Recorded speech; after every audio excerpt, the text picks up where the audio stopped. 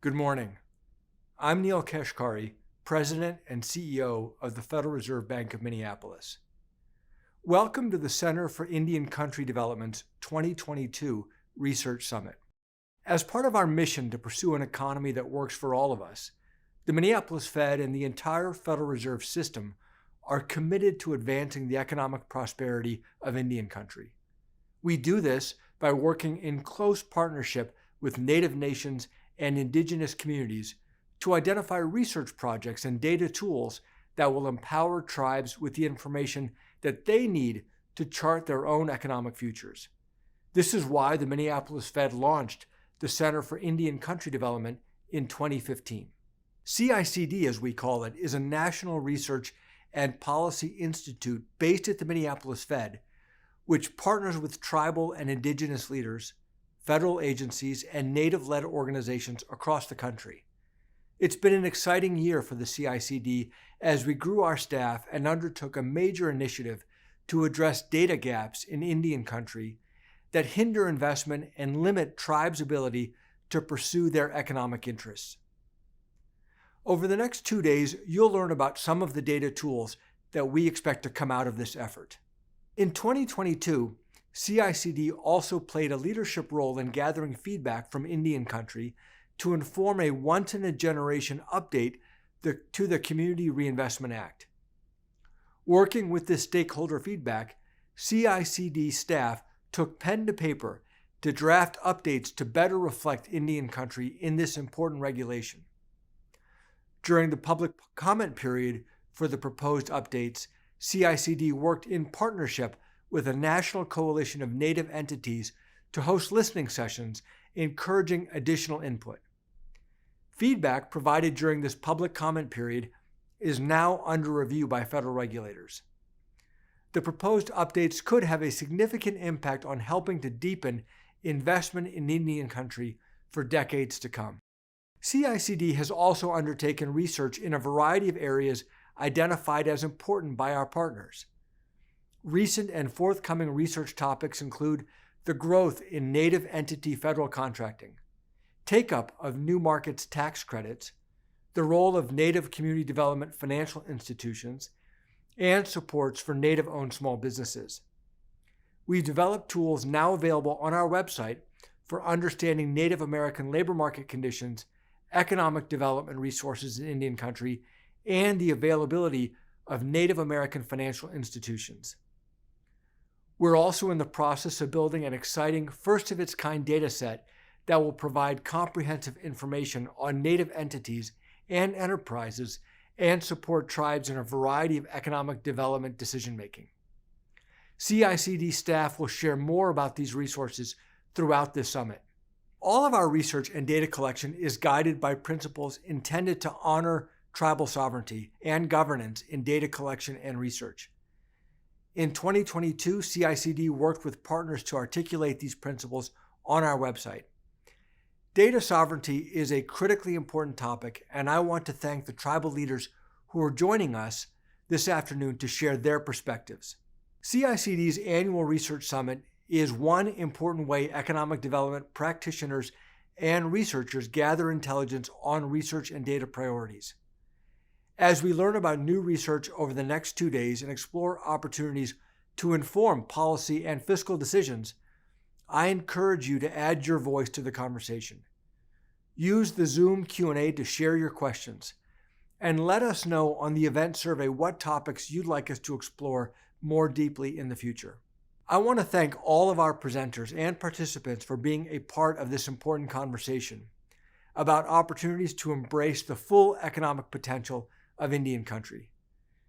CICD's work is guided by a 16-member leadership council, which provides vital perspectives to inform our work, and I also want to thank our leadership council members for their dedicated service.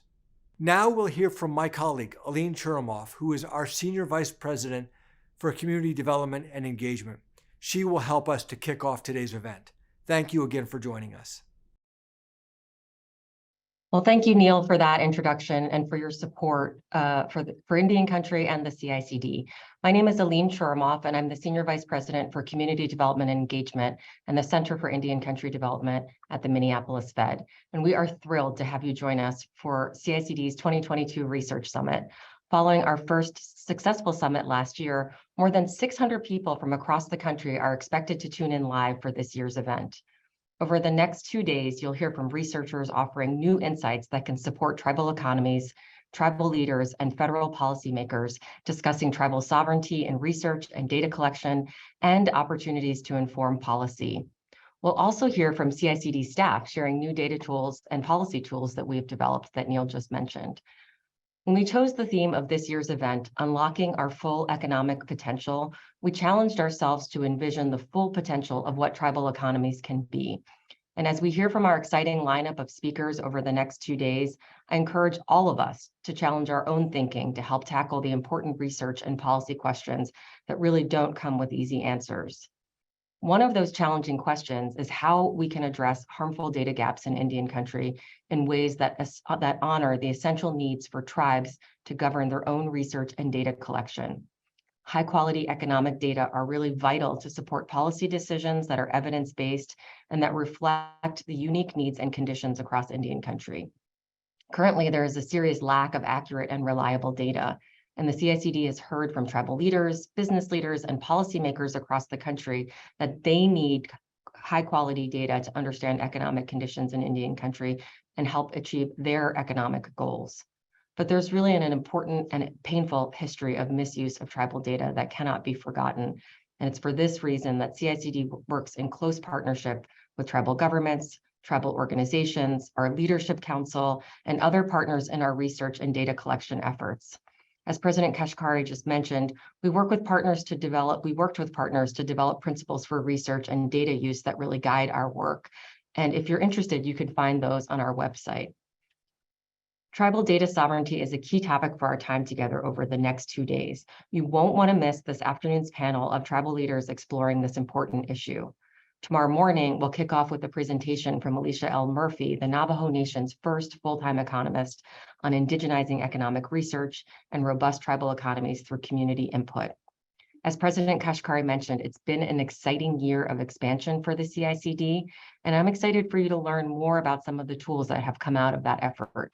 We can now offer interactive data tools that help you understand Native American labor market conditions, economic development opportunities across Indian Country, and the availability of Native American financial institutions across the United States. These are tools that are available free for use on our website, and our staff will demonstrate them throughout the summit. Each of these tools provides high quality, carefully vetted data, but was designed to really be user-friendly. We want you to use it, and we want you to also provide us feedback on these tools. We have an exciting conversation next to kick us off this morning with CICD Director Casey Lozar, joined by Kevin Washburn, Dean of the University of Iowa College of Law and the former Assistant Secretary for Indian Affairs. They'll set the stage for our time together with a discussion on the importance of research and data in informing economic opportunity in Indian Country. But before I turn it over to Casey and Kevin, I also want to honor the important work of our colleagues across the Federal Reserve System that they are doing in Indian Country. Colleagues in districts from Atlanta to San Francisco and St. Louis are partnering with Native communities to further advance our understanding of Indian Country in pursuit of the Fed's overall mission as America's central bank. Thank you for joining us this morning, and I'm now pleased to introduce Casey Lozar, our Vice President at the Federal Reserve Bank of Minneapolis and Director of our Center for Indian Country Development. Excellent. Well, thank you, Aline, and Hesquext, Trumne Titiwit Skuliat Squest, Chinas Salish Skolse, and Kulim Chumkaneku. Good morning. My name is Casey Lozar, and in Salish, I'm known as Bighorn Boy. I'm an enrolled member of the Confederated Salish and Kootenai tribes from the Flathead Indian Reservation here in Montana. And I'm just honored to serve the Minneapolis Fed, the Federal Reserve System, and Indian Country as the director of the Center for Indian Country Development. And I'm equally thrilled to be kicking off this year's CICD Research Summit and welcoming over 600 registrants to 2 days of timely, critical conversations on advancing Indian economic self-determination through research and data-informed policymaking. The Research Summit was designed as a meeting place or a meeting ground for tribal leaders and practitioners to dialogue with each other, with researchers to engage with tribal leaders, for policymakers to share best practices on leveraging data and tribally certified data in policy development, and maybe most importantly, for our attendees to learn about new data tools and cutting-edge research that is intended to support Indian country in reaching its full economic potential. So it should be a great next couple days, fun and most certainly intellectually stimulating. Just a couple of housekeeping things before we really get started here. As noted in the chat, for those attendees who would like to experience the summit through closed captioning, there is that option at the bottom of your screen. And throughout the event, our team will be posting timely information in the chat. And for those of you who'd want to engage with speakers and pose questions to panelists, we ask that you submit your questions and comments through the Q&A function, which is on the bottom of your screen. And our moderators will do their very best to incorporate your questions into the discussions. So now I would like to introduce our first guest, a tribal leader that many of you may already know, Mr. Kevin Washburn. Kevin has been the Dean of the College of Law at the University of Iowa since 2018. He previously served as the Dean and Regents Professor of Law at the University of New Mexico School of Law. In 2012, he was appointed by President Obama to serve as the Assistant Secretary of Indian Affairs at Interior, and he served in that role until 2016. Kevin is a citizen of the Chickasaw Nation of Oklahoma. He earned a bachelor's from the University of Oklahoma and a law degree from Yale. Prior to entering academia, he clerked for a judge on the Ninth Circuit, worked as a trial attorney, and then as a prosecutor with the United States Department of Justice. And he also served as the general counsel for the National Indian Gaming Commission. As an academic, he held faculty positions at Minnesota and Arizona and taught for a year as a visitor at Harvard University. He has taught and published casebooks in specialty subjects, primarily in the law of gaming and gambling and federal Indian law. And since late 2021, Kevin has served as a policy and legal fellow at the Center for Indian Country Development. So welcome, Kevin. Thank you so much. And I am delighted to be part of that team. Thank you so much, Casey. Glad to be here today. Excellent. Well, thank you for joining us and helping us kick off a couple of days of some really important discussions. As Aline alluded, the theme for this year's CICD Research Summit is unlocking our full economic potential. And I wanted to just provide a little bit of context to that theme. So tribal communities have experienced just remarkable economic growth in the last several decades. Personal and household income has outpaced the rest of the United States, particularly on reservations. Educational attainment rates have improved. Child and family poverty rates have been significantly reduced. Unemployment rates have gone down. Labor participation has increased, especially for Native women. Yet, we still lag behind other populations, and dramatically so on nearly every economic indicator. So steady incremental growth has been good, and historic growth over the past 40 years has been good to our tribal communities and families, but reaching parity with the rest of the United States and realizing our full economic potential is still around the corner.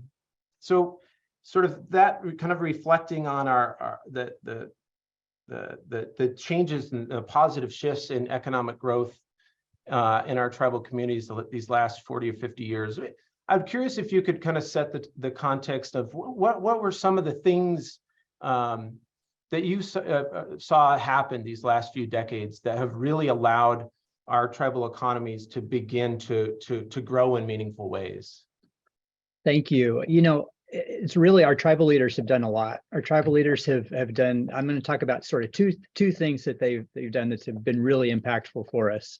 And I'm old. I was born in the 60s, and so most of this stuff has happened in my lifetime, and that's kind of what's exciting about it. And I've actually got to witness a lot of it happen. One of the things is during the 1960s, and because I'm old, we don't have a common frame of reference. I don't have a common frame of reference with 20 and 30-year-olds anymore. I'm like, so I have to explain myself. But in the 1960s, the Lyndon B. Johnson administration had this programs called the Great Society programs, they were called, the War on Poverty. And a key component of that was the Office of Economic Opportunity. And tribal leaders back then, they were scrappy. We didn't have big tribal governments. We had small, there might have been an executive director for a tribe, and that might be the sole employee or something like that. We had a few BIA employees, but tribes weren't running BIA functions back then. There was the BIA, and the tribal government seemed more like a volunteer organization sometimes. There were not a lot of full-time tribal employees.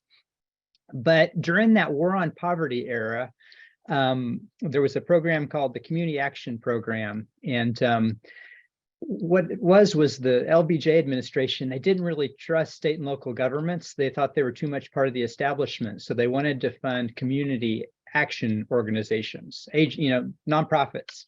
Mm-hmm. And so these tribal leaders, tribes were in some ways behaved like nonprofits back then. They didn't have a lot of money, and they weren't running tribal programs like they are now. And so they applied for grants from those programs, and they started going to Washington, D.C. and they had money to do things, and it was money that didn't come from the BIA. It came from a separate source.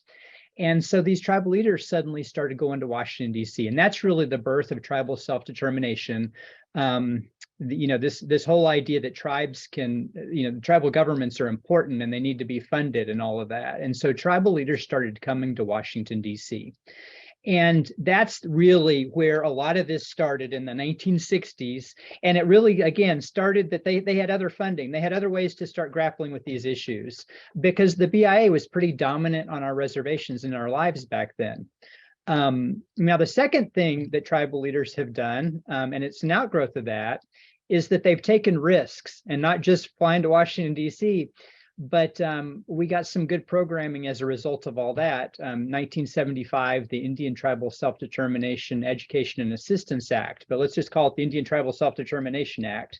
Tribes were suddenly able to contract to run BIA programs and Indian Health Service, IHS programs in Indian country. And when they got that power, they started doing it.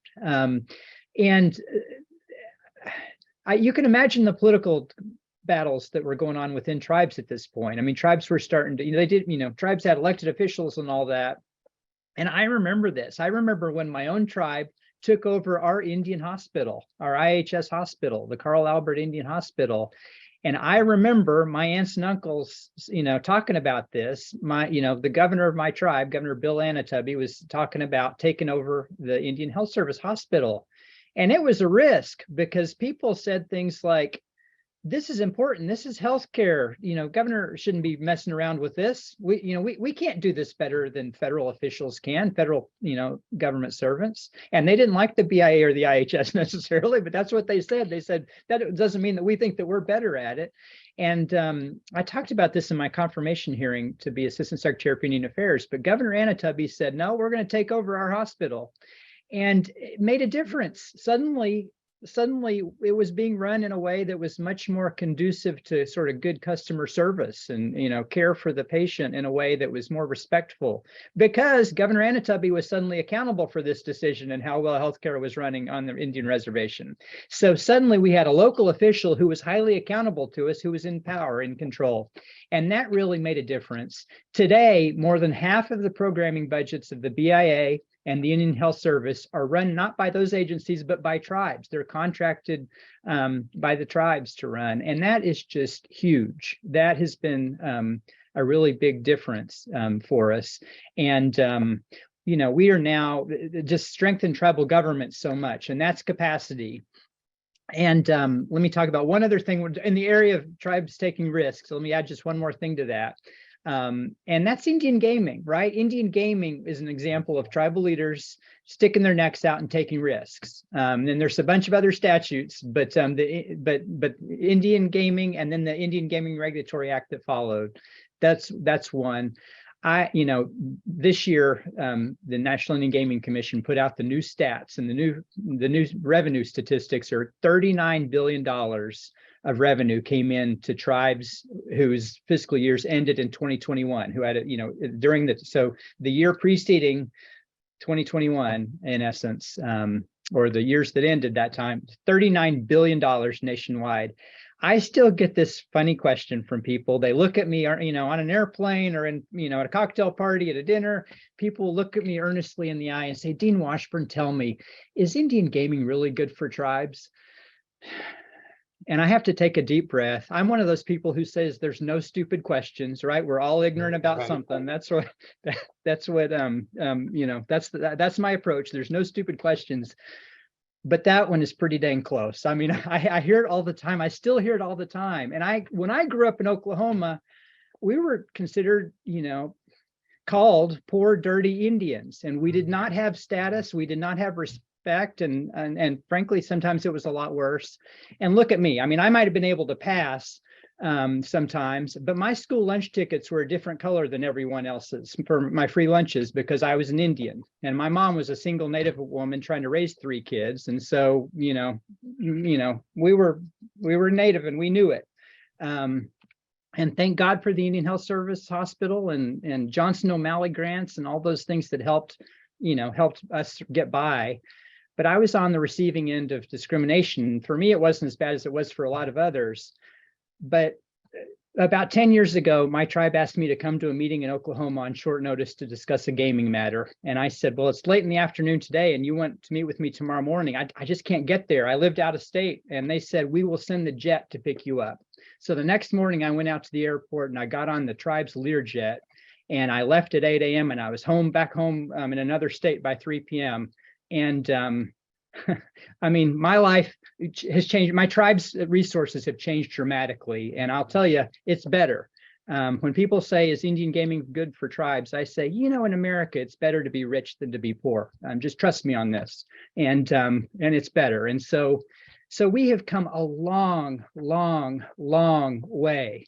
And that's all good. So we're doing a lot better than ever before. And so we all should recognize that and appreciate that we've come this far.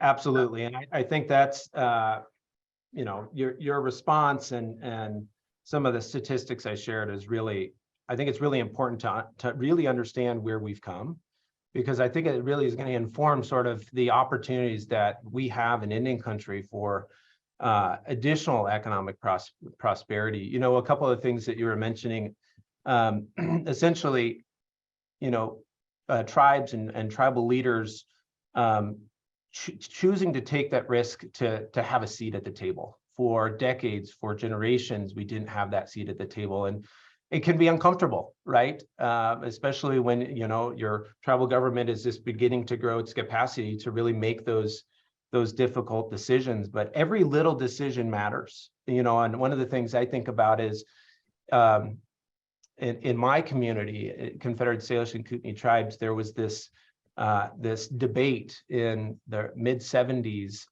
among the tribal council of removing the best parking spot for the superintendent of Indian Affairs, the BIA, from the front of the tribal headquarters. And that was it seems small, but those decisions really resonate and with tribal leaders, particularly with tribal members. So, these series of small and big decisions along the way have really created this opportunity to take those risks and have that experience that you have, 30 years later, to be able to take your tribe's jet to a meeting and back. One of the things, though, I wanted to chat a little bit about is, in the case of compacting, and really practicing sort of economic destiny. It is challenging. I mean, you hear a lot of stories of tribes compacting or contracting, and just what it took administratively to get that skill set to manage those resources well. And when you say 50% of BIA resources are being managed directly by tribal governments, certainly there's been a lot of learning across Indian country over these past 40 or 50 years. And a lot of us who are engaging in Indian country often are at conferences like NCI or NAFOA or RES, and that's really an opportunity for tribal leaders to share. So I wonder if you can reflect on how collectively tribal governments began to share best practices and issues as they really began to arm themselves with the skills to take over these programs.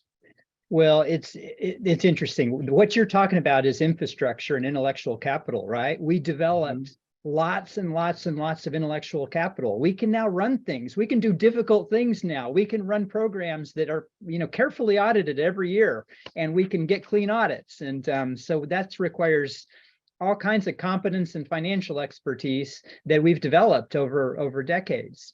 And that's, there's a lot of good nationwide tribal organizations where tribal leaders and frankly, tribal employees, tribal, managers come together to talk about these things and help share that expertise.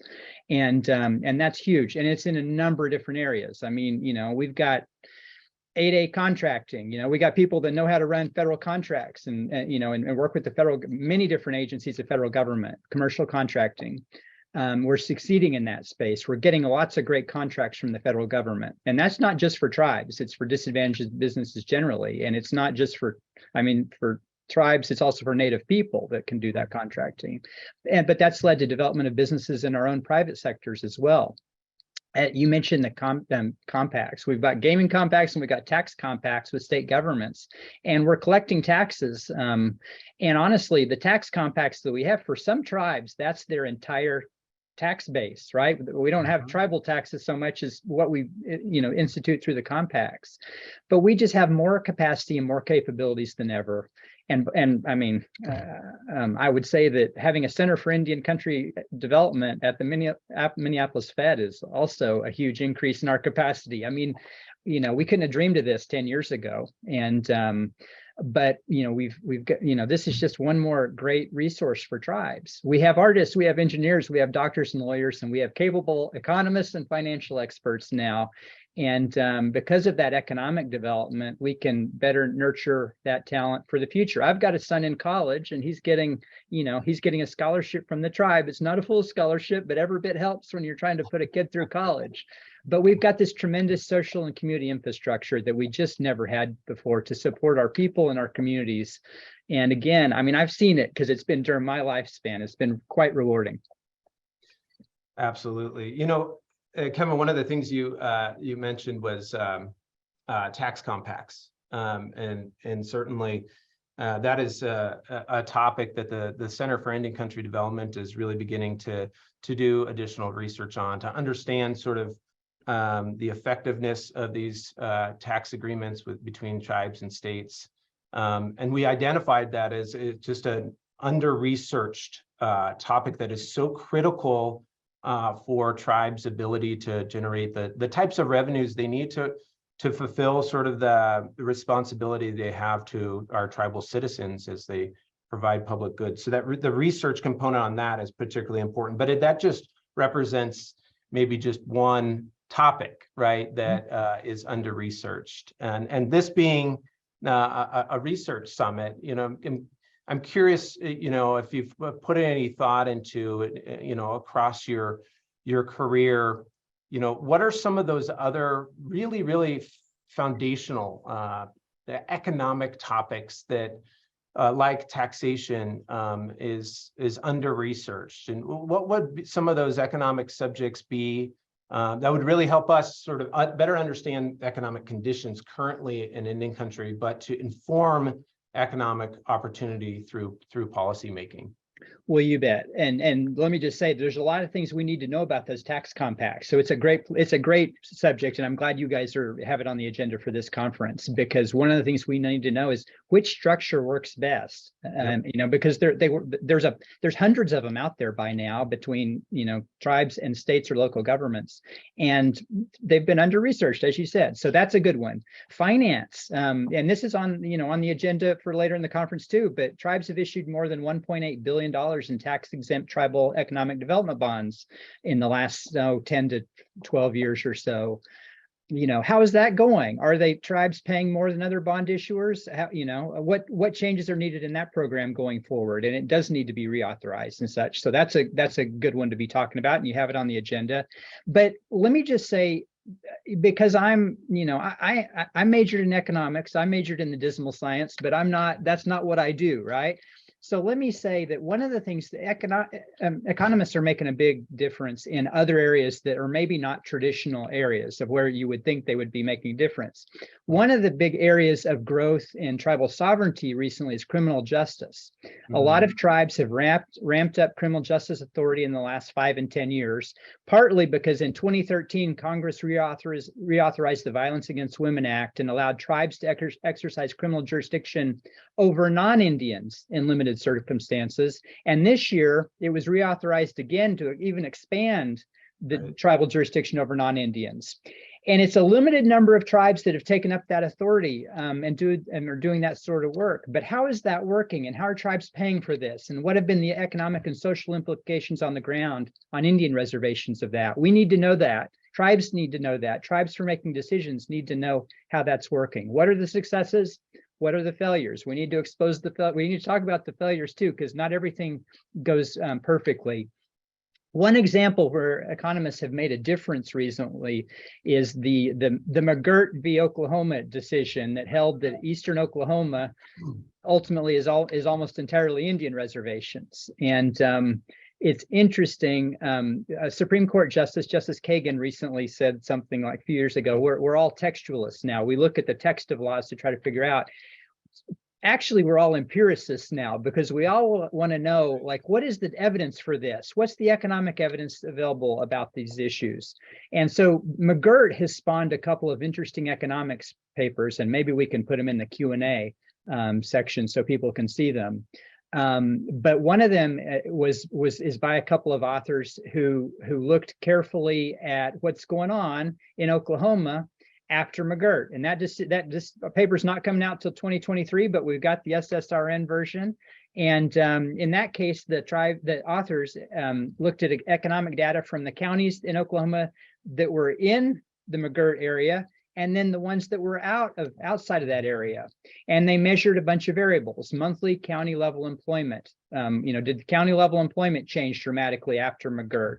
County level GDP based on Department of Labor information, that kind of thing, and the Bureau of Economic Analysis, and daily financial data for public companies in those areas.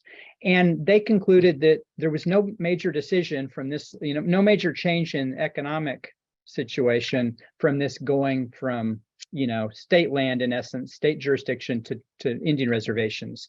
Another study kind of did the same thing. They looked at Zillow real estate data from the Zillow website and studied home sales, and they also looked at oil well starts. So they looked at drilling, and what they found was the price of homes didn't fall dramatically after McGirt in the Indian reservation area, and drilling didn't decrease either. Oil well drilling actually increased, is what they found, if anything. So these are economists looking at judicial decisions in kind of the criminal justice area and look to see what happens. And they're providing really important data so we can try to understand that. And what they're finding is, areas governed by tribes are good too. There's not an economic discount for when a tribe is taking control, and that's been really interesting to see that economic data develop.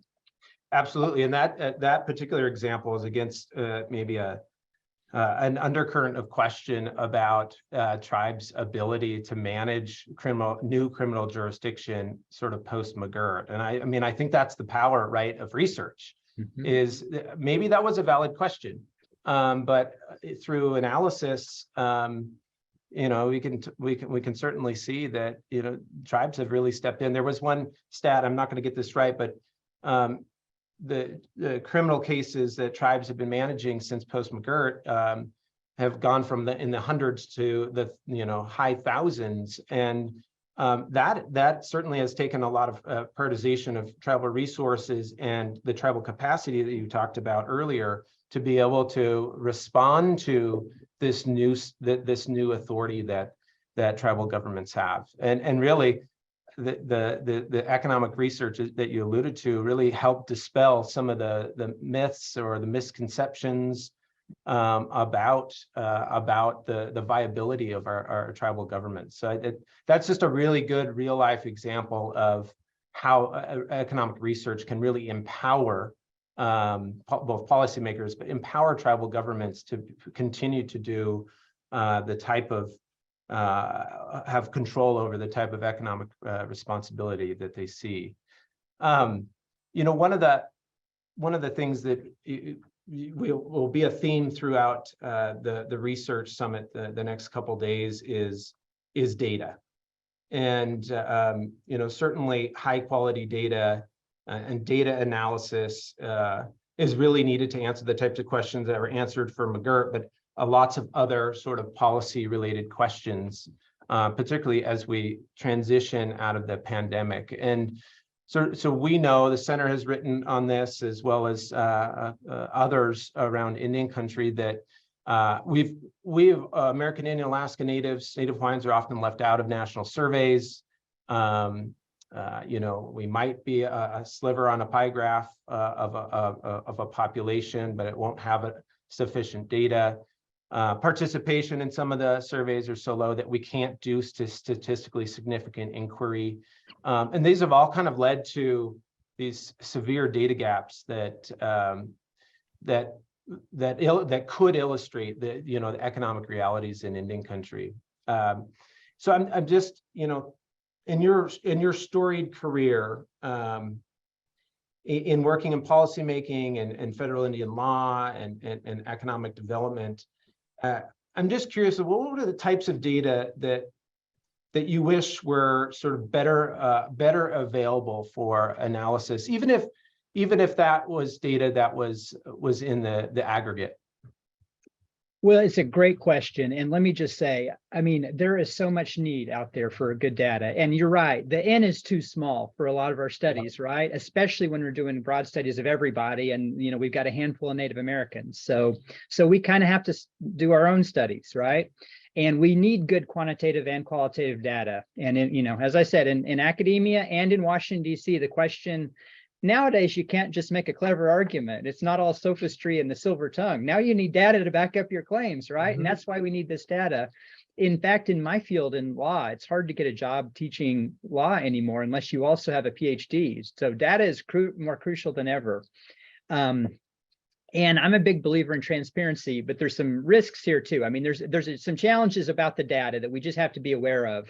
Transparency constitutes good governance, but tribal nations are not always very trusting, and they have experience to justify that approach. They often have good information that they would prefer not to share with others for a variety of reasons, some of them cultural and spiritual, and some of them purely economic. I mean, every tribe in the country had the experience of having other people seeing what they had and then taking it from them. That's right. The story of America. Happy Thanksgiving, everybody. But that's the story of America, right? So you can see why tribes might be a little shy about sharing some of that data. But there are, but tribes, tribes need data, and they're so much stronger when they have good data to use, and they are increasing their ability to use data. And we've come better and better at collecting data and yet preserving our privacy. And that's what data sovereignty is. We need to be able to control our data, use data, and when appropriate, share the data. And there are lots of areas where we need good data to share. And let me just go into a little bit of depth on one of them. That's just, I think people know about the land back movement, right? Returning lands to tribes. And if it's, it's one of the biggest things going on out there. The boldest of Native activists, like those at Indian Collective, have called for the return of all of North America to Indian tribes. That's what, that's the most bold claim, perhaps. Right. Professor David Troyer out at USC has suggested maybe at least the national parks, because they're the most iconic lands in America, and they're held by the federal government. There are ways that land back has been happening, though. Those are both pretty pie in the sky kind of ideas. But land back is happening. As Casey's own tribe, the Salish and Kootenai tribe, has taken over the National Bison Range from the Fish and Wildlife Service. That's land back. As an explicit example. Tribes are contracting for co-management and co-stewardship of federal public lands. And yesterday at the White House Tribal Nations Summit, they mentioned that the Department of Ag and the Department of Interior have 20 new agreements this year and 60 more in the discussion stages for these co-management agreements. So that's huge. And then finally, the Cobell buyback program, the land buyback program, just really concluded. And they spent about $1.9 billion repurchasing fractional shares of interest over the last 10 years. And nobody's studying this stuff, and it's making a huge impact. It rolls up to 3 million cumulative acres in land that's been returned to tribes through the spending of about $1.9 billion as a result of the Cobell settlement 10 years ago. And nobody's studying it. We need to know what the impact of that is, and it's significant, but we don't really know. And so we need people looking at that, because Congress needs to know whether to reauthorize that. And President Biden needs to know whether to push for reauthorization of that. And so we need people looking at, those are just some of the things that people need to be looking at. Kevin, probably the last couple of weeks, I've heard from two different tribal leaders about Cobell land back and buyback, and essentially an inquiry about what type of research is done, where does it exist, and it is absolutely. I mean, that was a historic moment for Indian country, historic moment for tribal governments, but also tribal families, right, and landowners, and yet that is. It is something that is under research, and there should be data, right? There should be data associated with that, and I'm sure that would take a significant amount of work and collaborations and partnerships with the federal government and with tribes to be able to do a sort of comprehensive analysis of the effectiveness. I mean, a lot of economic development in some way is tied to our land, and understanding the effects of the buyback program and other land back initiatives. Absolutely. When you think full economic potential, understanding what has happened in the last 10 years might inform what happens in the next 100 years. So I'm glad you mentioned that one in particular. You were alluding to essentially tribal data sovereignty, right? This has been a topic for a very long time in Indian country, and certainly the last 10 years, and accelerated conversations the last couple of years of how you strike that balance, right, of closing these data gaps in meaningful ways with high quality data, but also making sure you're honoring and recognizing the data sovereignty for tribes. I know at the Center for Indian Country Development, we've worked closely with our leadership council to pull together some principles for research and data use, and that's really helpful. And that aligns directly with sort of the recognition and adherence to tribal data sovereignty. But you know what? If there's researchers here at the summit and there's tribal leaders, what are some of the guidance that you might have, right, for striking that balance? Yeah, and I know our time is short, so I'll keep it short. But basically, the idea, tribes and Native people don't just want to be research subjects. In the 60s and 70s, we were fighting anthropologists who were treating us just like that. They took information from us and they offered very little in return, oftentimes. And we didn't have any agency. And it just seemed like theft and cultural appropriation, frankly. And their work ultimately diminished us to some degree. And so we don't want to be just treated as research subjects and objects of fascination, but living, breathing humans and communities. And we now have a lot more agency, and we need the data, but we need to be partners in how that data is collected and how it's, and we need to be in the discussions of how it's being used. And that's what data sovereignty is. And I think we have that agency. We have ways of, tribes have ways of controlling that now and being much more engaged and much more capacity to really contribute a lot there too. So to be good partners with researchers. And I think those are the kinds of things. Just think of tribes and Native people as partners, rather than research subjects. That's the main thing. It's a matter of respect. Absolutely. It's a matter of collaboration and a matter of building the trust, the mutual trust, right, between tribes and tribal governments, tribal families, and those that are doing analysis. We're running short on time, as you mentioned, but I want to slide in one last question to really, again, sort of tee up additional conversations the next couple of days. So again, the theme of the Research Summit is unlocking our full economic potential. As a tribal leader that has had an incredible career making change in Indian country, what do you see? What will it look like? What will it feel like when tribes reach their full economic potential or get close to reaching their full economic potential? Well, we've got a long way to go. But it'll be better for the United States of America. I mean, resilience and persistence is our greatest strength as tribes. And having to fight every day for survival has been challenging.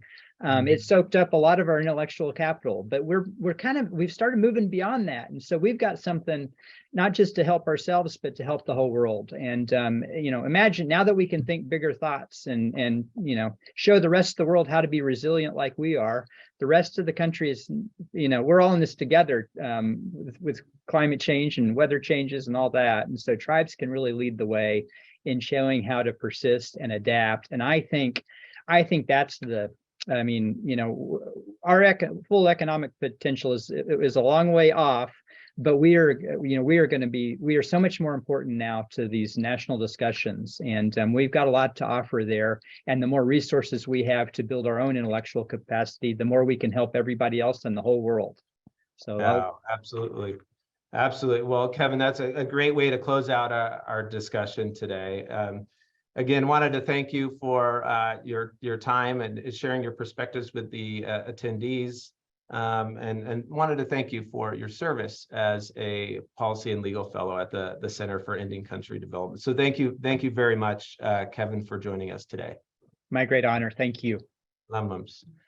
I'm going to turn it over to my colleague, Ryan Nunn, who's the Assistant Vice President of Research here at the Minneapolis Fed and for the Center for Indian Country Development, to preview one of our data tools that Aline referenced in her opening remarks. Ryan, the floor is yours. Thank you very much, Casey. And thanks to everyone joining us today and tomorrow for this summit. My name is Ryan Nunn. I'm an economist and Assistant Vice President for Community Development and the Center for Indian Country Development here at the Minneapolis Fed. So over the course of the next 2 days, our research team at the CICD is going to take just a few minutes here and there to describe data tools we've produced and that we hope can be useful for tribal leaders, practitioners, and others. I'd like to start this off with a quick description of our Native American labor market dashboard. We think this is a useful contribution in an area that has been neglected for a long time, and I'm looking forward to telling you about it. As an employee of the Federal Reserve, it's important for me to note that everything I'm about to say reflects my own views and not necessarily those of anyone else at the Fed. So my work has generally focused on labor economics, and it struck me and many others as surprising and unfortunate that there were no regularly updated published estimates of labor market outcomes for American Indians and Alaska Natives. The Bureau of Labor Statistics has this incredible survey, the Current Population Survey, that's run every month for many decades now, that gives us our estimates of the unemployment rate, of labor force participation, of wage growth, and lots of other statistics. And it breaks out those estimates for different racial and ethnic groups, but was not doing so for American Indian, Alaska Native, or Native Hawaiian workers. However, a great thing about this survey and many others that the federal government undertakes is that they publish the raw data in an anonymous form for researchers to use. We were able to take that raw data, and construct labor market estimates for American Indian and Alaska Native workers. And that's the dashboard that I'm going to walk you through in a moment. We are delighted that the Bureau of Labor Statistics is now doing this as well, and hope that it signals more and better data products geared towards American Indian and Alaska Native workers and Indian country. So now I'd like to just walk you through that data tool and how we used the raw data that I just mentioned. Just first, I want to note we're really focusing on 3 labor force outcomes. We tried to keep the tool pretty straightforward. And those 3 outcomes are labor force participation, their employment, and unemployment. And just a quick refresher for those who don't look at these frequently, the labor force participation rate is the fraction of the population that's either employed or unemployed. Employment rate is just the fraction of the population that's employed, and the unemployment rate is the fraction of the labor force that is not working, but either expects to be recalled to a job or is actively searching for work. And so what we do in this tool is we include everyone 16 or older using an inclusive definition of American Indian and Alaska Native status, meaning that we include everyone who reports that status either alone or in combination. So right off the bat, what you can see are some important facts about Native Americans in the labor market. So for example, what I see here is that the unemployment rate gaps are much bigger during economic downturns. The unemployment rate in 2010 at the depths of the Great Recession was 15% for American Indian and Alaska Native workers and 9.6% for all workers. So a gap of a little more than 5 percentage points. But by 2019, as the labor market strengthened quite a bit, that gap had shrunk to about 2 percentage points, with the AIAN unemployment rate at 5.8% versus a 3.7% unemployment rate for workers overall. I realize those numbers are going to be difficult to make out on my slide here, but if you go to our dashboard on the CICD webpage, you can hover over any particular data point and get the exact estimate. You can also download our estimates if that is of interest to you. And so what I think I see here is that, it's heartening that unemployment rate and employment rate gaps didn't balloon nearly as much during the pandemic as they did in 2009 and 2010. Though from the top panel, you can see that the labor force participation rate gap has opened up and is really not closed yet. So what's, I think, really interesting about this dashboard is that it allows you to view the data in a few different ways to kind of cut it and to make it possible to have a few different insights. Here, what you can see are estimates for metro and non-metro areas separately. There's consistently more disadvantage in non-metro areas. That's the first thing that jumps out here. And there's a long-run decline in the American Indian and Alaska Native unemployment rate in the metro areas relative to non-metro areas, over the last 15 years or so. So to put some numbers to that, just before the pandemic, in 2019, the employment rate gap between metro and non-metro American Indian and Alaska Native workers was really quite large. The employment rate for metro areas was 60.5%, and it was only 49.3% for non-metro areas. Now, that doesn't adjust at all for differences in age. A simple thing that analysts sometimes do is focus on that 25 to 54-year-old population.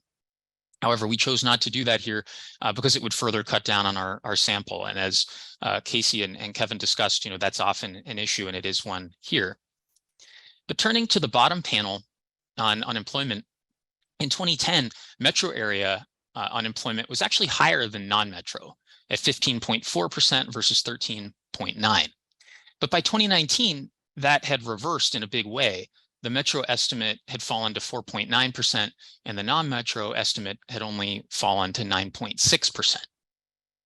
So another way to interpret this is that American Indian and Alaska Native workers in non-metro areas participated less in the recovery from the Great Recession. By contrast, if you look at metro and non-metro unemployment rates for all workers, you can't see that on this slide, but if you look at that, you see that they largely moved together over the last 15 years. And so now in this slide, I'd like to switch the view to look at just recent years, now taking 3-month averages instead of annual averages. When you switch to those 3-month averages, that allows for a more timely assessment while still pooling enough months of data to get reasonably precise estimates. The samples are too small for detailed geographic breakdowns, but we can continue to separate into metro and non-metro residents. And the main takeaway here is that non-metro areas actually have participated in the recovery from the pandemic recession, though perhaps to a somewhat lesser degree than those in metro areas. If you average over April through June 2020, so right at the beginning of the pandemic recession, the unemployment rate in non-metro areas was this really astounding 18.9%. It was only a slightly smaller 17.5% in metro areas. But by August through October of this year, those numbers had fallen to 8.2 and 5.7% respectively. So a relatively quick improvement by historical standards. I'm going to switch the view again, still looking at those last 6 years and with 3-month lagging averages, but now comparing American Indian and Alaska Native workers to all workers. And what I take from this is that the initial months of the pandemic were certainly very bad, but the recovery was pretty quick and those gaps have shrunk, perhaps more quickly than many of us had feared. I think all of what we see in these graphs really reflects the policy actions that tribal leaders, that Congress, the Fed, and others took during the pandemic. And I'd note that the ability to see these data in something close to real time is key for being able to calibrate all those decisions that policymakers need to make. So just to sum up, how is this data reporting useful? Well, I think we can see a few key trends that otherwise would just not be visible. Strictly from a labor market perspective, the Great Recession was actually worse than the pandemic recession for American Indian and Alaska Native workers. Workers in non-metro areas participated less in the recovery from the Great Recession. And by historical standards, there's been a relatively quick recovery from the most recent downturn. I think these estimates are just important for anyone who cares about how American Indian and Alaska Native workers are faring.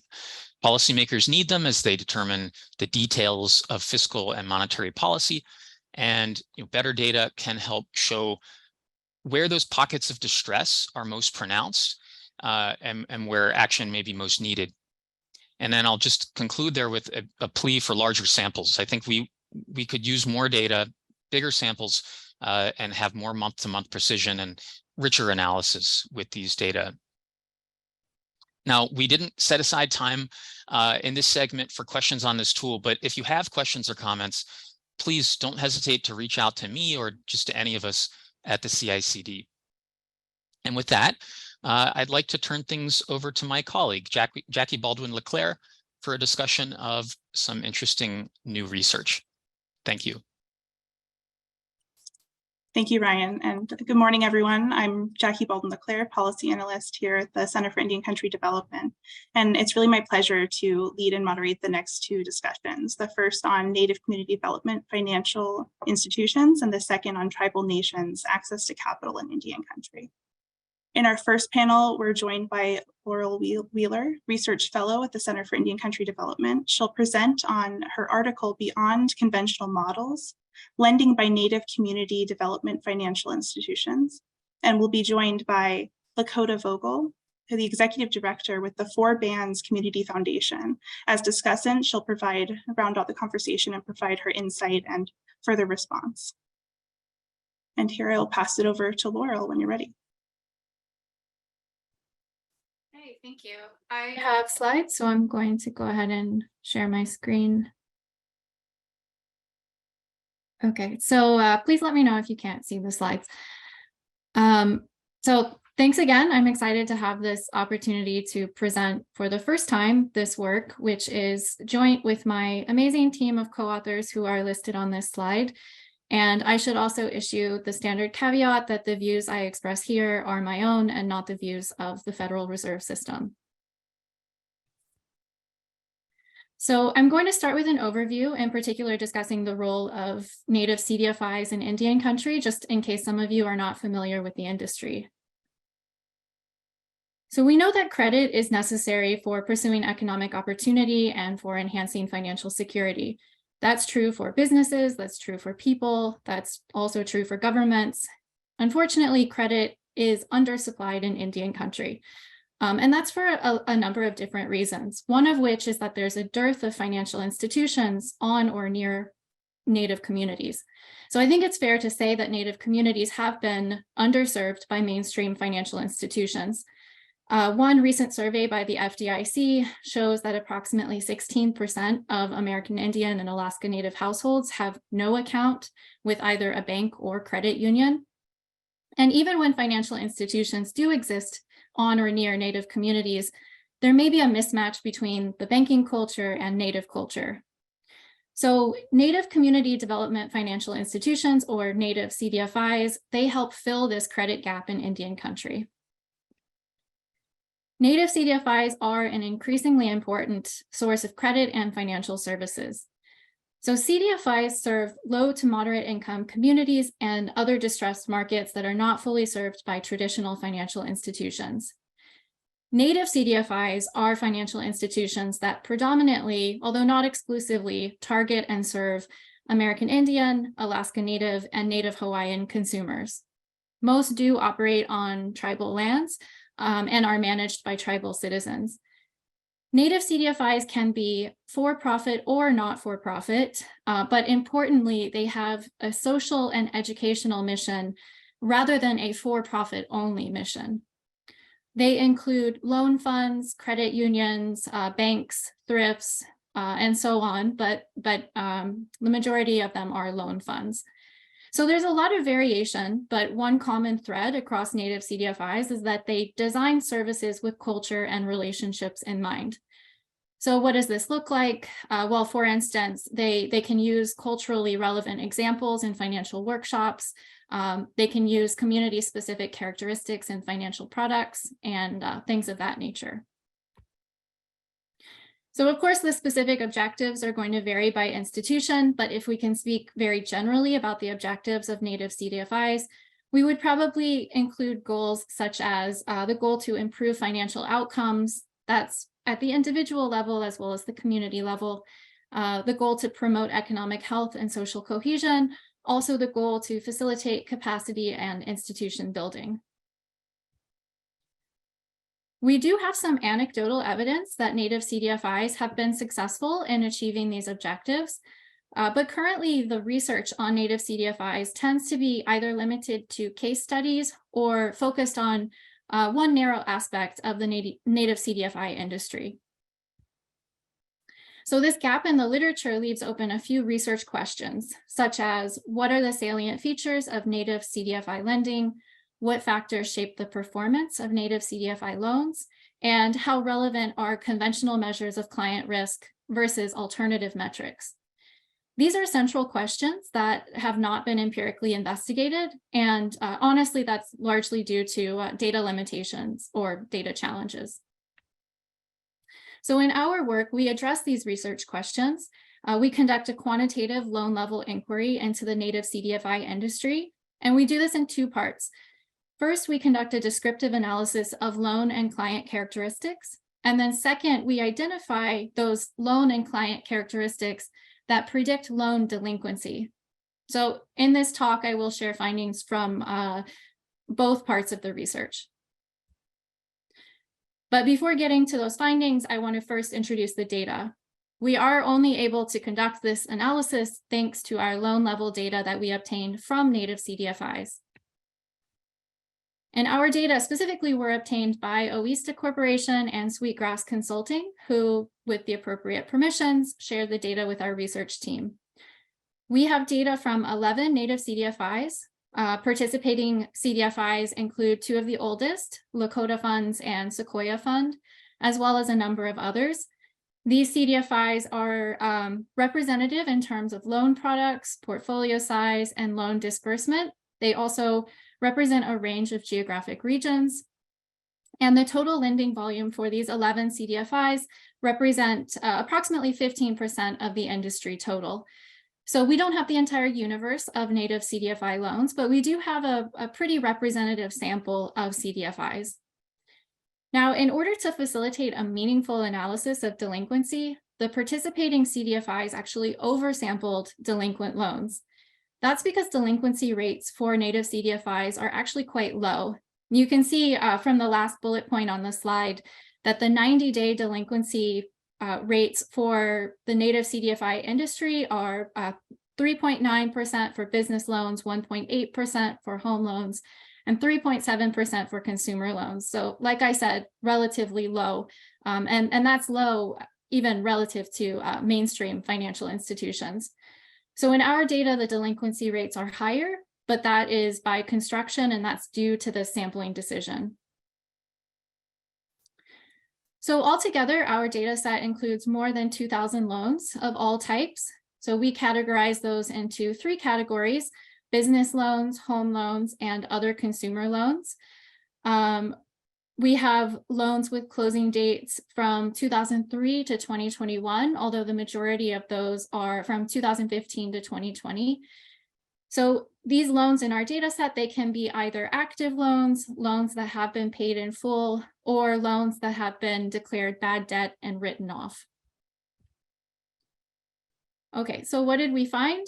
I will start with the descriptive analysis first. And the big takeaway from this descriptive analysis is that native CDFIs appear to be fulfilling their mission. They are providing a variety of products across different loan categories. You can see on this slide here some of the different loan types that are represented within each loan category. And also, native CDFIs are providing loans of different sizes.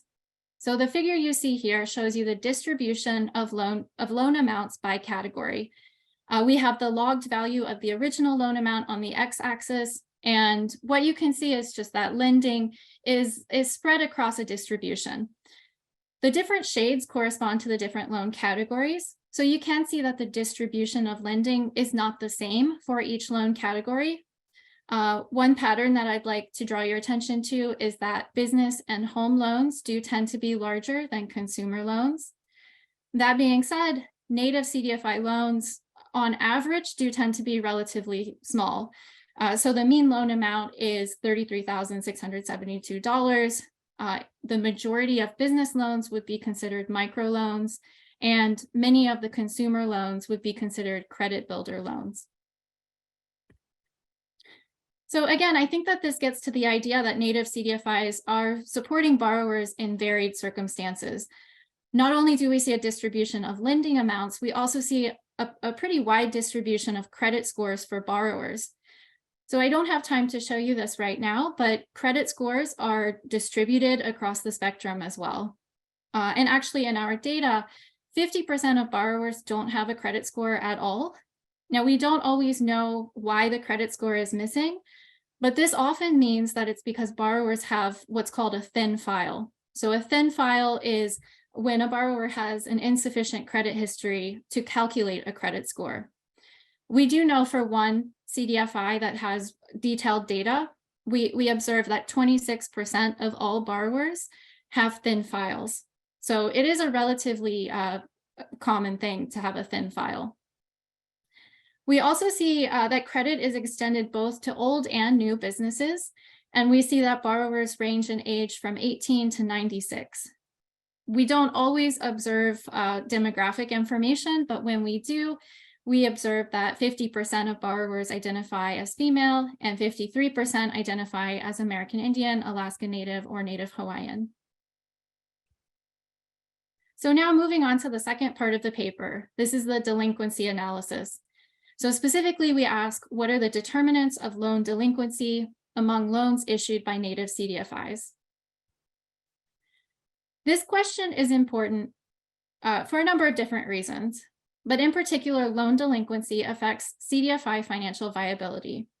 So delinquency hampers future lending. Now, mainstream financial institutions, they tend to use certain metrics like credit score to predict risk and to try to avoid delinquency. But in some cases, credit score might be a weak signal of a borrower's actual credit worthiness, and I think that's particularly true in underserved markets. So we consider a number of different factors that may be predictive of delinquency, and these factors do include credit score, as I mentioned in the previous slide.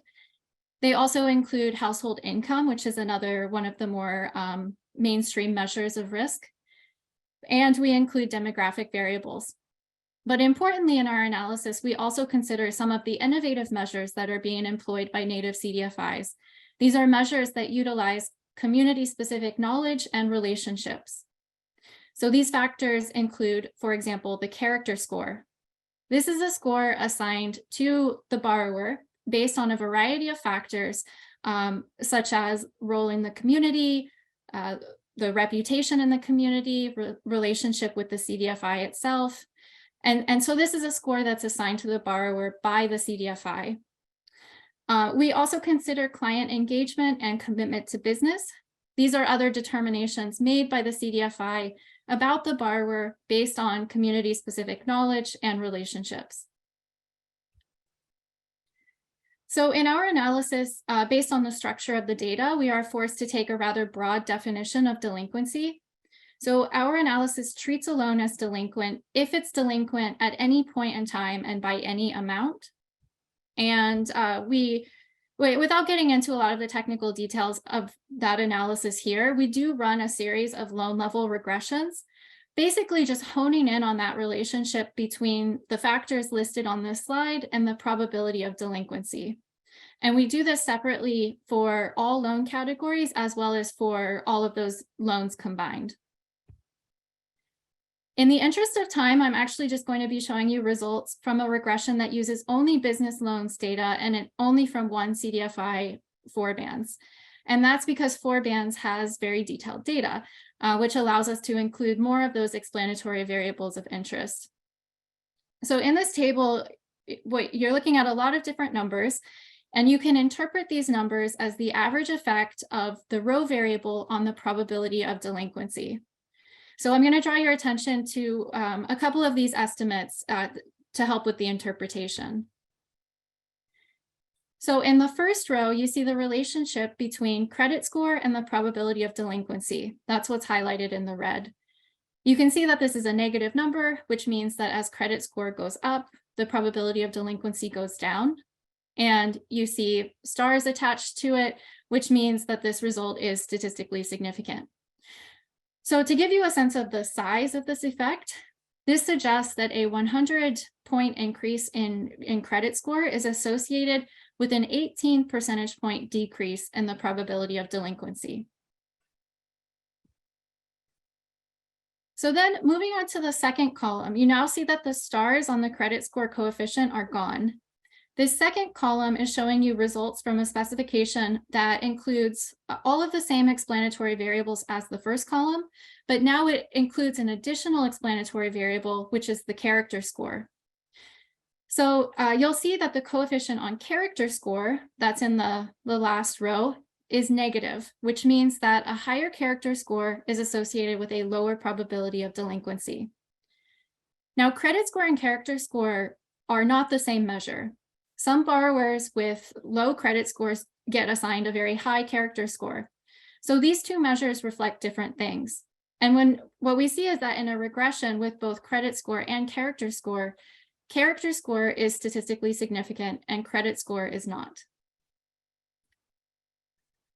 And then finally, I'd also like to point out this row, which is log household income. So like I mentioned, income is another one of those more standard measures used to assess risk. Using this same sample, we find that household income is not a significant predictor of delinquency, at least in these specifications. So I don't have time to show you all of our regression results, but I did want to leave you with a few additional kind of stylized findings. First, we find that clients that are somewhat engaged are less likely to have delinquent loans than clients that are considered to be unengaged. We did not find evidence of a relationship between commitment to business and delinquency.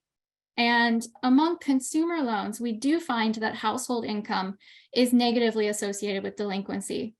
So I just showed you from the business loans data that there was not a relationship between income and delinquency, but with consumer loans, the higher income households are less likely to have delinquent loans.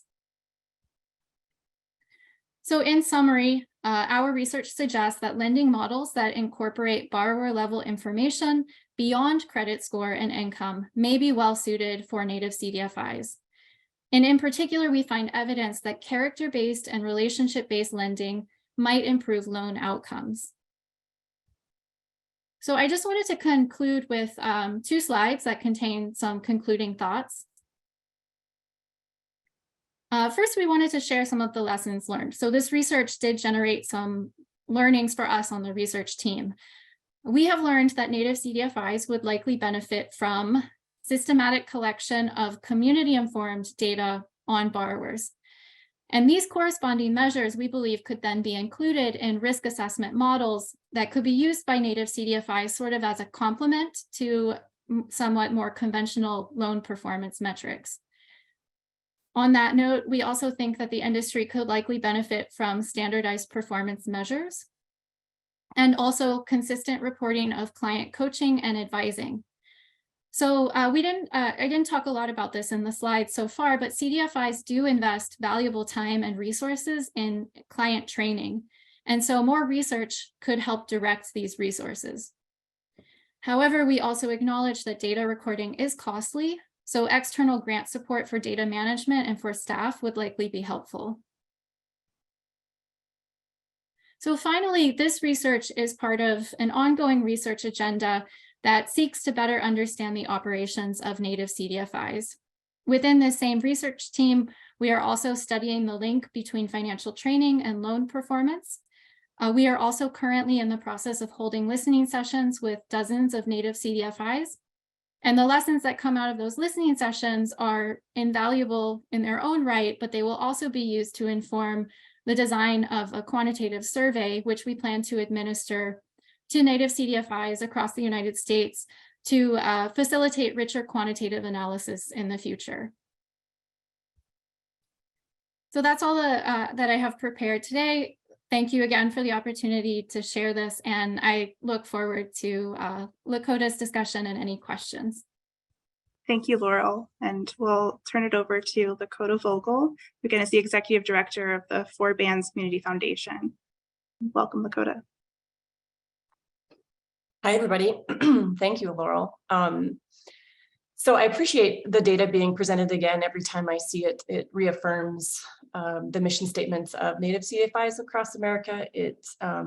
Four Bands was a participant in the study and worked really closely with CICD on the data collection methods. And some of the big things that have stood out for me within this research is more of an efficacy, proof of model, and a little bit of insight into what works well within our underwriting systems and what's unique about it. So as has been discussed in some of the introduction is, a lot of the data that we want to sort of stack ourselves up against is missing from the field.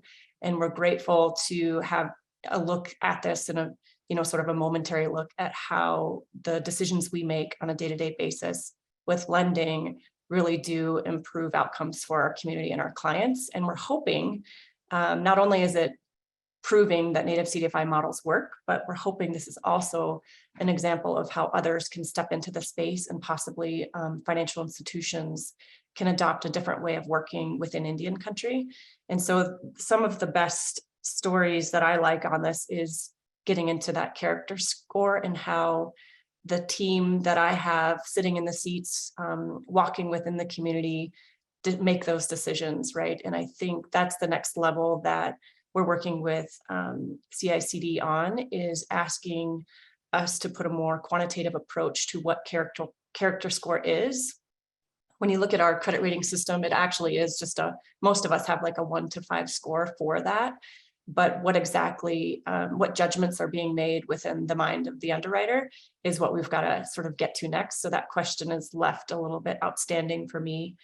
The reflection on the credit score is always interesting. Sometimes when we present this data or when we talk about it in the field, there's some pushback from the rest of the field about if people's files are thin, it's a structural issue within the community, not necessarily an individual issue, right? We have infrastructure issues where banks are just not reporting to credit bureaus.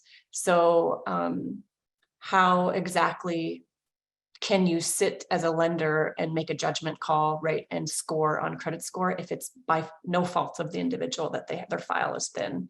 But in this model, it does show that it is, what's the word that you use, Laurel? I mean, it is consequential, right? So I think what we know for sure is that Native CDFIs have been doing this work for decades.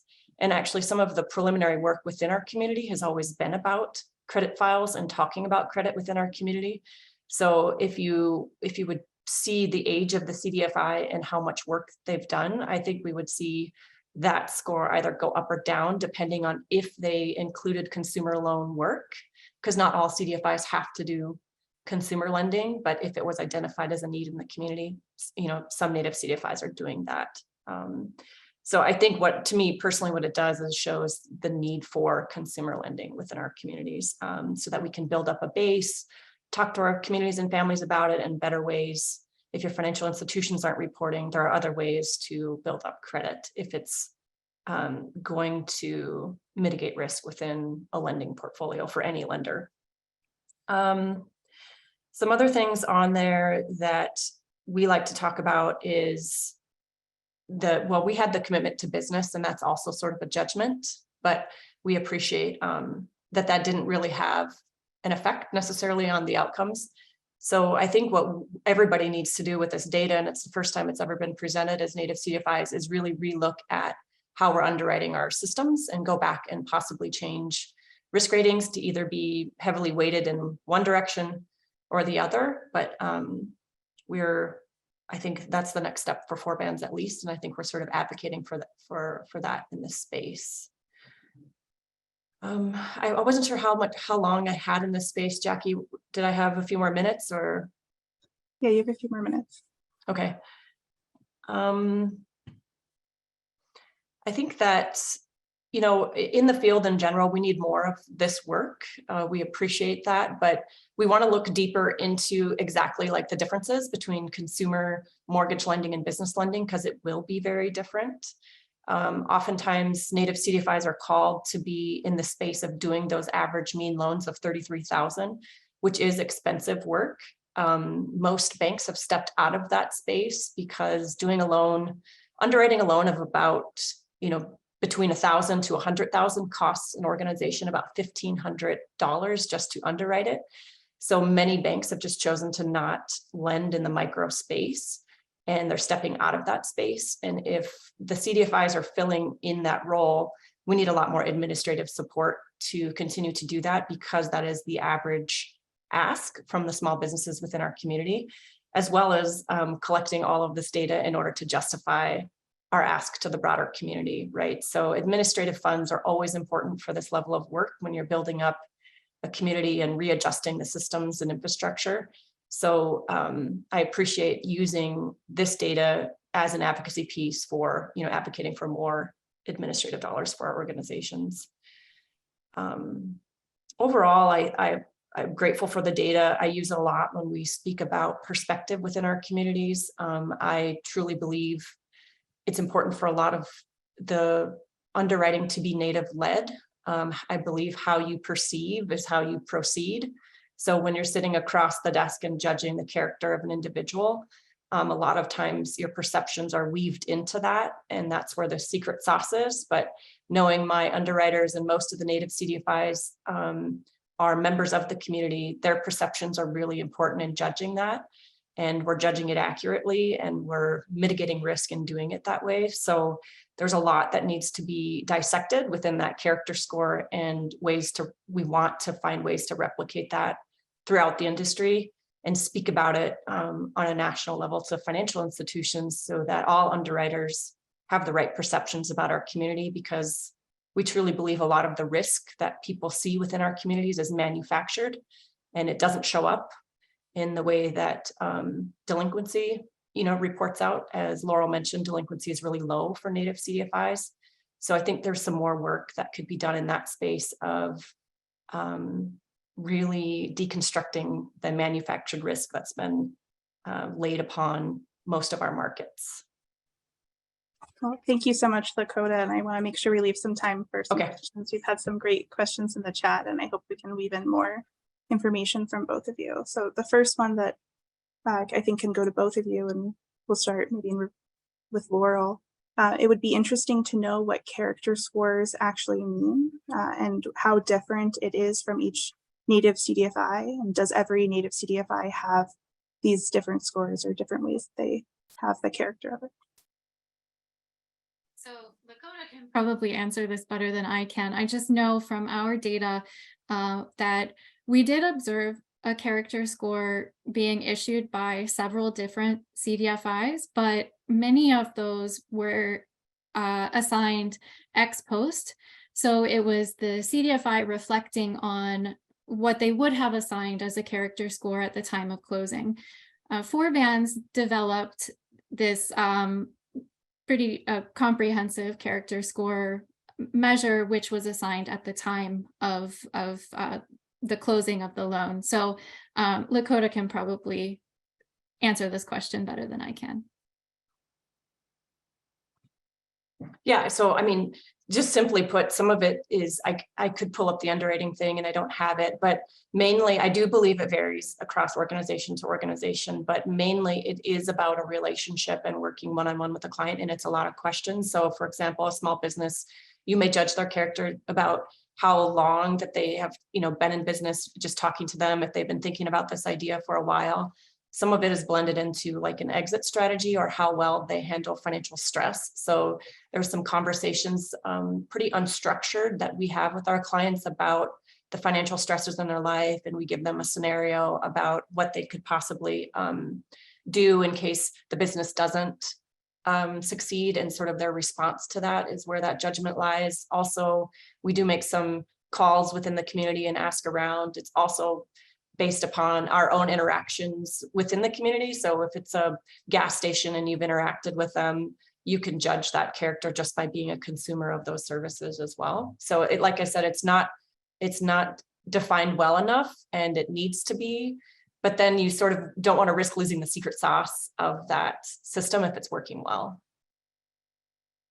And if I can just add something else, which is that this character score is related to some of the principles of character-based lending, which is, it's a concept that extends beyond just native CDFIs.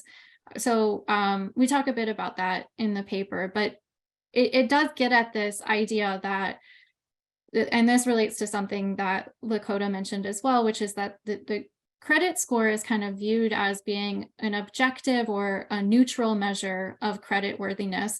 But in a lot of contexts, the credit score, it is a quantitative measure, so it definitely has its benefits, but it also misses a lot. And in some senses, it can actually widen inequities because it kind of has this built-in structural bias. And so character score is a more subjective way of assessing credit worthiness, which also has some challenges because it might be difficult to replicate. But like Lakota was saying, if we devise methods for trying to make character score more quantitative, coming up with a more systematic way of assigning the character score, what we found is evidence that it does seem to be a good predictor of loan outcomes. Well, thank you, Lakota and Laurel, for your insight into that question. And maybe just to wrap up, if each of you in 30, 40 seconds want to give a brief conclusion about really what you think the biggest takeaway is, and where this work can be furthered in Indian country. Let's start with Lakota, everybody. Sure. I mean, I think it's really important to continue going down this and working with Center for Indian Country Development to get, honed in more on the details and get, for example, like where trust land and how that correlates with some of the data and how it could change things. But I really do think this is a model for other financial institutions, not just CDFIs. We should be asking for this level of data from all of our financial institutions and asking them to do a regression analysis on their risk rating systems, and not just asking CDFIs to do that.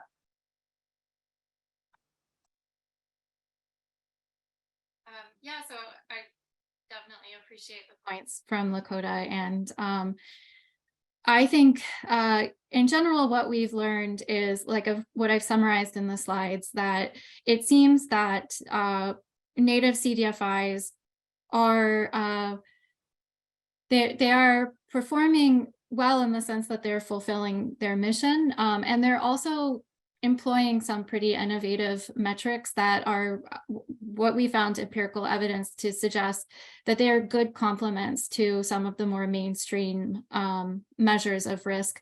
I think that also that this research has really just highlighted the importance of continued work in this area. And in particular, I do hope that what we're working on can be used for advocacy purposes. We have heard multiple times from multiple CDFIs that more support for administrative purposes would be particularly valuable. So. Well, again, thank you, Laurel Weaver and Lakota Vogel, for your time, and really appreciate this conversation. And thank you, everyone, for your questions. And now we'll turn over to our next panel presentation and discussion. Sarah Shanka McCoy, an assistant professor of accounting at the University of New Mexico, will present her article, Native American Government's Borrowing Costs and Evidence from Municipal Bond Markets. And the discussant who will join her will be Townsend Hyatt, partner with Orrick, Harrington and Sutcliffe, and where he leads the firm's Indian tribal finance practice. And I will turn it over to you, Sarah. Thank you for the introduction. Let me share my screen for my slides. Okay, I just want to say that I really appreciate the opportunity to present our research at this summit.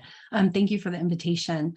Our paper on Native American government's borrowing costs in the municipal bond market. This is joint work with my colleagues Serena Loftus and RZ Zhang from Kent State University. The United States recognizes 574 tribal governments as sovereign nations. These are independent governments located within the geography of the United States. These tribal nations control 100 million acres of land collectively and represent nearly 10 million citizens. They're responsible for carrying out many of the same functions as state governments, like law enforcement, healthcare, natural resource protection, infrastructure development. And at the same time, they also have to develop their local economies to support their citizens. To perform these governmental functions, tribal governments need access to capital, to money. However, tribal governments report unmet capital needs tallying nearly $44 billion annually, which impacts their ability to provide services and infrastructure for their citizens and to develop their economies. For example, this lack of access to capital has real consequences. About 1/3 of the Navajo Nation lack running water. Native Americans are less likely to have plumbing and electricity. There are also implications for healthcare quality and access for Native Americans. So how do governments get capital? Typically, state and local governments can use tax revenue, but this avenue is rather limited for tribal governments. State and local governments can also access capital through borrowing, particularly through the use of tax-exempt municipal debt. Tribal governments can also raise tax-exempt debt. The Internal Revenue Code establishes that tribes should be treated as states, and they are therefore able to issue tax-exempt debt. However, the Internal Revenue Code places additional restrictions on tribes that are not present for states. First, the IRC only allows tribes to issue tax-exempt debt for essential government functions, where essential government functions is not well defined, but it does not include functions not customarily performed by state and local governments. In addition, the IRC restricts tribes from issuing many private activity bonds, many of which are tax-exempt bonds for qualified projects, such as those for airports and hospitals. Tribal leaders have specifically called out this lack of tax parity and that it limits their ability to obtain tax-exempt financing for many capital projects. many articles have discussed the limited access tribes have to municipal capital. A working paper from 2013 documents that only 17% of tribes have issued tax-exempt debt. Matthew Gregg's article from the Brookings Institute documents a 559-fold difference in issuances between state and tribal governments. Articles have also pointed out the high audit rates of tribal tax-exempt debt, that they are 30 times more likely to be audited. Thus, we see the regulatory obstacles to issuing tax-exempt debt, specifically those embedded in the Internal Revenue Code, and we see the repercussions of these restrictions in the form of underuse of tax-exempt capital by Native American governments. There have been many attempts to remove the restrictions on to capital and broaden access to tax-exempt capital for tribes. A temporary program was introduced in 2009, the Tribal Economic Development Bonds Program, TED bonds, which provided a $2 billion cap in total to all federally recognized tribes that allowed tribes to issue tax-exempt debt for the same projects that state and local governments do. It relaxed that essential government function restriction. These funds have been mostly exhausted. Many legislative acts have been introduced that would remove the restrictions in the IRC, but none have successfully passed. Most recently, in September of this year, Senator Cortez Masto introduced the Native American Tax Parity and Relief Act of 2022 that would amend the Internal Revenue Code, but there's no action on this quite yet. So in our paper, we look at tribes that are able to overcome all of these obstacles and successfully issue debt. We examine whether these tribes face additional market-based obstacles in the municipal market in the form of higher interest rates. So our research question is, do tribal governments face higher borrowing costs for their bonds than state and local governments? We hope to contribute to the current policy discussions surrounding tribal access to capital that are going on in Washington right now. In terms of our contribution to the academic literature, we hope to contribute to the emerging literature on minority borrowers' access to capital. In addition, we're contributing to the growing literature on the economic development of tribal nations, something which the CICD is contributing to this literature as well. To address our research question, we use the Mergent Municipal Bond Securities Database. We search this for various tribe name keywords. We identify a sample of 362 bonds issued by 56 tribal nations from 1992 through 2021, totaling about $5 billion. I'd just like to caveat this by saying tribes are not municipalities. So when I refer to municipal bonds, I'm referring more as governmental bonds. These are not corporate bonds. These are governmental bonds. Now, to compare our tribes to a sample of state and local governments, we need a somewhat comparable group. But I'd like to caveat this by saying that although Native American governments and state and local governments, they face a similar political and economic climate being located in the United States, they are inherently different entities. But since the IRC says that Native American governments should be treated as states, we think this is an appropriate comparison to make. So in our state and local government comparison group, we focus on bonds that were issued in the same states and years as tribal governments, as well as bonds that have similar capital purpose, tax status, offering type, security type, to make them somewhat comparable to tribal issuances. We require some non-missing variables so we can run our tests. This results in about a little under 1 million bonds issued by state and local governments. This might seem like a really large sample compared to our 362 bonds issued by tribal nations. We further refine this sample in later tests to focus in on a more limited sample from state and local governments on the size of 15 to 20,000 bonds. And then in later tests, we do a more matching test where our state and local government comparison group is even further limited to be more of a direct match to a tribal bond. In our sample of municipal bonds, tribal issuances account for 0.01% of all municipal or governmental debt issuances.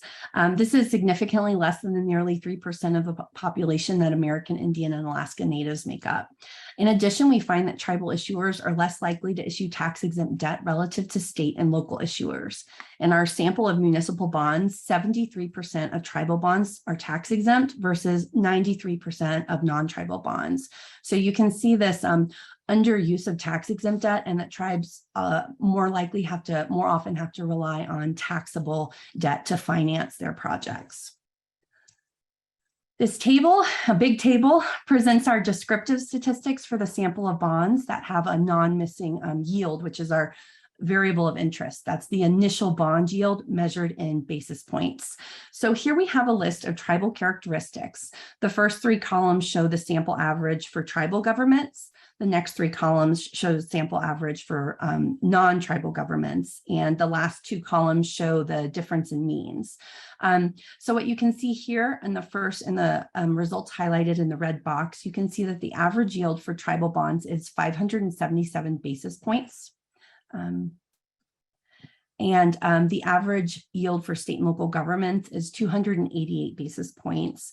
Thus, in this simple sample comparison of averages, tribes' borrowing costs are double that of state and local governments. However, you might see a lot of stars in our table, which means there are a lot of significant differences between tribes and non-tribal governments in terms of their bond characteristics. In particular, you can see that many of the characteristics of bonds for tribes are characteristics that we'd associate with higher yields or higher interest rates. For instance, tribes are less likely to work with a financial advisor. They are less likely to have a credit rating, and they're more likely to issue taxable than tax-exempt bonds, all else equal, we would expect to see a higher rate associated with these features. So this necessitates controlling for these variables in later specifications. So moving on to a multivariate specification where we control for all of these different bond characteristics. So this is our research design. It's a regression analysis. We regress the initial bond yield in basis points on an indicator for a tribal government, as well as a host of control variables for bond characteristics and creditworthiness, which are listed below. We also include state-by-year fixed effects and rating fixed effects, and in later specifications, we use several other modifications to this fixed effect specification to test for robustness. Our hypothesis predicts that the coefficient on beta 1, the coefficient on tribe, would be significantly positive, indicating that tribes pay significantly more in interest in terms of their yield than state and local governments do after controlling for all of these control variables and fixed effects. These are main results. The rows, the columns 1 through 6 just add in different control variables and fixed effects. But if you focus on column 6, that includes all of the control variables, all of the fixed effects. And you can see the coefficient on tribe is 154 basis points. It's statistically significant. This indicates that tribal governments pay 53% higher rates than non-tribal governments. If you think about what this means for an average tribe, this results in $190,000 more in higher annual interest. And given that the average maturity of a tribal loan is 10 years, this adds up. We next focus on subsamples. So given that there are so many differences between tribal bonds and state and local government bonds, we try to focus on a more uniform sample. So one of the things we really want to focus on is credit risk. So given that 75% of tribal bonds are unrated, we're going to focus only on those that actually get a credit rating. So their credit risk has been assessed and we have a measure of that credit risk. You can see here in the first column with the red box, we are still documenting this premium that tribes pay. They have a higher yield than state and local governments, even within a sample of tribal and state and local governments that have that credit rating. This indicates that tribes pay 22% more and higher interest than non-tribal governments, leading to about $80,000 in higher annual interest payments. We focus on other subsamples, focusing only on the tax-exempt bonds, given that 25% or 30% of tribal bonds are taxable. We focus only on those that are tax exempt. We're still documenting this higher penalty that tribes pay when issuing their bonds. And we focus on only insured bonds and other subsamples. The result is persistent and consistent across all of these different subsamples. We do a lot of empirical robustness. We do a propensity score match with replacement. We do a nearest neighbor propensity score match without replacement. We do entropy balancing, alternative fixed effects specifications, and we're doing a lot with the credit rating, different specifications for the credit rating, and we're also hand collecting the credit rating to make sure that we have the most accurate credit rating that was at issuance, just because that credit rating and the credit risk is so important in these specifications. So in conclusion, we're documenting, and since I'm an accountant, I'm going to be a conservative and focus on the smaller numbers, and that's just my nature. But Native American tribal governments pay a premium about 64 basis points on their municipal or governmental debt. Given that the average tribal yield is 577 basis points, this premium results in 22% higher cost of borrowing for tribal bonds. This translates to approximately $79,000 to $310,000 in higher annual interest payments for the average tribal issuer. We're conducting current research to address what factors impact tribal governments' borrowing cost in the municipal bond market. We're finding that tribal nations' access to casino revenues is associated with a lower cost of borrowing. So we don't have access to casino revenues. That's something that's not publicly available, but we can proxy for this using the size of the casinos. So tribes that have larger casinos, meaning more gaming machines on their floor, they have a lower cost of borrowing. In addition, most tribes are filing audits with the federal government because they receive over $750,000 in federal grants. And looking at the type of auditor they're using, we find that using higher quality auditors is associated with lower borrowing costs as well. We're currently revising the paper to include these additional tests, but we're finding it seems like access to a larger revenue base and possibly better audit quality, maybe more financial transparency, maybe associated with lower borrowing costs. And we're very interested to get the participants and panelists, and especially Townsend Hyatt's feedback on these ideas and other areas where we might see this variation in borrowing costs and what can explain why tribes are facing these higher borrowing costs. So for our contribution, we show that tribal governments' challenges in accessing municipal bond capital do not end when they are able to access the municipal markets. It doesn't end after they surpass those regulatory hurdles that are built into the Internal Revenue Code. Rather, they experience significantly higher borrowing costs in state and local governments, and this is going to temper the benefits of their borrowing in these markets. So thank you for your comments, and we look forward to hearing from Townsend Hyatt, who has been a huge help so far. So thank you. Thank you so much, Sarah. And again, we'll turn it over to Townsend Hyatt to contribute to this discussion as well with his experience. Good morning or good afternoon. Thank you, Sarah, for an excellent paper, an interesting presentation of a complex topic. I'm Townsend Hyatt. My role today is to share some observations on the subject matter that's been the focus of Sarah's work. That is the disparity in borrowing costs that's experienced by tribal governments versus non-tribal governments. I'm an attorney, and I've worked with tribal governments and business enterprises around the country for about 30 years now. My focus is helping tribes finance capital projects, both governmental and commercial. And I believe a number of factors contribute to the differences in outcomes that Sarah has identified. So I'd like to briefly share some observations on two legal factors that I think are relevant. And if we have time, we'll get into some credit factors. But first, I'd like to, I guess, underscore a point that Sarah made, just so that there's no confusion. Tribes are governments, but they are not municipalities. And I think that's relevant when we start looking at the data. Legally speaking, a municipality is a political unit of a subdivision of a state, that is a city, a county, a town, district, etc.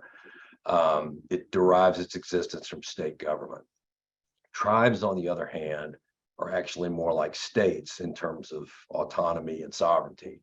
In fact, the Constitution recognizes three governments that coexist in the United States. the federal government, states, and Indian tribes. And I think this legal distinction between tribes versus municipalities plays out in two significant ways in the bond markets, and I think that is revealed in some of the data that Sarah has found. First, there's a difference in treatment under federal securities laws. Bonds are securities, that is, it's a form of investment, and federal law says that anyone who offers securities has to register those securities with the SEC. There's an important exemption, however, for state and local governments, that is, municipalities. Obligations of states and their political subdivisions do not have to be registered under Section 382 of the Securities Act. And so why does this matter? It matters because registration is a very expensive and time-consuming process, and it acts as an entry barrier to the capital markets. It involves not only the cost and trouble of initial registration, but also rigorous ongoing reporting requirements. And avoiding registration allows municipalities to bypass these costs and barriers and gives them greater access to the broader public market of investors. Tribes, on the other hand, do not enjoy this same exemption from registration. And as a consequence, they generally sell their bonds through private placements rather than public offerings. And a private placement means fewer investors, less competition, less flexibility, and generally the higher yields that Sarah has found. The second legal distinction that I would point to is different treatment under federal tax laws. Governments reduce their borrowing costs by borrowing on a tax-exempt basis. That means the lender or the investor does not pay federal taxes on the interest payments they receive. And this tax exemption means bondholders are willing to offer financing at lower rates by passing along the tax saving to the borrower. And tax-exempt bonds are a trillion-dollar market that municipalities can tap into for capital projects. And Indian tribes can also do this, but as Sarah has indicated, not as freely or as fully as their municipal counterparts. And in particular, as Sarah noted, there is the essential governmental function standard, which constrains tribes primarily. An essential governmental function is a constraint because it really includes kind of the most basic governmental stuff: schools, roads, sewer, water, basic infrastructure. That's all good and necessary, but it's the stuff that doesn't produce revenues, but rather it requires government subsidy to build and operate. And this essential governmental function limitation has been there since the 1980s, and many observers, including myself, believe it's way past time to put tribes and municipalities on equal footing for purposes of tax-exempt borrowing. Sarah mentioned the TED bond program, which for the past decade provided additional authority beyond essential governmental function borrowing, but the $2 billion allocation under the TED bond program is now almost exhausted. And as mentioned in the presentation, there have been efforts, legislative efforts to repeal, in essence, the essential governmental function standard. So far, that has not yet passed. I think it's probably worth noting that for state and local governments, because they are not constrained by the essential governmental function standard, they can issue bonds for a wide range of private or non-governmental activities, things like single-family housing, airports, docks and wharves, stadiums, convention centers, projects that are used by, paid for by, and which benefit private parties. And actually, these are the kinds of projects that often really drive economic development because they're economically self-supporting rather than dependent on government subsidization, and they create jobs. So because of the difference in treatment, both under the securities laws and the tax laws, I think one of the effects that's borne out in the data, which may actually be, obscured a bit, is that many tribes often forego the bond market and instead borrow on a taxable or tax exempt basis through bank loans because it's faster and it's easier. But those statistics are less traceable and probably aren't as reflected in the data that Sarah has described today. I want to be mindful of the time, Jackie, and see if there's, do we want to move to a Q&A session, or do you want to start with the Q&A session, or how would you like to proceed there? Sure, if both of you are willing. I think we have one question that both of you touched upon, but maybe could elaborate more on, and whether do tribes get tax exempt bonds issued through the Municipal Securities Rulemaking Board or another bond issuer, and kind of how does that, for Sarah, maybe first how you saw that in the data, and then Townsend, maybe you can elaborate on what you touched upon in your discussion. Can you repeat the question? I didn't quite get that. Sure, sorry about that. Could you look at do tribes get tax exempt bonds through the Municipal Securities Rulemaking Board, and maybe specifically in your research, whether you saw through the MSRB or through another bond issuer? So could I just respond first to set the tone for Sarah there? The Municipal Securities Rulemaking Board is really just a regulatory body.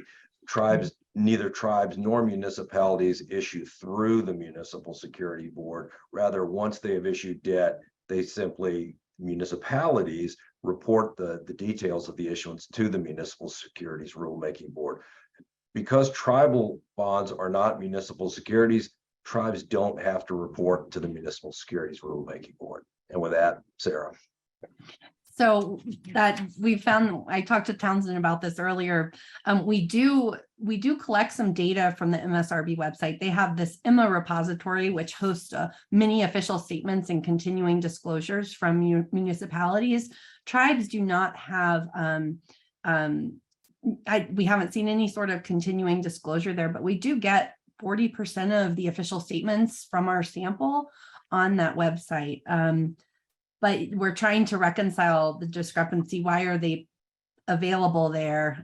Trying to figure out what Townsend's saying that they shouldn't be there. Why are they there? So we're trying to investigate that more. I would say not that they shouldn't be there, but they're not required to be there. And sometimes they get put there, I would say, for various reasons. Yeah, but in accounting, we might call that voluntary disclosure, which is associated with transparency. Right. But we want to make sure that's actually an intentional act and not just a mistake that they're on there. I guess that's what we want to make sure. Right. Well, wonderful. If we could maybe do one more question from the audience, and we can start with Townsend. Could you comment on how tribes having or waiving partial sovereign immunity factors into the bond market discussion and the future in looking at this process? Sure. Sovereign immunity is a subject that comes up in every tribal borrowing, be it a bond issue or a loan. And no two tribes have exactly the same approach to sovereignty or waiving sovereign immunity.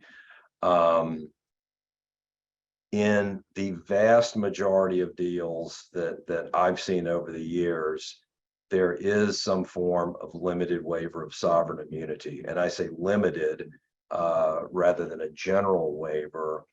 And the limitations would be along the lines of the waiver is limited as to the parties who can bring an action.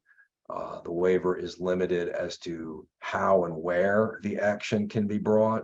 The waiver may be limited to arbitration versus mediation or arbitration versus litigation. But most particularly, the waiver is often limited in recourse to certain types of assets pledged. So the classic example would be tribal government borrows money to expand or finance a casino. They pledge casino revenues, and they make a waiver of sovereign immunity saying you can enforce this contract, but you can only enforce it against the revenues and assets of the casino and not generally against the tribe and its governmental assets. So I would say in some, it's a subject that always comes up, and there's usually ways to find a solution that works for both sides. Sarah, did you want to add anything in maybe your paper and how you saw sovereign immunity or a waiver of sovereign immunity impact the bond market in your research?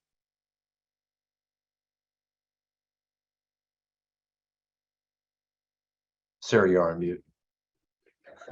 Sorry about that. We That's don't okay. have the data on that. That's not, we do have the official statements. So we have read through, and we do see that discussion of sovereign immunity waiver that Townsend brings up, but we don't have a complete sample of that. So we haven't looked at how that impacts it, but that's an interesting direction we can think about pursuing.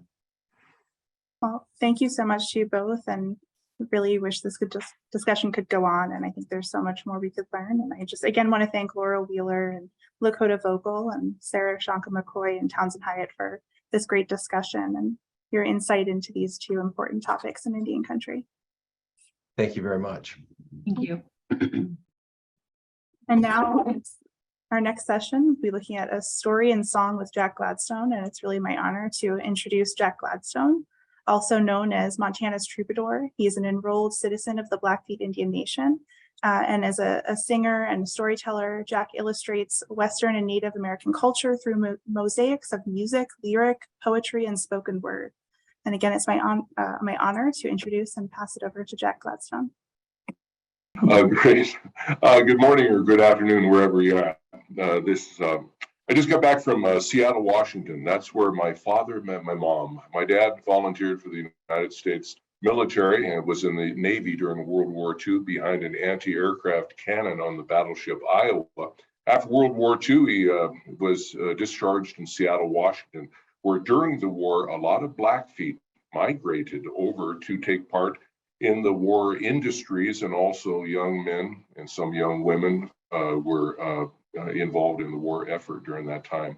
My mom was full-blooded German American and my dad is Blackfeet. So that made it interesting growing up. So I still spend a fair amount of time in Seattle. I still have relatives there. And I was very fortunate in 1976, I received a scholarship to the University of Washington, and I have a Rose Bowl ring from that time. And there's also a bear claw with my dad's ashes into it around my neck there. But it was, I was out in Seattle last week, and all the trees hadn't yet relinquished their leaves there. So it was like they hadn't got the memo from Montana that it is wintertime. So one of the things I like to do is illustrate the energies and the webs of nature with story and song. This song, and I'll just do a part of a lot of these songs just because of the time constraint. Autumn Symphony.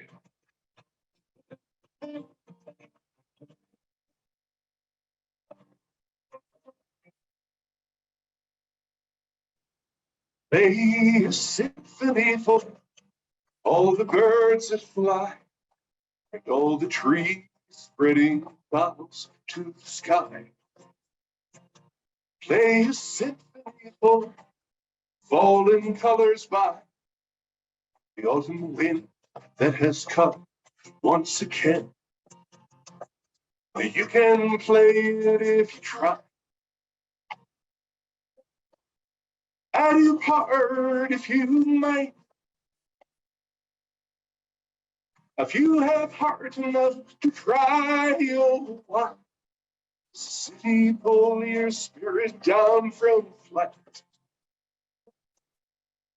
Hear the symphony of softly falling spray that frozen rivers of the streets. Here's a symphony that drops her harmonies and pools that glisten with the sun's growing clean. You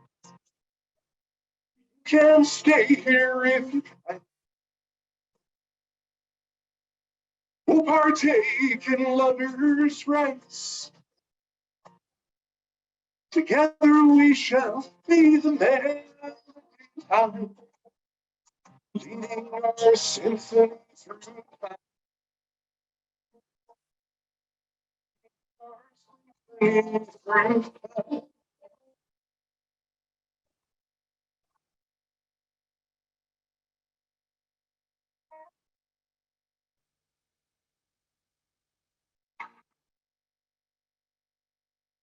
While I was at the University of Washington, we football program had a lot of its functions in crew house areas. The Washington crew team is one of the top crew teams in the nation. And in 1936, there was an incredible season in which they won the national championship, and they went off to what is called the Hitler Olympics, or the German Nazi Olympics, and defeated the Nazi Germany team and also Italian team there. And there was a legendary advisor, let's say a mentor to the crew team. He was a boat builder, actually. His name was George Pocock.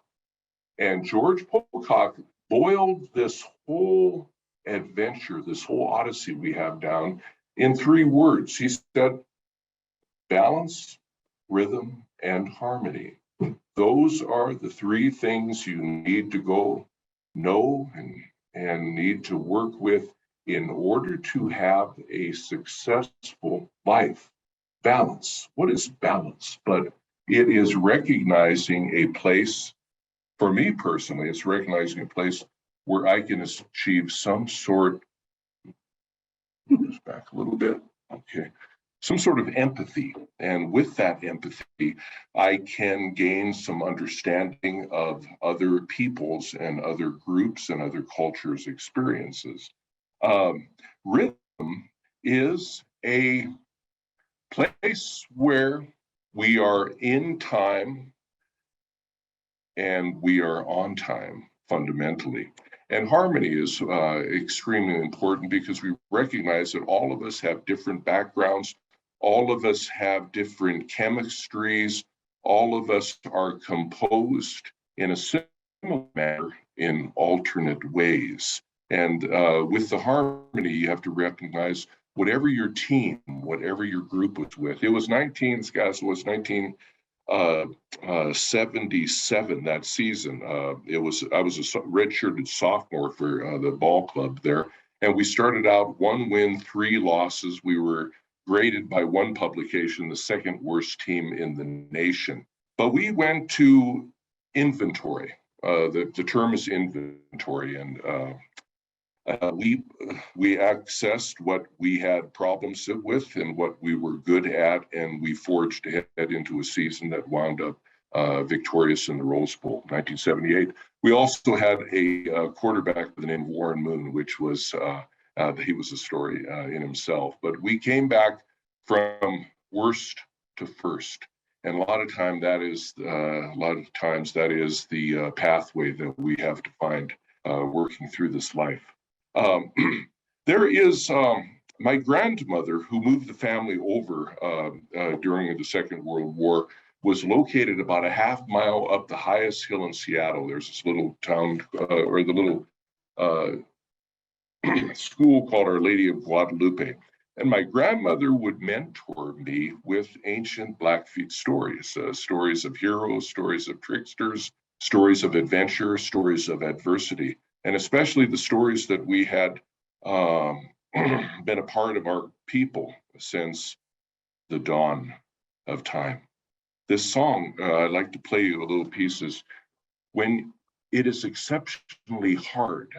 The buffalo, what we call Iniwa, they're our buffalo. And the buffalo was the most important, certainly for our Plains Indians people, but the buffalo also provided a very strong virtue. That is, in times of adversity, keep facing the challenge and working into and through that challenge. Alongside the mountains, the cold weather comes out, the storms come out of the north, and out of the west, there comes the warming, what we call the Chinook winds, and the interplay of this keeps us alive in the winter. If the buffalo faced into the storm when it came, it would ultimately find a shelter belt of trees, and the shelter belt of trees ultimately would deliver to our people a break, and it delivered to the buffalo life. This is a song I wrote. This is off my Buffalo Cafe CD, Faces of Blizzard. Do some verses.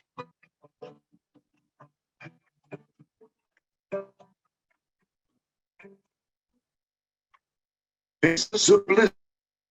Faces was born on the plains when the ice turned to warmth. A buffalo person, the chief of his kind. With the grass, he was alive.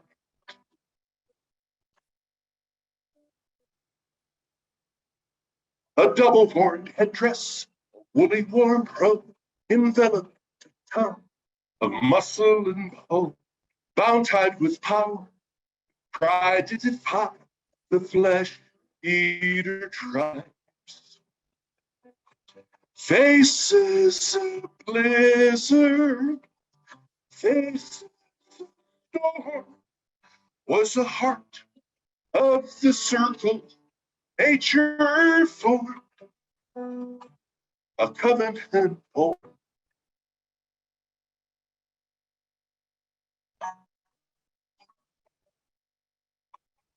North to the Muskeg, east to Stowe, south where the grass falls to desert's flow, west through the Muskeg, mountain wall, your hooves mark your home.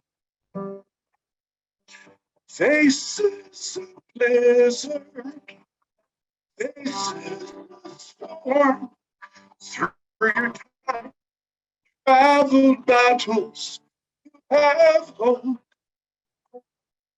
Majesty, hope. As the blood-stained cross of progress lumbered heavy over the flag, nothing could stand as it had before. But for you, my black-tooled brother, whose flesh through us was reborn, the cloth of creation is scattered in war.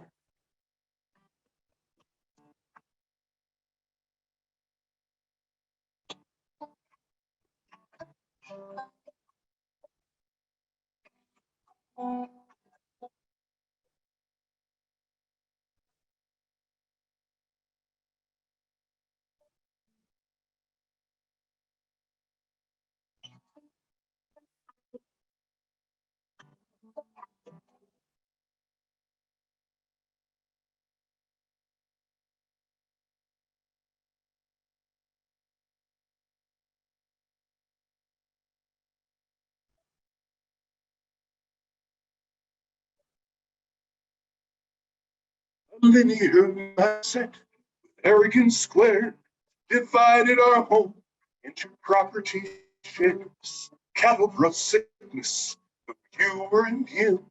Their gift leads to your tomb. Faces of blizzard, faces of storm, you're still the heart of the circle. A covenant born.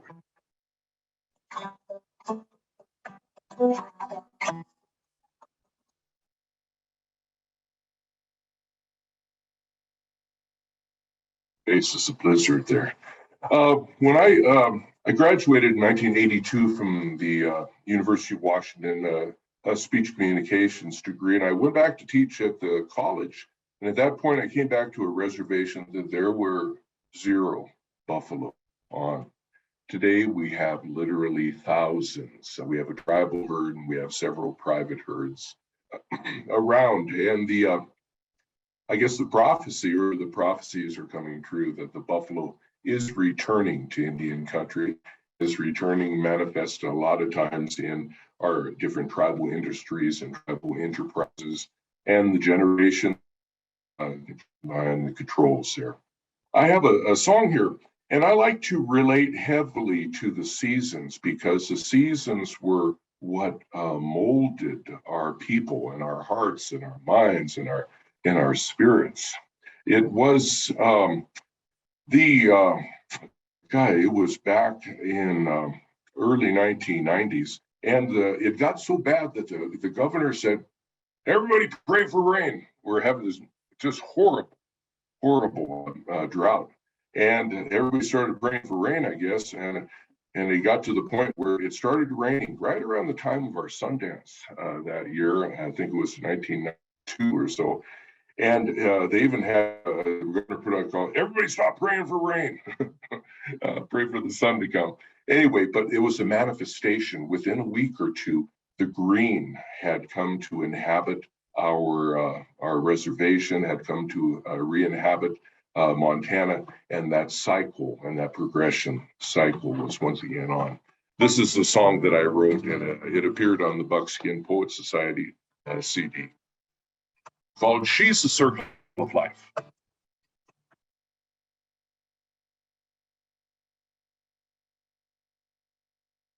In a bottomless time space, in the center of a trillion stars, there's a circle from up, reflects who we are. From the circle we hear her sing, enforcing harmony.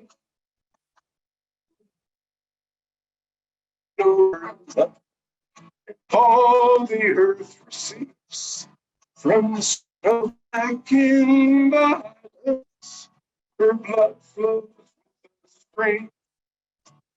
Ever the sons that love her, the songbird choir sings. She's a circle of life. She's the loom of the she's forever white. She's a harvest of every life form through each day. And with her father, she gave me a circle of life.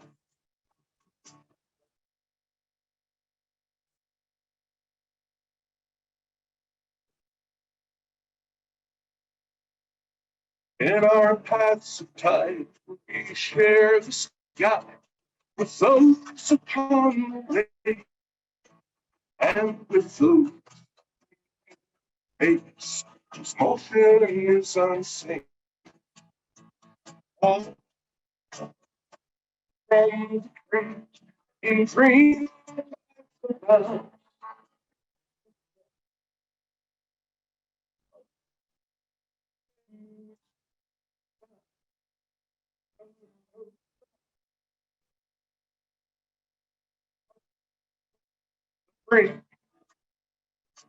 Ever the sons of her, a great wolf choir sings. The circle of life.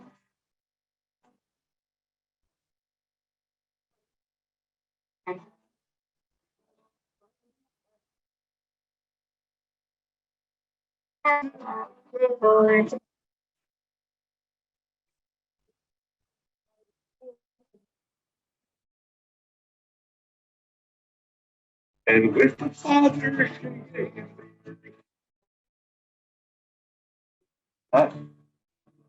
your time, life.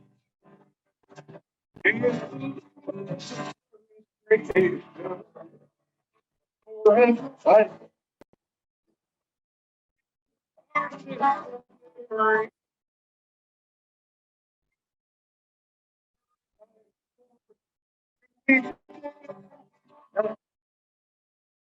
with the Father.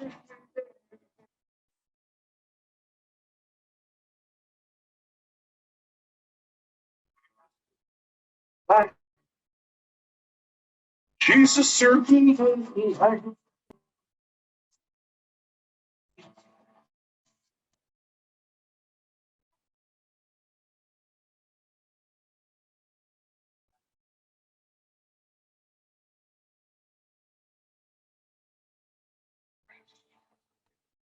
How much we got another 5? Okay. I would like to close this. I'd like to play my grandmother's song. So oftentimes our primary identity as Indigenous peoples comes from the oral tradition that was handed down to us by grandmothers, grandfathers, fathers, mothers. My grandmother moved the family during the Second World War. My dad was the oldest boy in the family out to Seattle. And with the Catholic Church did help with the reestablishment of a lot of Native families. And it was my grandmother who was that rock in the midst of the storms that befell our family. Of course, there's a high rate of addiction and stuff in many of our reservations and communities. But it was my grandmother who was that bedrock. My dad was sobered up in 1967. I was 9 years old at that point, and it was a lifesaver. It was a game changer, and it was my grandmother that kept those stories going. And I didn't understand the full depth and breadth of those stories until it was early 1990s, and I was listening to Joseph Campbell, and he talked about the mythology being a metaphorical system for us to identify and to connect with our people, with our past, and with the principles and with the virtues that are necessary for success. My grandma died in June of 1980. She was 85 years old. She was born in 1896, the same year that Glacier Park became transferred from Blackfeet hands to government hands. And it was growing up from a life that started on the back of her pony. And it was horses all in the early part. And then that transformation, my grandmother lived to see the atomic bomb and men walk on the moon and everything. I sat down, I'd written 2 or 3 songs before, but I sat down and in 14 minutes, I just found the best, least words to share her story. I played this first time at her funeral. Don't speak to me, Grandma.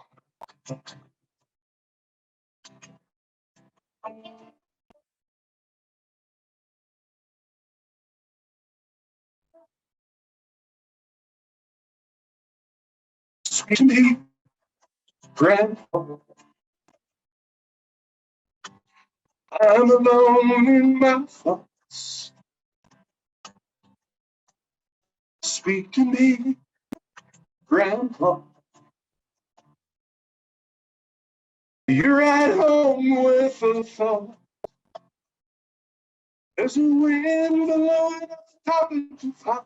The valley of St. Mary. Thrice earn the rest that you've got, and across your fingers carry to the all. Now I really can't believe that you're gone.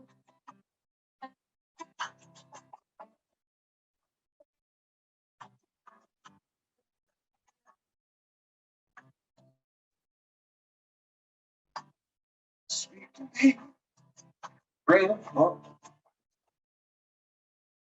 Stories blossoming. Speak to me, Grandpa. Legends blended with truth, and your words brushed and portrait her house in the valley of St. Mary. Your eyes were the light for us, when our bodies couldn't carry us beyond. Now I really can't imagine that you're gone. You heard the stagecoach roll. You saw booming Alton rise and fall. You rode your pony on moccasin flat as centuries gone. Trails became roads, and the roads became home. You listened to the story that you told. You were a man from and 10 fine children for Alec still is your crew. We're the center of us, still in our family we trust. The vision of Saint Mary appeared upon the bank and keeps me in this fast closing way.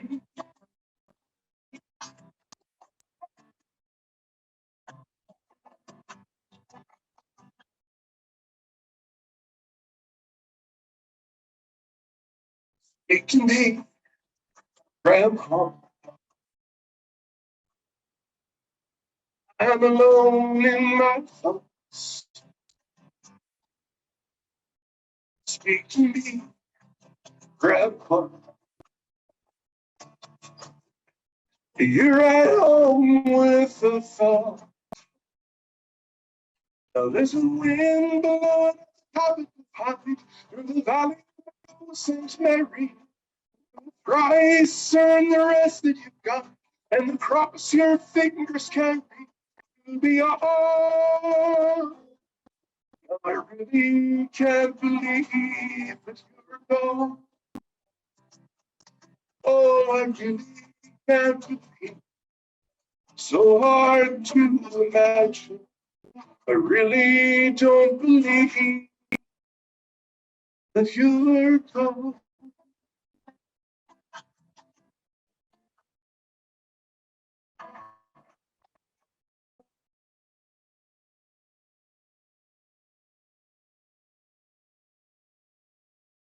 Thanks to the ground.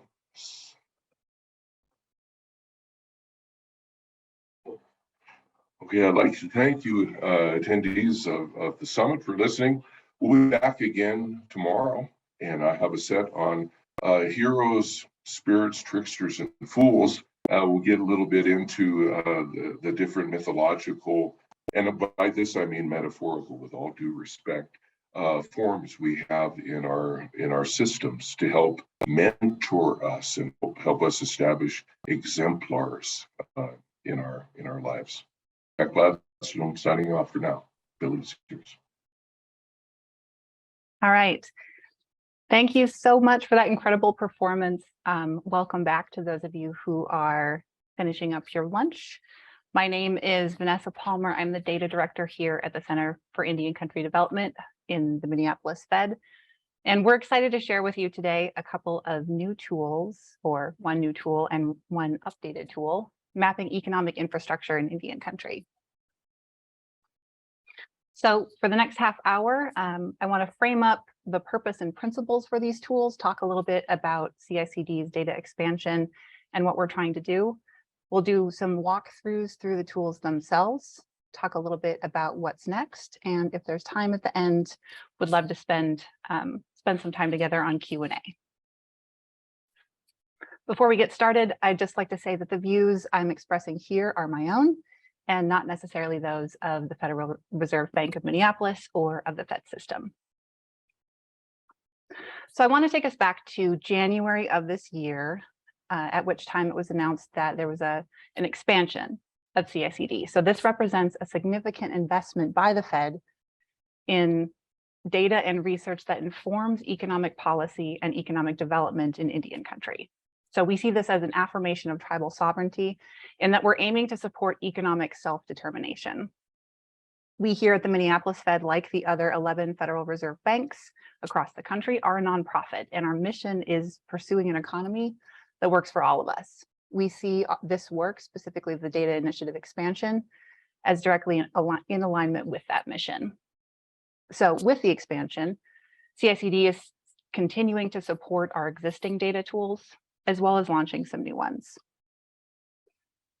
And why we seek to do this is that we see data as a tool for Native self-determination. In today's economy, information is power. And too often data that is centered on Indian country and that is intentional about empowering Indian country stakeholders to use it to serve their own goals is hard to find, scattered across many different sources, or missing altogether. We heard a lot about that this morning. So the aim of CICD's data products is pretty simple.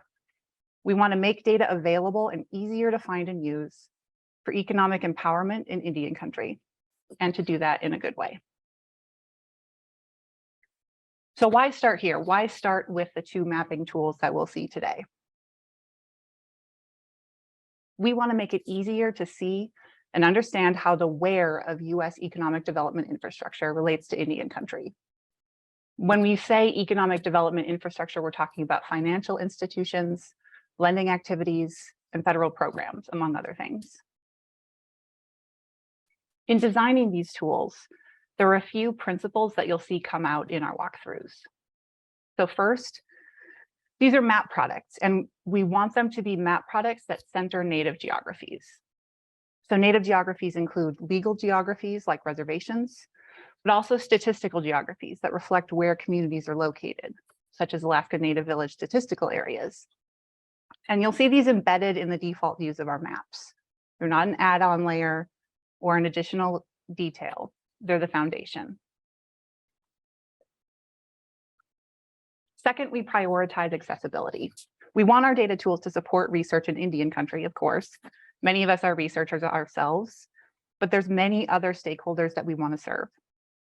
By making our tools as easy to use as possible, pairing them with companion articles that explain in everyday language how to use them, and actively seeking feedback from external partners and audience members, we hope to make sure that our tools are accessible to a lot of different people across a diverse range of backgrounds. Third, we have a commitment to trustworthiness and reliability.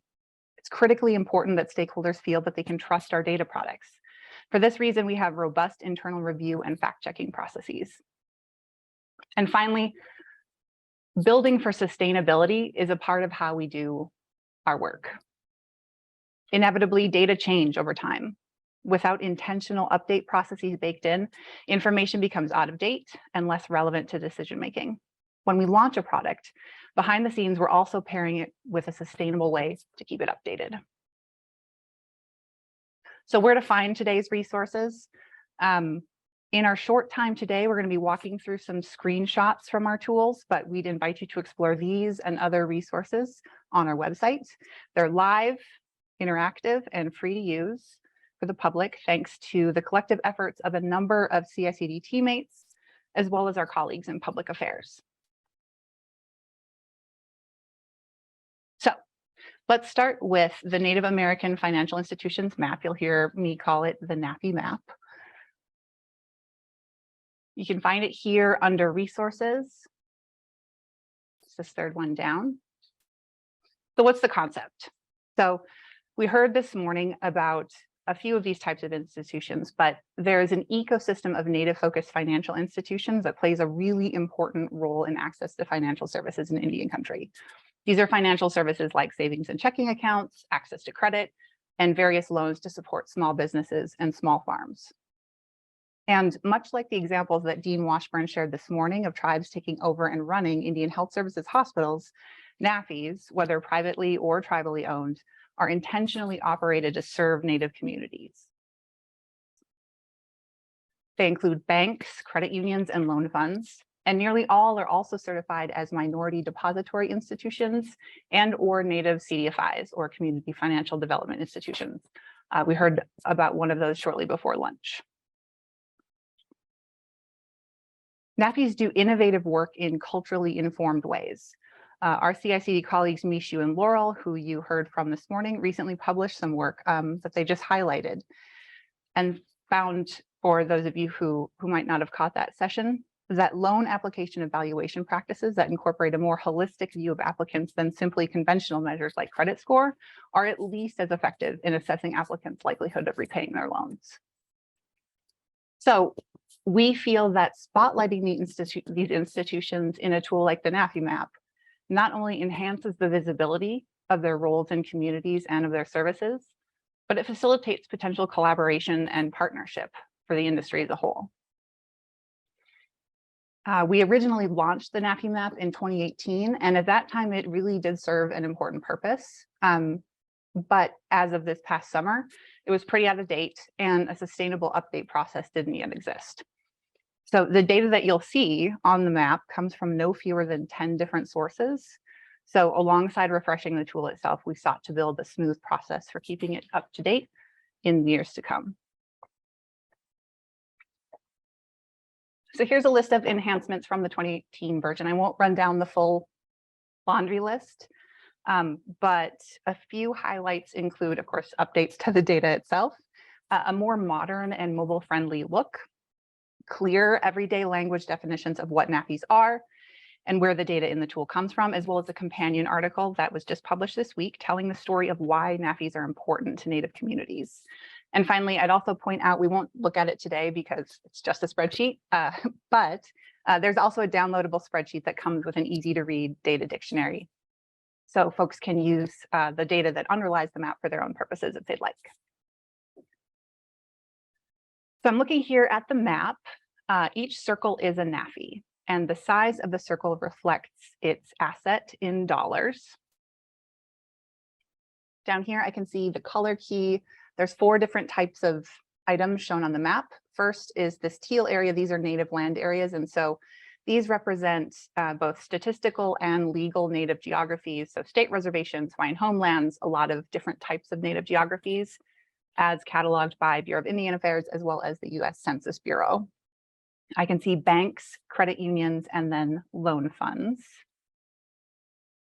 If I hover over and then click one of the bubbles, as I've done here for the Sequoia Fund in North Carolina, I'll see its details pop up over on the right-hand side.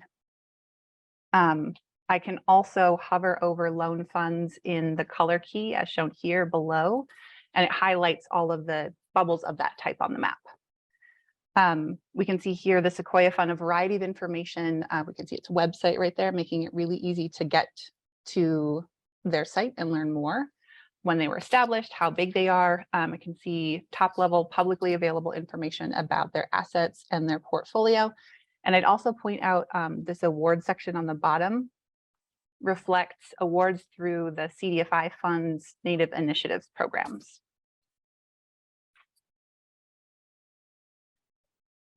So I can also use the drop-down menu to select a particular NAFI I might have in mind. Here I have Hawaii First, which is a credit union selected.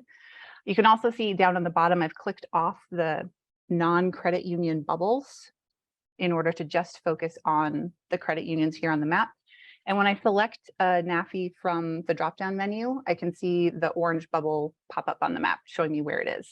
And then again, I can see the pertinent details on the right. They're slightly different for credit unions versus banks versus loan funds. And another feature I'll point out is we know the very important role that community development financial institutions play in access to credit among other financial services. And so there's a toggle here on the map that I can click to show only CDFIs, and those could be a variety of institutions. But if I just want to focus on CDFIs, I can use that button.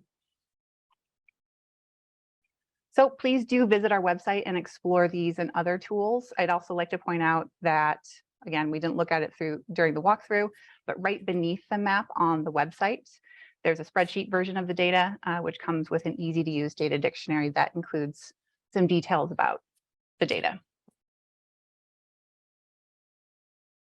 Turning now to the other map product we'll look at today, let's take a look at the Native American Funding and Finance Atlas, which we call the Atlas for short. So what's the concept here? We know that the physical locations of financial institutions, including NAFIs, and their collective lending activities are really important information for making decisions. Maybe you're an entrepreneur who wants to launch a small business, or a policymaker looking to develop an affordable housing project. There's a lot of stakeholders to whom this information is critical. Layered on top of that, there's a variety of geographically targeted programs and initiatives that exist and are intended to support access to capital. So there's the New Market Tax Credits, there's a Community Reinvestment Act. We learned about that a bit this morning. It's a once in a generation revamping of that rule, but the rules that are in place around CRA are an important geographic targeting mechanism as well. We've got opportunity zones. There's a long list of federal programs that are intended to support access to capital. However, the problem isn't not enough information in this realm. It's that there's so much, frankly. With so many different sources of information, it can be really hard to understand how all of this economic development infrastructure fits together. On top of that, we also want to make it easy to see how that relates to Native communities geographically.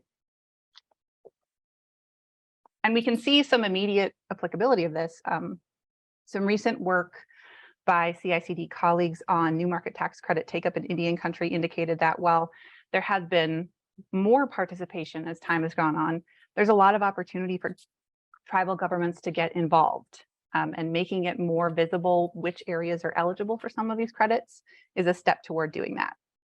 So someone might be asking questions like, where's the nearest lender to support my project? Do I live in an area that's eligible for federal tax incentives? Have similar projects received funding from the federal government? The idea here is to make it easy and accessible for a wide range of stakeholders to answer those and similar questions. With this new tool, we want to enable users to concretely explore what economic development resources are available in their communities.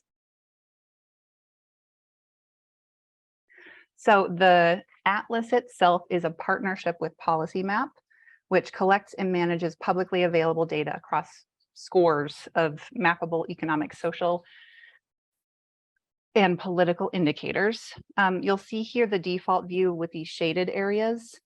To represent any country geographically in the Atlas, we use the US Census Bureau's American Indian, Alaska Native, and Native Hawaiian areas, or AIANNH areas, which include a variety of legal and statistical geographies defined by census, including federal and state reservations, as well as tribal statistical areas. I can see those highlighted here, and that's clickable as well. So as you add different layers to the map, you're able to click in and see the details up in as they appear in panels on the right.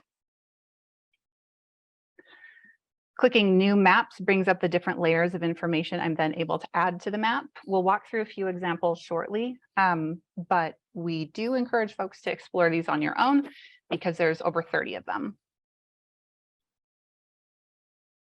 I can search by a number of different types of geography, including those native areas from census that I mentioned.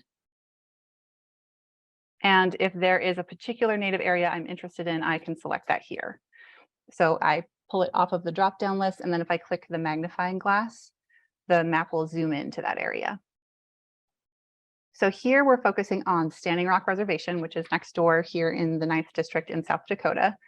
I also want to point out, so in the bottom, there's under the boundaries panel.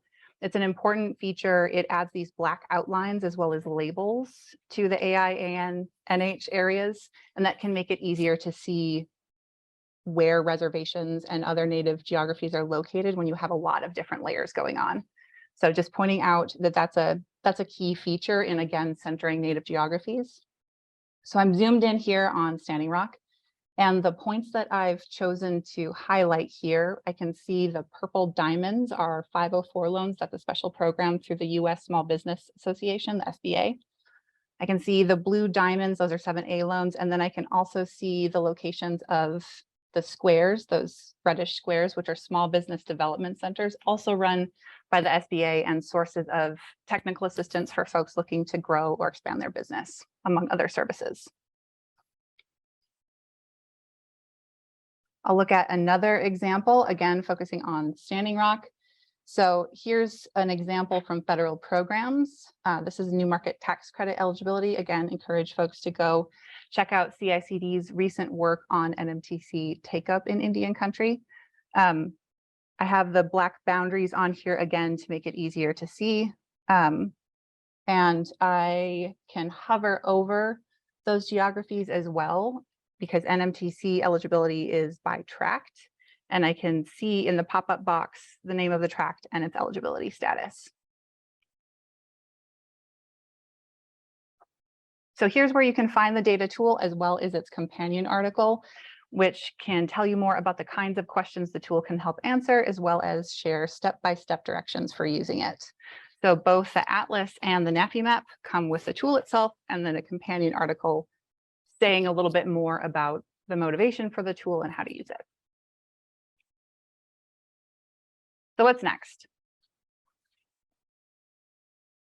First, within the CICD expansion in the data initiative, we're doing a lot of different work, but I'll speak just to our data tool commitments today.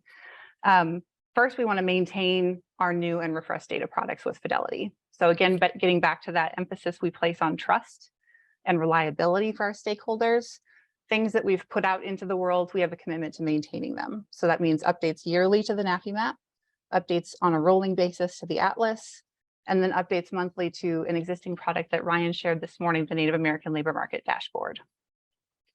We also want to refresh other data products. So some folks might be familiar with our reservation profile series. We're looking to refresh that in the upcoming year. And then finally, in alignment with CICD's principles for research and data use, we want to launch new data products. This is about empowering economic self-determination and prosperity of Native nations and Indigenous communities. So we want to put the data out there, but we want to do that in a good way and in a way that empowers our stakeholders. To learn more, I'll close out by inviting folks again to visit our site to explore these resources as well as research and other sources of information. For those of you who really like what you see and are looking to get even more involved, please do take a look at our open career opportunities, including research assistant roles that just opened up and will be starting in fall of 2023. So with that, we have a handful of minutes for Q&A, and then I'd like to leave a little bit of padding for transition into our next session at 1. So I will open up the chat here. And thank you very much to my CICD teammates for dropping data links in the chat. All right. Well, really do appreciate folks' time today. Encourage you to check out our data resources as well as our additional research. And with that, I will turn it over to our upcoming session, which features presenter Professor Carolyn Liebler from the U of Minnesota, who will be discussing census differential privacy impacts on Native communities. Thank you, Vanessa. Hi, everyone. My name is Matt Gregg. I'm the senior economist at the Center for Indian Country Development, and I'm going to serve as the moderator for the next session, which is, as Vanessa mentioned, on what's called differential privacy and how the Census Bureau is applying differential privacy to aggregated data that not only researchers use, but tribes use as well. We're going to have a 45-minute discussion, and it will start with a 20 to 25-minute presentation by Carolyn Liebler. It's my honor to introduce her. So I'll do that now, and then I'll pass the floor over to Carolyn. So Carolyn is an associate professor of sociology at the University of Minnesota, and she's also a research affiliate at the Minnesota Population Center. She's written many articles analyzing, really critiquing federal data sources and how individuals respond to race questions, in particular, those questions that relate to American Indian racial racial classifications, Alaska Native racial classifications, Native Hawaiian, and other Pacific Islanders. I just want to emphasize that if you have any questions, if you look below at the Q&A button, please ask your questions throughout this presentation. But with that said, I'm going to give Carolyn the floor and mute myself. Carolyn, the floor is yours.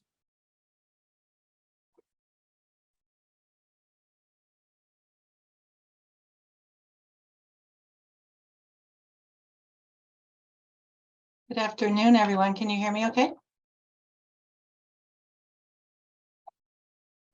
No? Yes? We can, Carolyn. Okay, thank you so much. I appreciate that confirmation. Hi, my name is Carolyn Liebler. I'm a white settler scholar from Colorado. My family relationships connect me to Anishinaabe people in Manitoba, Canada, and in Minnesota.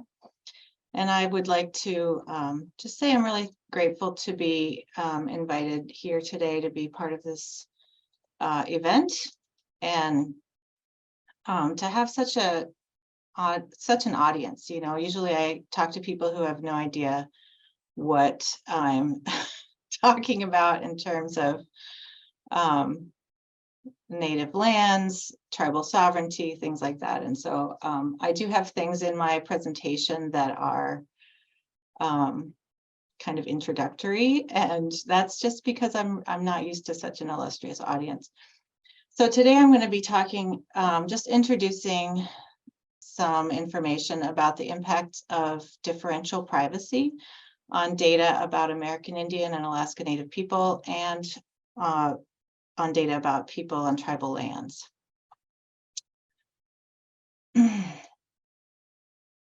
Sorry, this is bars in the way. Okay, so data on tribal lands and American Indian and Alaska Native people, that's AIAN people. This data is hard to get, and of course, everyone in the audience knows that. Census data is often the only source, and I'm going to be talking about census data today, specifically the 2020 census data. So core users include everyone in this audience, tribal leaders for tribal governments, also local, state, and federal governments use census data about American Indian and Alaska Native people. Also judges, lawmakers, policymakers, and advocacy groups, all really important users who rely upon census data to be high quality. You all know the uses of these data, but one thing I really want to point out is litigation and judicial decisions are based on the census as if it is always 100% true and accurate. And that really disturbs me about the results I'm going to show you today. I know that the Hopi water rights litigation was judged in part based on the results of the 2020 census, saying that Hopi populations on the reservation had not grown. But I think that the 2020 census does not actually say that. But laws are built as if the census is giving truly accurate answers. So there are some issues with the 2020 census data. I'm happy to talk about any of these, but one is it was collected during a pandemic, right? So lots of tribal lands were closed. Lots of tribal lands are still having in-person enumeration. And so when you close the land, the enumerators can't come in. And who wants to go out and talk to somebody during a pandemic? So that definitely issues of undercounting that were exacerbated by the pandemic. If you remember, there was a time when our former president wanted to add a citizenship question to the 2020 census. That did not actually happen, but it may have also exacerbated some of the undercount. There's a new coding system, which I don't know if you realize this, it was released in one blog on the Census Bureau's website, a new coding system for how they deal with answers to the race and Hispanic ethnicity question. They're taking data and applying the system differently than they have in the past. And so that's probably changing some of our race and Hispanic origin answers and making a really big break from past series of numbers.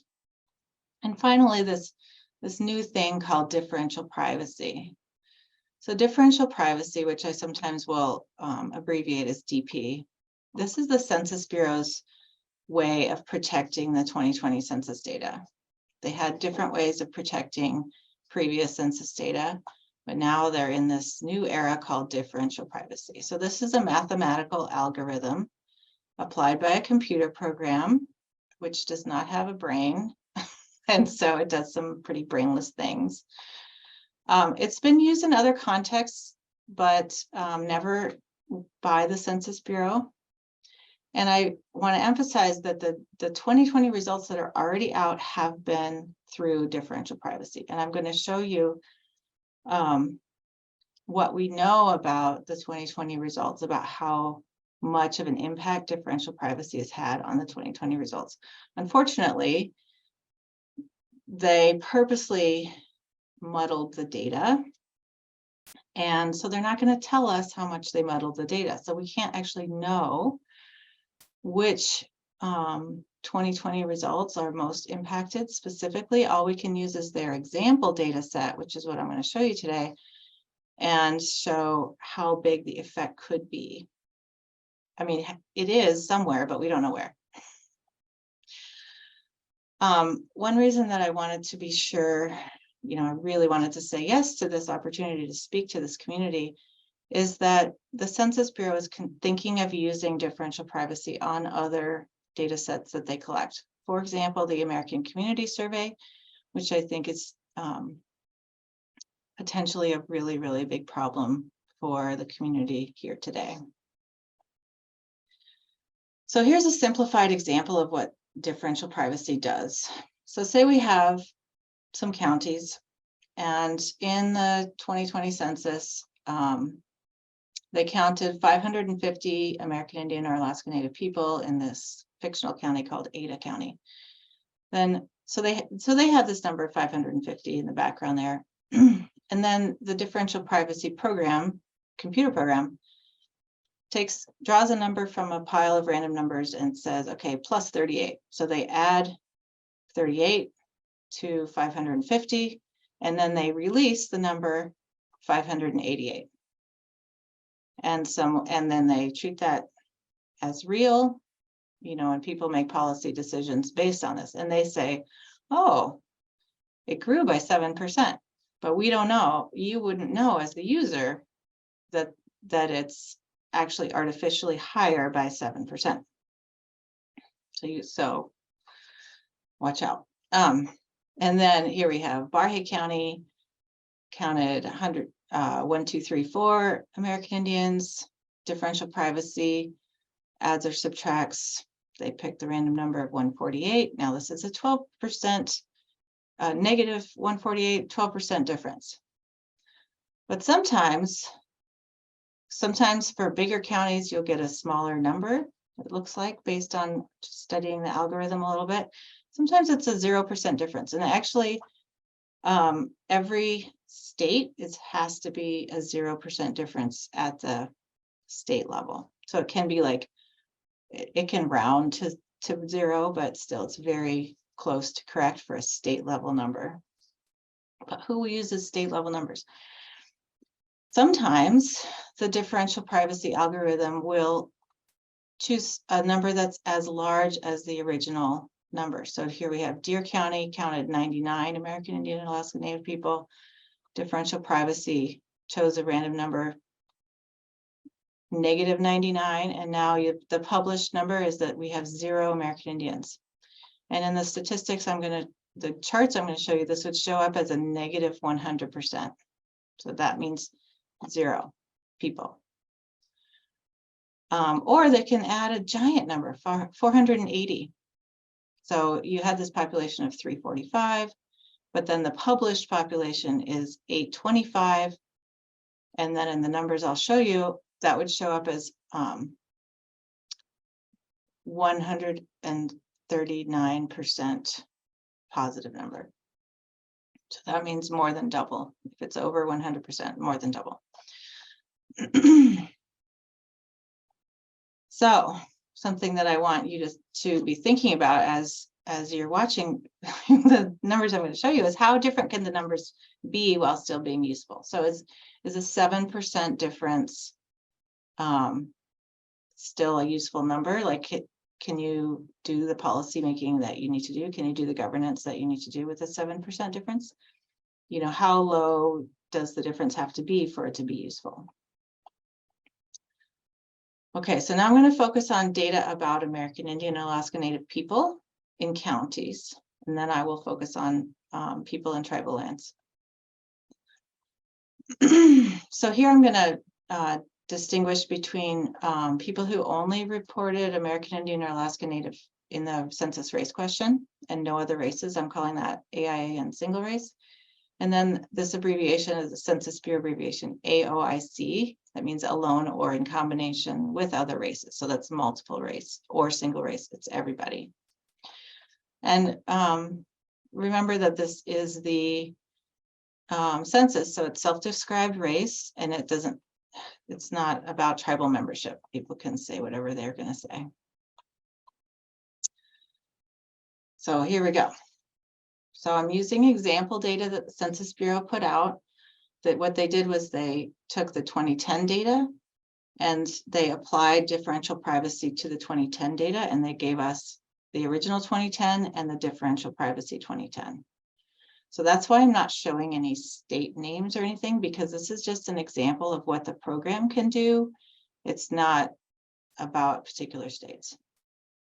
But there is one thing that they've told us is that larger places with larger populations are less impacted by differential privacy. So what I've done here is I've arranged all of the states plus Washington, D.C. and Puerto Rico in order from the smallest total American Indian population to the largest total American Indian population, just to see if places with more American Indian Alaska Native people have less of an impact of the data.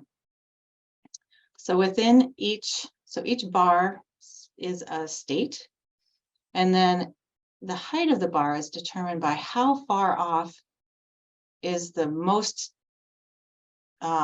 impacted county in that state. So here we have a state with a very high total American Indian population. One county in this state had the differential privacy algorithm caused it to appear that that county had their American Indian population doubled, exactly doubled. So that's a little weird. And a different county in the same state made it appear that all American Indian people were gone. This is thousands of people gone. And so someone who's interpreting this data, who is looking at it and trying to make policy based on it or even use it for anything, might think that all of the people moved from one county to another county. This huge migration that was otherwise unseen. You can see here that doubled, that's here at 100% is doubled, but look at these, 700%, 250%. So in some counties, the population skyrockets, some counties population goes way down, and it's spread out across states, lots of states. So that was single race, American Indian and Alaska Native. Here we have multiple race. This is a larger population, obviously. And so here I'm noticing that they're never actually completely eliminated. Looks like they've capped it through the program at negative 75%. So you can't lose all of the American Indian or alone or in combination population. But still, we've got this county here, 700% increase. That means that the 2020 data showed 8 times as many American Indian or Alaska Native people as were actually there.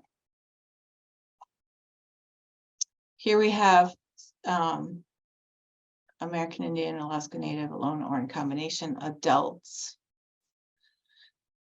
So this is a little bit less of a mess. I'm seeing some maximums for the most part around 50%. So they're cutting the population in half more often.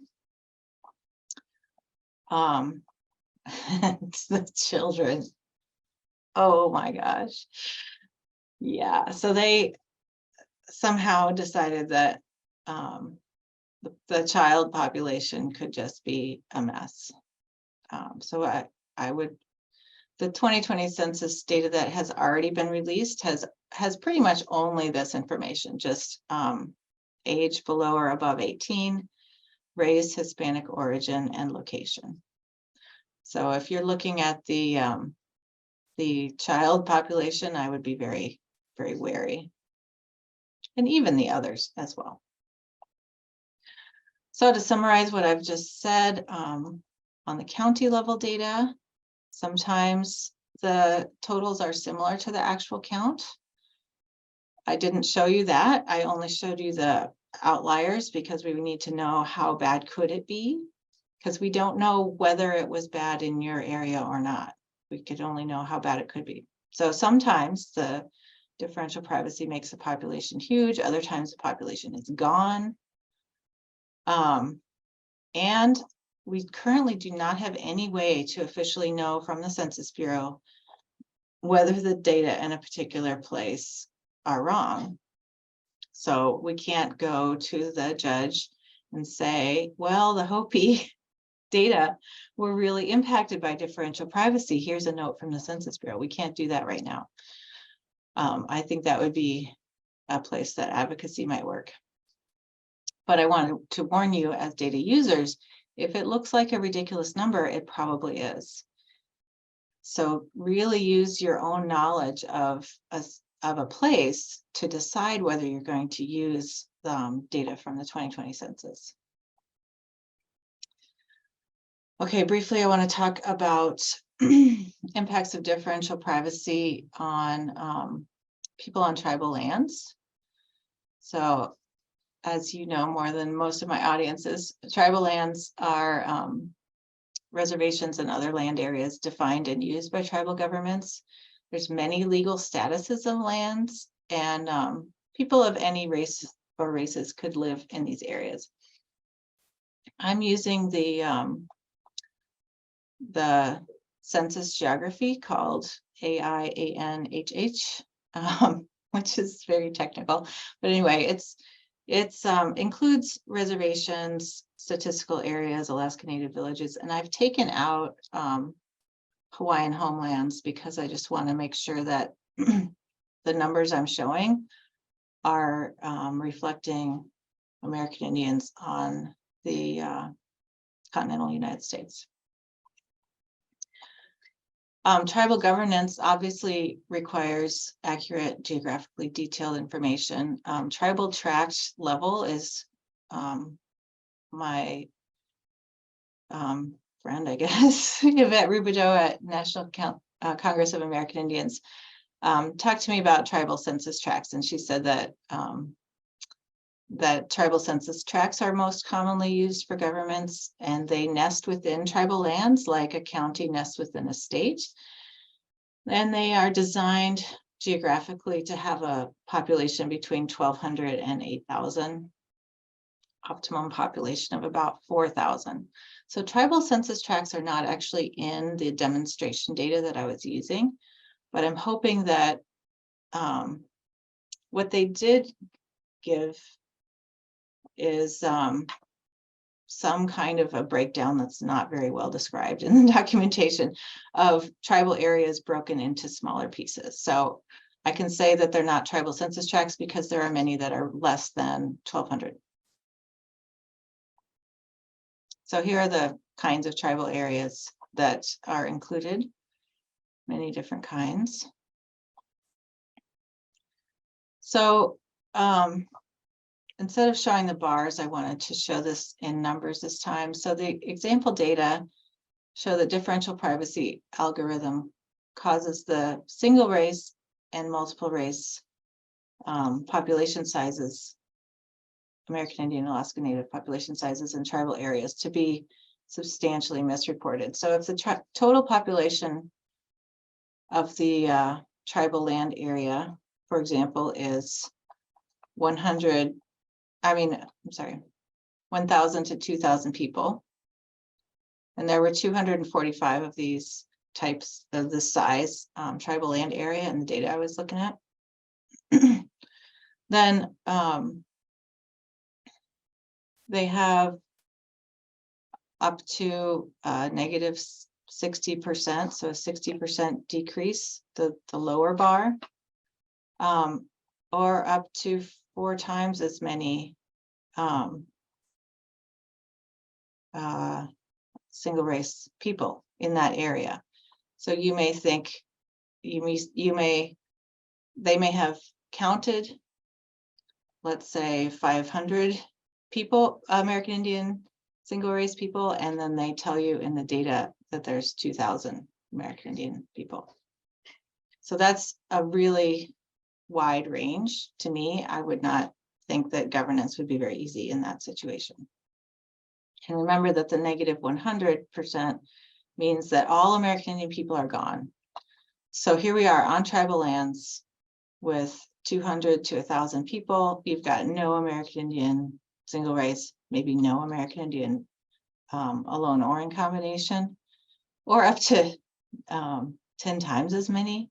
This is a mess. So final thoughts. As you know, these data on tribal lands and on American Indian people is hard to get. We can't just go out and use any old survey.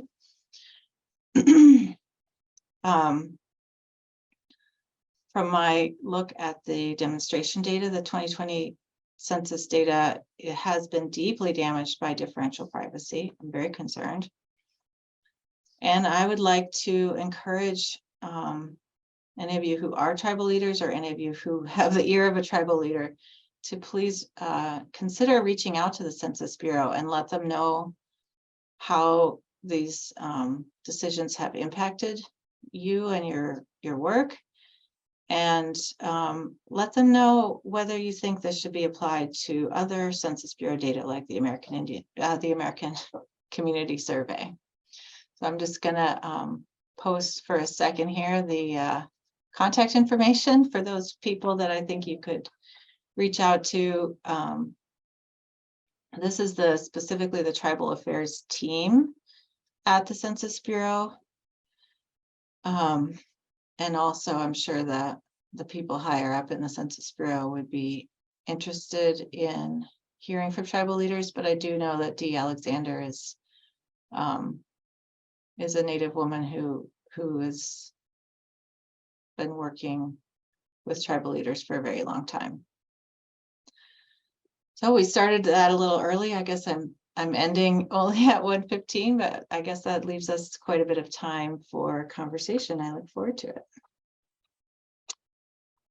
Great. Thank you, Carolyn. Jonathan Taylor will serve as the discussant for Carolyn's work. Jonathan is president of the Taylor Policy Group, and he's also a research affiliate at the Harvard Project for American Indian Economic Development. Jonathan, the floor is yours.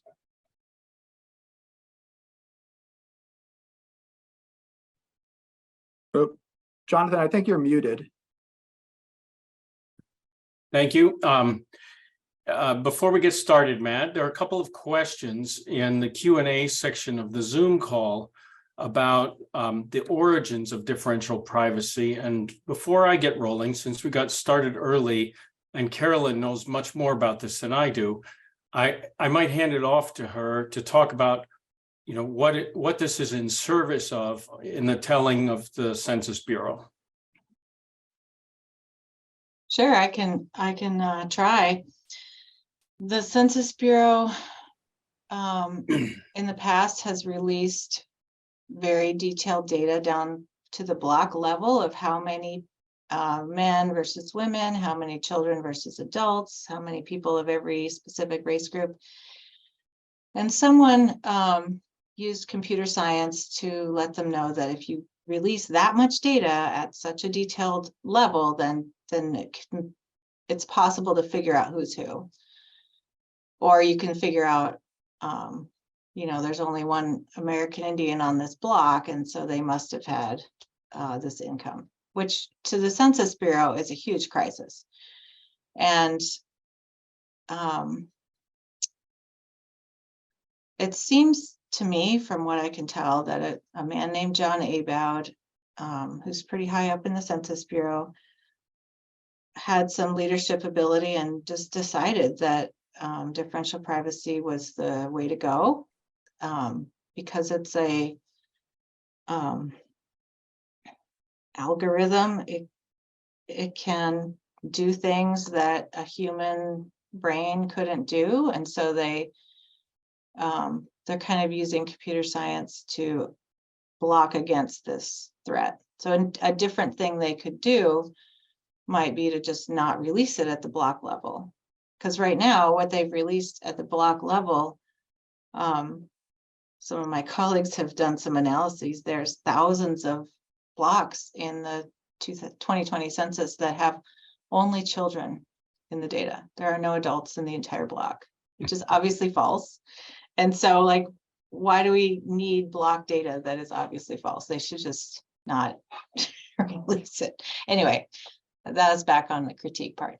But they're hoping to just make the Census Bureau so trustworthy by making it impossible to re-identify anyone. And John Abowd just had too much power.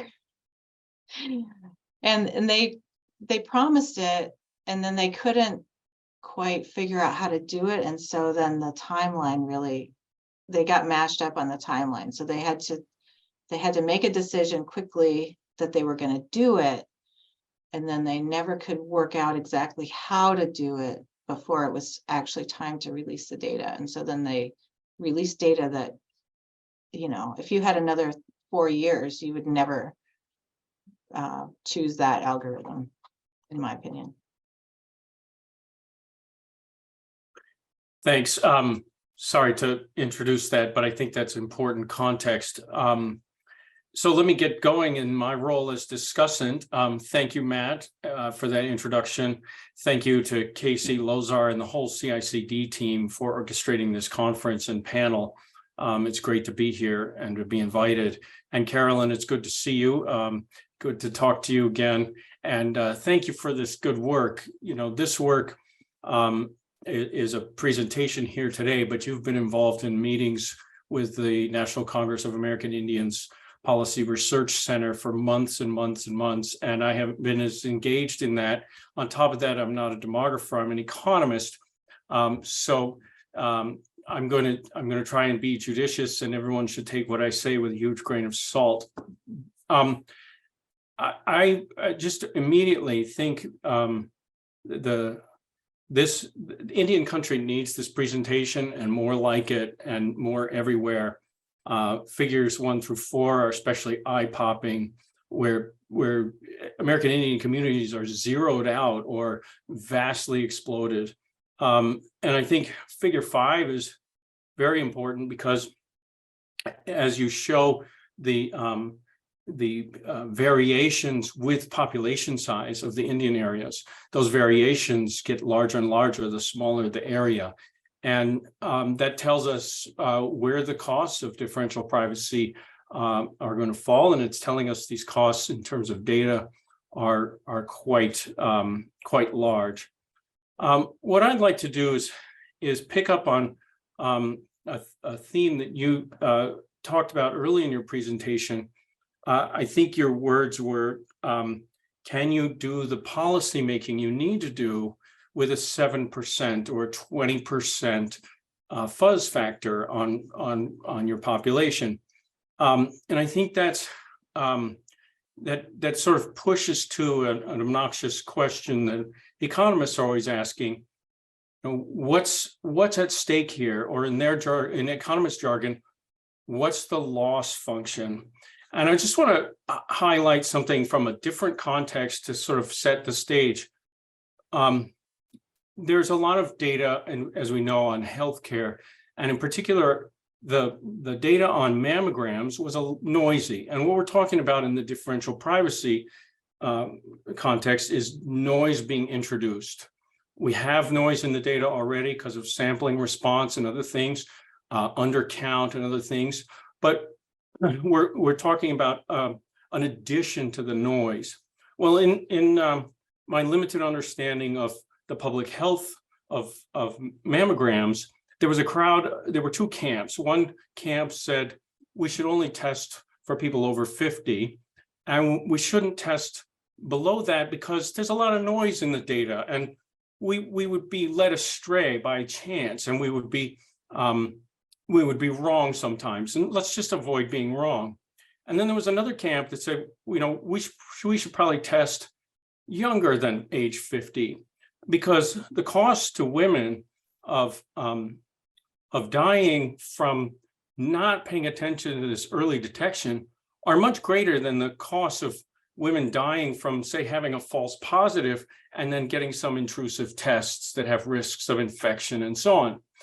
And this over 40 crowd, as compared to the over 50 crowd, sort of had a very strong argument there that we need to look at the costs of being wrong.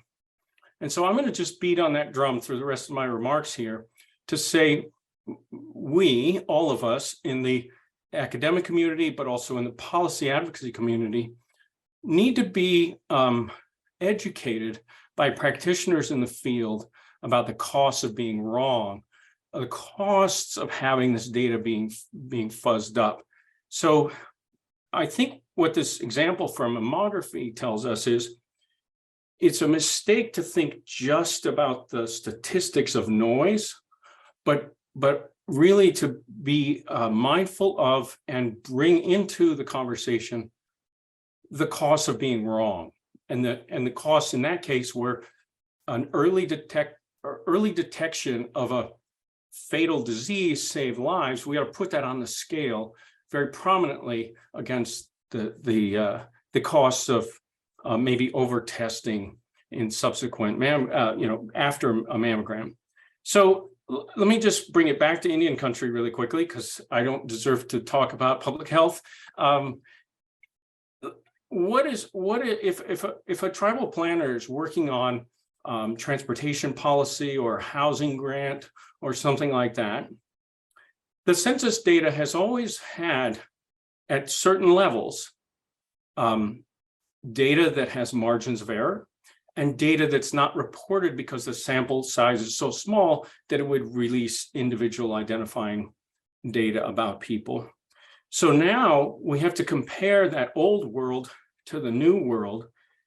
We've got bigger error bars, if you will, wider confidence intervals. In fact, we're not even sure how wide the confidence intervals should be necessarily. Hopefully the census will tell us that. Maybe when you respond to my remarks, Carolyn, you can talk about it. But we may also have nonsensical data. And so I think we need to hear from that tribal planner, what happens with error, with magnification of the error. And so I think in the Q&A in the chat, there's some discussion of what about tribal data? Could tribal data be used here? And I say 2 thumbs up to that idea. Tribes already have very carefully curated enrollment information. That enrollment information has some lags in it, like births are not necessarily recorded the year of the birth. Being a young mom and dad is time consuming, and enrollment might happen a little later, or deaths are not often recorded. I'm just talking about a limited number of the pros and cons of this data, but what I find really sort of good about that data is there are often some incentives strong incentives to keep that quality of data high. People are voting on the basis of their enrollment status. People are in regular communication with the tribe because of their enrollment status, their eligibility for programs and per capita distributions and things like that. It all sort of pushes for the quality of that data to be high and for the addresses to be recent and things like that. And I think it's also, in some regards, demographically more complete because it tells you the citizen population in every county and census tract in the United States. If you have the home address because you're mailing the tribal newsletter or the annual reports out, you know where your people are, and you can talk about that. Now, there are lots of other drawbacks. It's not going to have the ACS data in it. It's not going to have socioeconomic data like per capita income or educational attainment and things like that. And it's very, very sensitive information, as it should be. And tribes are probably not thinking these days about, well, what do we need to do to think about our release of certain statistics, averages, totals, distributions of age classes for the public to use? What do we keep very tightly guarded in the membership department? And what do we do in between for tribal policy making? So I would also say that though there have been some very laudable attempts to do tribal censuses, like at the Cheyenne River Sioux tribe, that's probably too hard and too costly for the medium-sized tribes. That is, without the economies of scale of a large tribe and without the smallness of population of a small tribe. So I have a harebrained idea, and this is sort of just brainstorming idealistically, and I'll tell you why I shouldn't laugh at it in just a sec. But what if there started to be efforts of government to government work on data sharing, where the census shares data with tribal governments that has some of the differential privacy taken away? And the implementation is in the details. That may strike a lot of people as quite far-fetched and idealistically, but consider the land back movement. That has been a Twitter hashtag and a slogan, but it's starting to get legs. My colleagues Laura Taylor and Miriam Jorgensen have just released a paper that starts to push toward GIS analysis of where tribal lands are under state and federal control, and therefore might be amenable to tribes participating in co-management of lands that used to be part of their territories. So think about what my suggestion is: a tribal federal co-management of data privacy. This is you know, the Census Bureau doesn't have absolutes for all time in all places. The older the census, the more information is revealed from it. I can go see my ancestors' names in the old censuses. The Census Bureau allows highly trained and qualified researchers like Carolyn Liebler to go into special data repositories to look at very granular information, from which it would be possible to undo the differential privacy and reverse engineer identities if the Census Bureau allowed it, but they don't let you in with the marketing database from the credit companies or from Amazon or something with the census data. Anyway, this is probably going to require an act of Congress, metaphorically, like a huge leap, but it also may require an act of Congress because the laws that pushed the Census Bureau, that keep the census data from revealing individual identity, may need to be adjusted or reevaluated. So to go back to another great point that you made, Carolyn, we need to know we need to know about these costs, the loss functions, what's at stake from having noisier data, so that we can make projects like this one, a tribal federal co-management of data security, make sense. We need to know what's at stake before pushing forward. Let me tell you about something in my own background. The Census Bureau publishes a thing called the Census of Governments, and they count 80,000 governments in the United States, right? You got 50 states. They even count one federal government. I wonder what the error bars on that are, but they have one federal government, 50 state governments, 3,000-ish county governments, and then they count tax districts and port districts and airport districts and fire districts and school districts and sewer districts and everything else. They don't have tribes in there.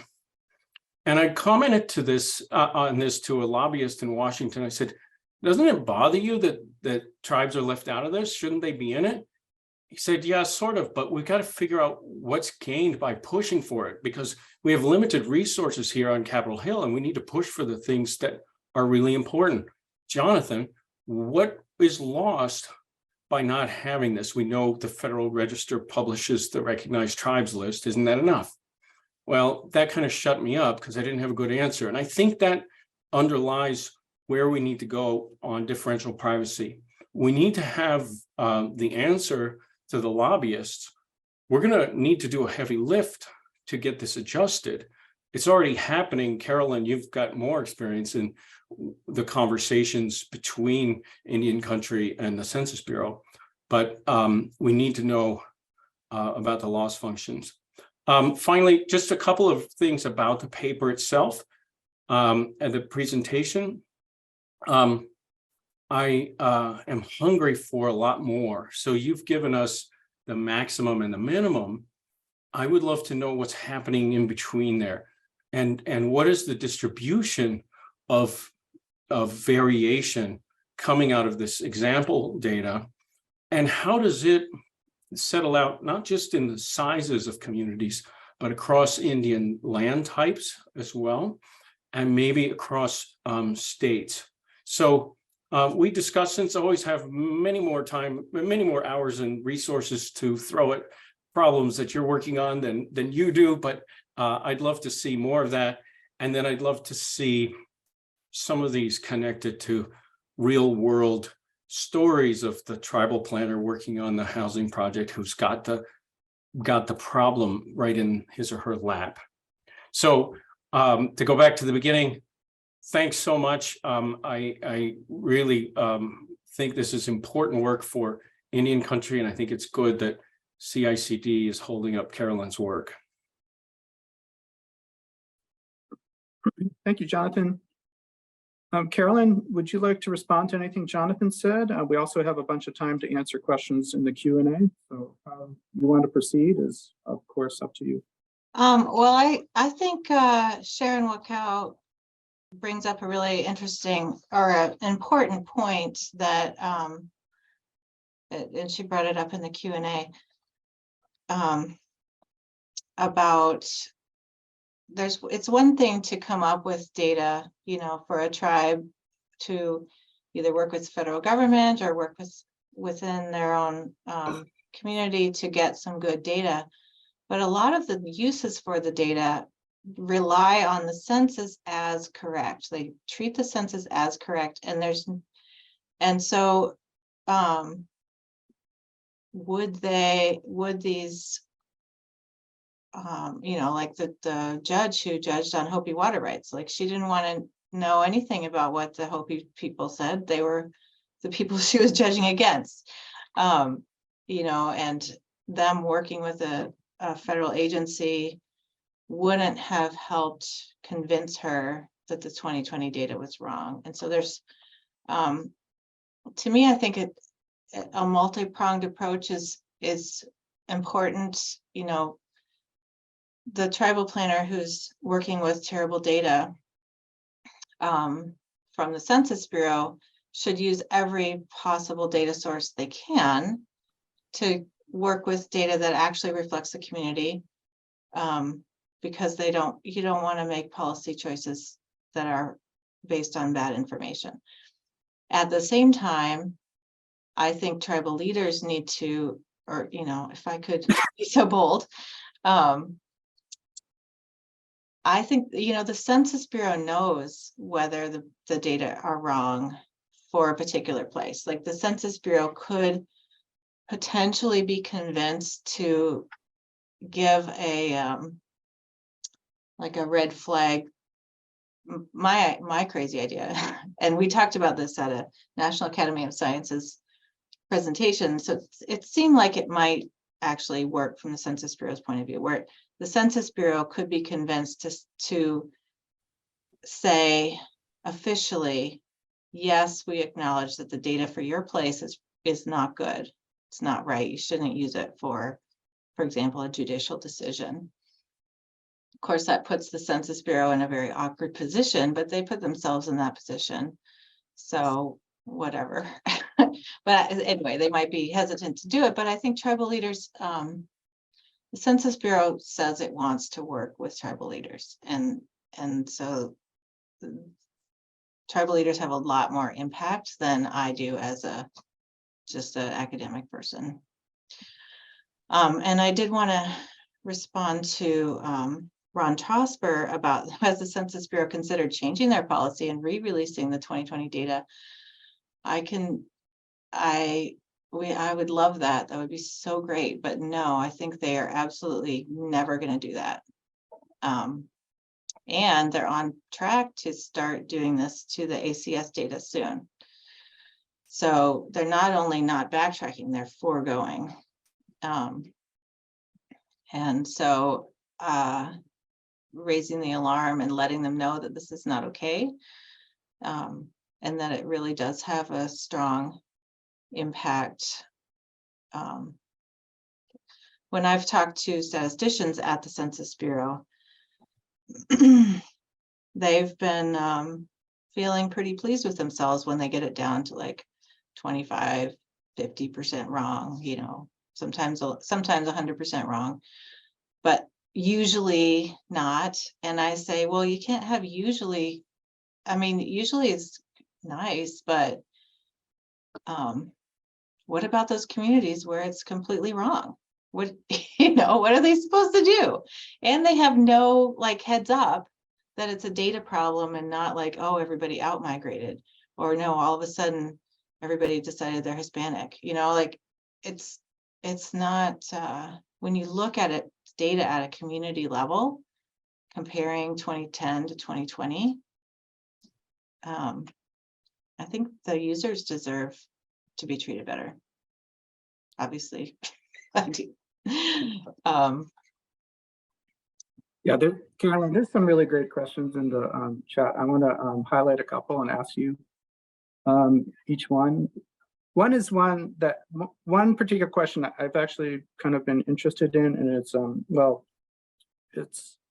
are there actual incidents that have prompted differential privacy? Is this a solution looking for a problem, or is this entirely anticipating the use of computers and algorithms that might arise in the future if they're to identify individuals in the census? And the differential privacy methods are ways to ensure that privacy is maintained. Some computer scientists, I think, or like a hacker group, somebody showed that it was possible. And that was before the 2020 census was released, but just a little bit before. And so that's why they totally scrambled and decided on differential privacy. So I think the Census Bureau feels like it's a real threat.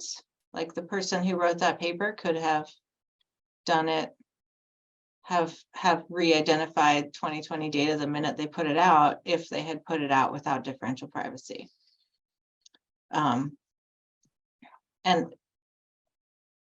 yeah, I don't know if I think that answered your first question, but did you have a second question in there? They were just kind of correlated. I see. I do have another question though. You mentioned that the Census Bureau isn't going to rethink differential privacy. So what would be a recommendation to the census that you would provide? Is it rethink and start over from scratch? Or is it rethink how they're implementing differential privacy? Well, what they've been asking for, and I don't think they get very many responses because they ask in their little black box room. I don't know. I don't think anyone's hearing them ask. They ask for use cases. So I think that tribal leaders could say what we really need is you know, an accurate distribution of by age. We need to know, we need you to be accurate about what percent of people are over 65. What the problem, a lot of the asks are really limited by the fact that they've already released total population counts by race and this basic age. And so they have to work within that. So if you've already said the population is 4 times too high, then what are you going to do? But I think if a planner says we really need to know kids ages 5 to 12, so we can figure out our elementary school situation, then you could say to the Census Bureau, could you please hold that as something that is doesn't have so much differential privacy noise added to it.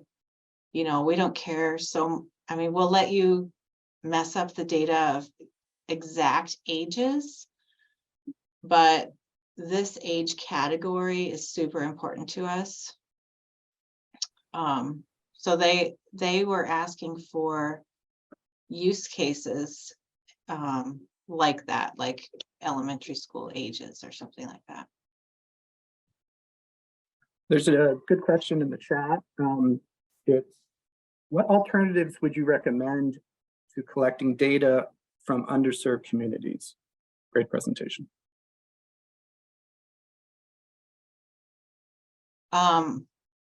Alternatives for collecting data, or was that?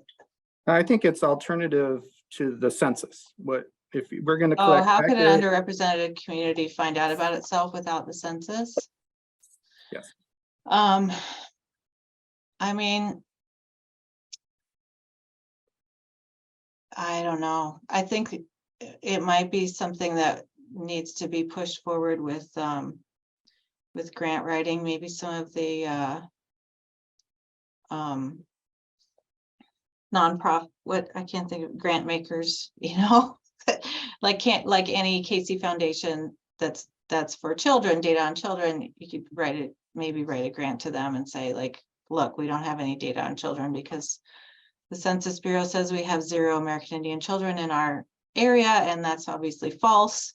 And so could we, you know, could you give us $50,000 to do a study that includes maybe 3,000 households, but at least it gives us an idea of how far off the census numbers are. We can go from there.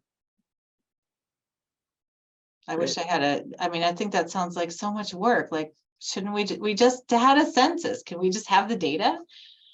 But the answer is no, we can't. We have to pretend. I think we should pretend the 2020 census never happened.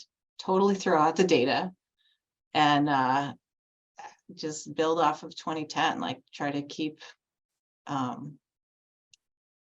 you know, what was the pattern between 2000 and 2010? Try to carry that forward, and just, I think that's better information, more believable information than the 2020 data, personally. Well, we have a small break between the end of our section and the next panel, which is Tribal Leaders panel. We do have some time to kind of both Carolyn and Jonathan to wrap things up. If you have any parting quick 1 minute overview of differential privacy. The floor is yours. I'll start with Jonathan. Thanks. I want to give Carolyn the last word on this. I think this is a very frustrating situation, and Carolyn, you've made it clear we should be even more frustrated than we were before your presentation. And I think this is also a heavy lift. It's a heavy lift to get this changed, get this altered. And so I would say it may be necessary to get together with other marginalized communities and demographers of marginalized communities to really put the oomph behind these stories of the costs of noisiness being added. I think that's a great idea. Yeah, power in numbers, and as Gwendolyn Holland points out, maybe a class action lawsuit. I don't know. That's a big heavy lift too. I would love anyone to reach out to me about if I were to publish something based on my presentation. What else would be useful to be in there? Because I think once it's published, it would be easier for tribal leaders to point to it and say, look, there's a problem here, it's documented. So what kind of documentation would be useful to you? And thank you so much for attending this presentation. Well, good afternoon. My name is Andy Huff. I'm Senior Legal and Policy Advisor to the Center for Indian Country Development. I'm Chippewa Cree. I'm enrolled up at the Rocky Boys Indian Reservation here in Montana. It's my great pleasure today to moderate this panel on exercising tribal sovereignty in research and data collection. Tribal sovereignty in research and data collection is about tribal governments collecting data from their own communities and using it to inform tribal policies and priorities. Today, we're very lucky to have 3 excellent panelists, each of whom will talk to you about their tribe's efforts to collect and use research and data from their own communities. In terms of the structure of this panel, what I'd like to do is introduce all 3 panelists at the outset of this panel, and then each speaker will have 10 to 15 minutes to tell you, the audience, about the projects that they have ongoing in their own communities. At the close of the comments of the 3 panelists, will take questions from the audience, time permitting. First, we have Rick Anise, an enrolled member of the Confederated Salish and Kootenai Tribes of Montana, and the Executive Officer for the CSKT Tribal Government. Prior to becoming CSKT's Executive Officer, Rick served as the tribe's Director of Financial Management. Rick will speak about a workforce study that CSKT undertook in cooperation with the University of Montana in 2014, and about the data and research review boards that CSKT is now putting together. After Rick, we are honored to have Whitney Gravel, president of the Bay Mills Indian Community, located in the Upper Peninsula of Michigan. In addition to serving as president of the Bay Mills Indian Community, President Gravel is a commissioner on the Michigan Advisory Council on Environmental Justice and is on the Secretary of the Interior's Tribal Advisory Council. President Gravel will speak today about a census of the Bay Mill Indian Community that the tribe began earlier this year. Finally, today we are excited to have Alicia Murphy. Ms. Murphy is Dene and is the Navajo Nation's first ever tribal economist. Ms. Murphy will work in the Navajo Nation, or works in the Navajo Nation Division of Economic Development, and is also the vice chair of the board of directors of the Global Center of Indigenomics, a platform for collaboration amongst Indigenous entrepreneurs. Ms. Murphy will speak today about a data collection project that is planned for the Navajo Nation in 2023. And with that, I will hand it over to Rick to speak to us about an economic development workforce study conducted by CSKT in 2014. Thank you, Andy. Good afternoon, everyone. As is mentioned, my name is Rick Enos. I'm the Executive Officer for CSKT, the Confederated Salish and Kootenai Tribes, and I've been in this role for about 18 months. In it, because the title, what's a title? In it, I oversee generally all of the functions of our tribal government except the court and legal systems. And that structure is a little new to us. It actually was created when I started the job.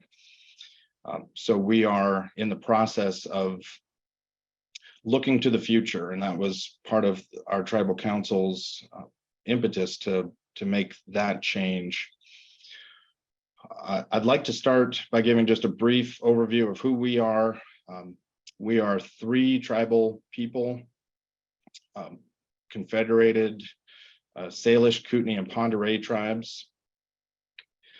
We reside on the Flathead Reservation in Northwest Montana, established by the Hellgate Treaty in 1855. We've been operating under a constitutional government since 1935 and have actively sought any way to be self-sufficient or self-determining. Beginning with the Self-Determination Act, we were one of the initial tribes to take advantage of that, and the same with the self-governance compacts in the 90s. And we also, like most of us, I'm sure, have several tribal corporations. Ours range from gaming, manufacturing, government contracting, and energy production. We have a council that's made up of 10 members elected by our membership.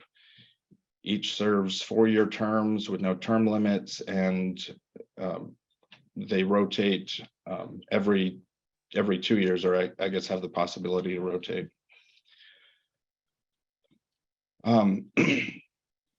We as a CSKT nation are in an interesting and exciting time, and I promise this background will make some sense when I get to how we use our data and the future of sovereignty for us. We have achieved a significant amount of big efforts over the last 30 years, including restoration of over 30% of the land base that we had previously lost on a reservation through allotment and homesteading. We've restored ownership from the federal government of very recently the former National Bison Range. And we had a 40-year fight for our water compact end in 2020. So we've been looking to the future, sort of checking things off the list. And when we got to the end of the water compact, our tribal council looked at, okay, what's next for us as a people? And in doing so, restructured our government a little bit, like I mentioned, but also passed a set of 8 resolutions that established ambitious, truly ambitious, long-term goals aimed at restoring, healing, and ensuring the future of our people and land. Those include complete elimination of homelessness, addiction, mental health issues, and many others, including language and culture, and probably the things you would think about when you think about the future that you would dream of for your people, one in which people are thriving, healthy, connected to history and language and culture in a significant way. And now onto this workforce survey. So this was started in 2014. And although we just recently established the resolutions, that was more of a codification of the plans and path that we had been heading down for a long time. So in 2014, the Tribal Council in our Economic Development Office received a grant to conduct a series of studies to guide our economic development efforts, understand the true boots on the ground situation for CSKT members on the reservation, specifically in workforce related areas. So educational opportunities, employment, economic status of the reservation kind of as a whole. And then use that to identify areas where we can remove barriers or improve opportunities for our people. There were 3 components to this survey.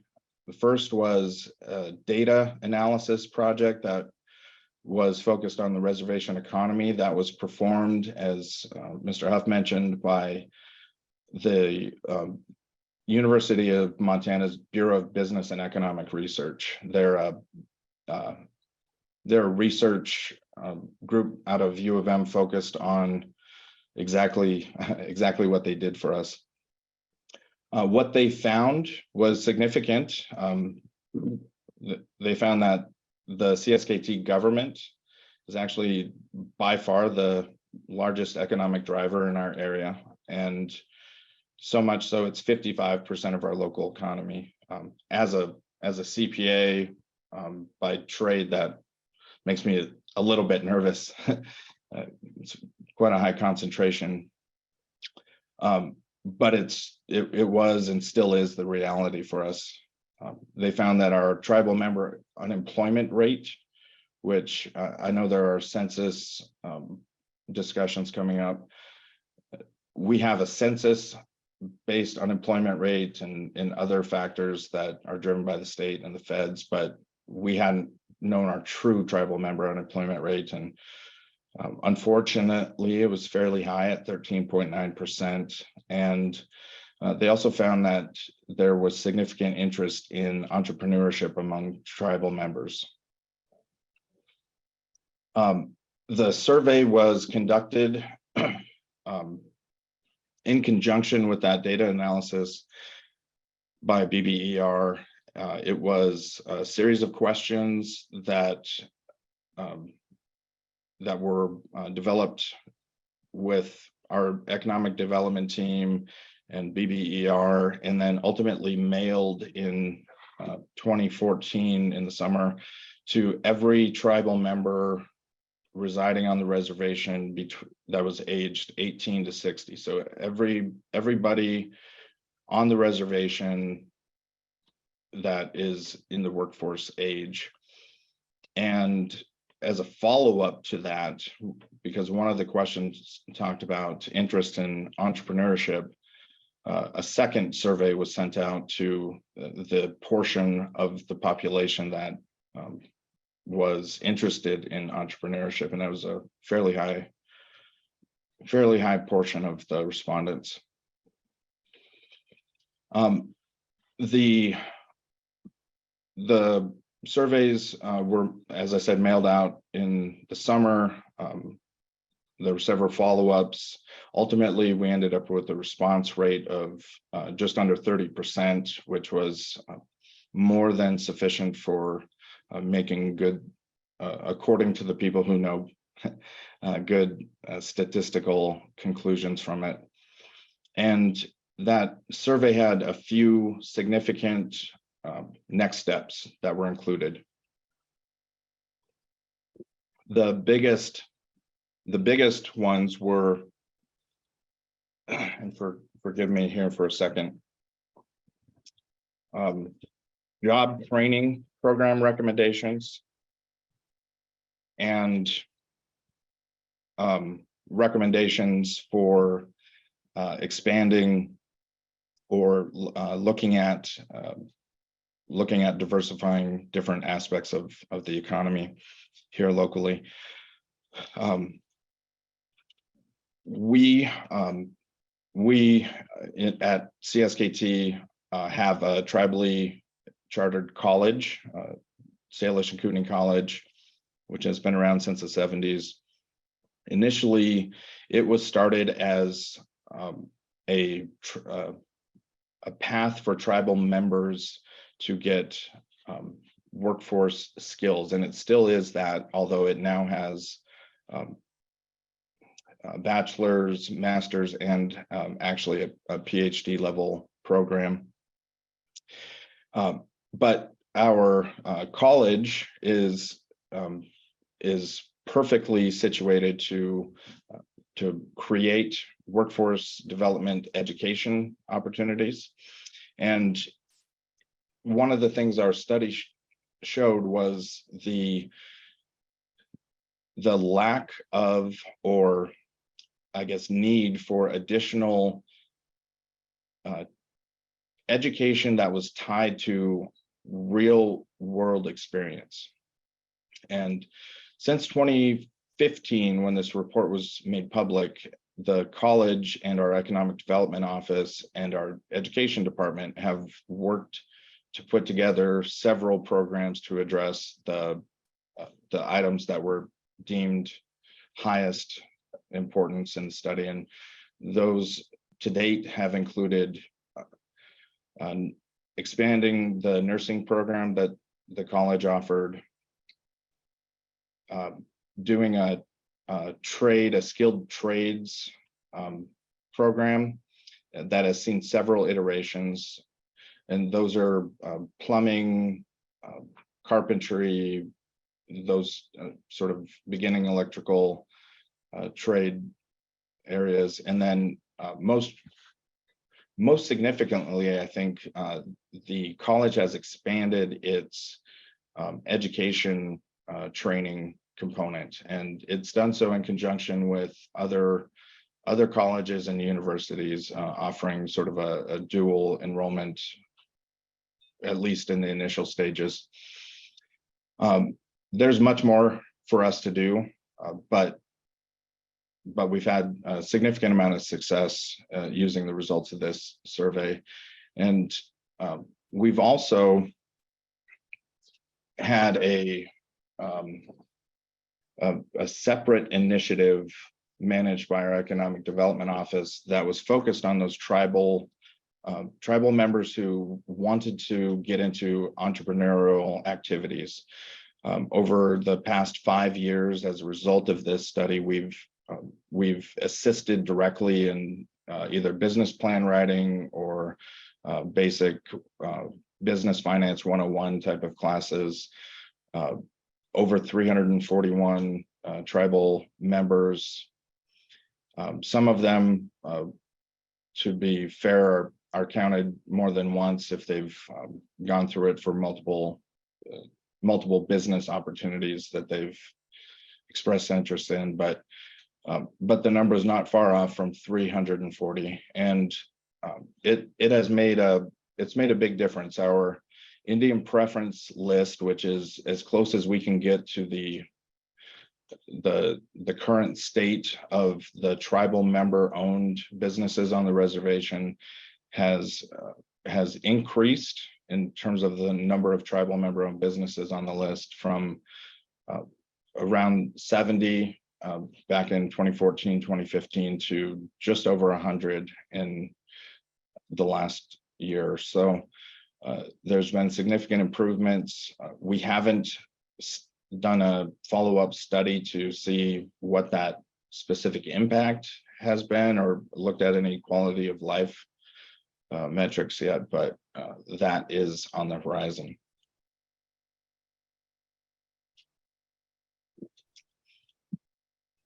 I'm sure, Andy, you'll have some questions for me on the study, but I'm going to move on to the research review board. In part because of the I guess significant benefit that the tribal council and our staff saw with this workforce survey, in that we received data, we knew what to do with it, and we created a plan to work on that. We have, over the past 2 years, been very focused on trying to capture all of the data that we produce as a government and all of the data that is produced about us or our area by outside entities. And we're looking to do that in kind of a two-pronged fashion. First is We have a recently established research review board, or IRB. Folks might be familiar with that, is responsible for vetting research projects on the reservation, within the reservation boundaries.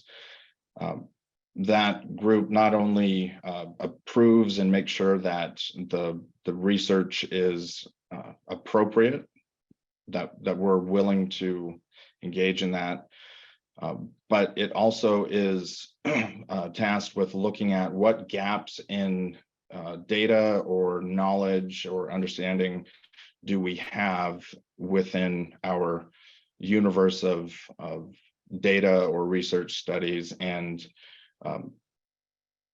then ultimately seeking out researchers or working with tribal government or other entities to fill in those gaps. And then on the internal side, we have, as I'm sure every tribal organization does as well, a significant amount of data that we produce on a daily basis that tells the story in some fashion about our people and their current state and how well we are serving them. And so with that research review board, we are combining that concept with our data and records management office, and ultimately will be are in the process of creating a centralized single point of data for everything that we could think of when it comes to life and how we live it on the reservation. When we get that fully operational and in place, the idea is that we will be able to more effectively manage the operations of our government and how we interact with the local population and those outside the reservation to make movement on those 8 resolutions, because we need a full suite of tools and a clear picture of where we are and where we're going in order to achieve those really ambitious goals that I mentioned earlier. With that, Andy, I'm not sure where I'm at on time, but it's a good stopping point. Great. Thank you very much, Rick. You're perfect on time. And I think what we'll do is we'll hold questions till after all 3 speakers have gone. They are coming in, so we'll have a few questions for you at the end. Next up, we have President Gravel of the Bay Mills Indian Community, and President Gravel will be speaking about a tribal census project that the tribe has undertaken this year. Thank you so much, Andy. Ani Bojo, everyone. My name is Whitney Gravel, and just as Rick started, I want to provide a little bit of background information regarding Bay Mills Indian Community. This is it here behind me, if you can see my background photo, but we are a tribal nation located in the northern part of the state of Michigan in the Upper Peninsula. We're a fairly small tribe with about 2,500 tribal citizens and roughly 6,000 acres of land. And we've been undergoing significant transformation in the last couple of years, which really necessitated or really required us to complete a tribal census. There were ultimately 3 factors in why we decided to undertake completing a tribal census on our own.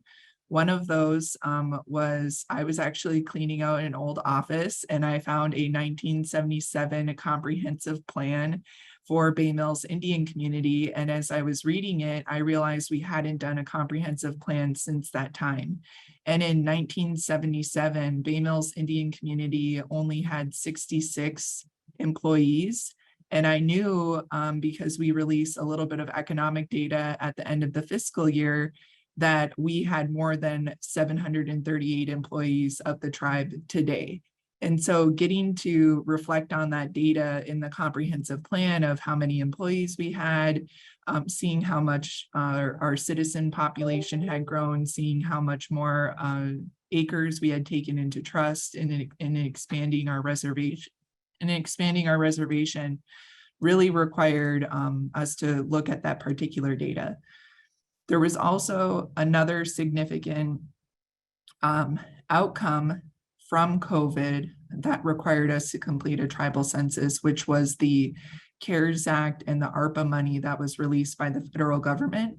An examination of some of the statistics that were used, Bay Mills Indian community actually found out that the census data as well as the HUD data was not an accurate reflection of how many tribal citizens we were actually servicing both on and off reservation, nor was it an accurate assessment of our fiscal economic power within the Eastern Upper Peninsula. And then ultimately, the third reason, which I think every grant writer would agree with, is that we write many grants in order to support critical services in our tribal government. And our grant writers were struggling, you know, again, reflecting back on that federal census data and that federal HUD information, that the data they did have access to was not accurate and was not reflective of our tribal population. So we sat down together as a team, and after we came to the conclusion that we needed to complete a tribal census, we really had to figure out why we were completing one and how we were going to complete one. Part of that comprehensive planning effort and that strategic planning effort is really figuring out how we can best utilize the services in order to provide for our tribal citizens.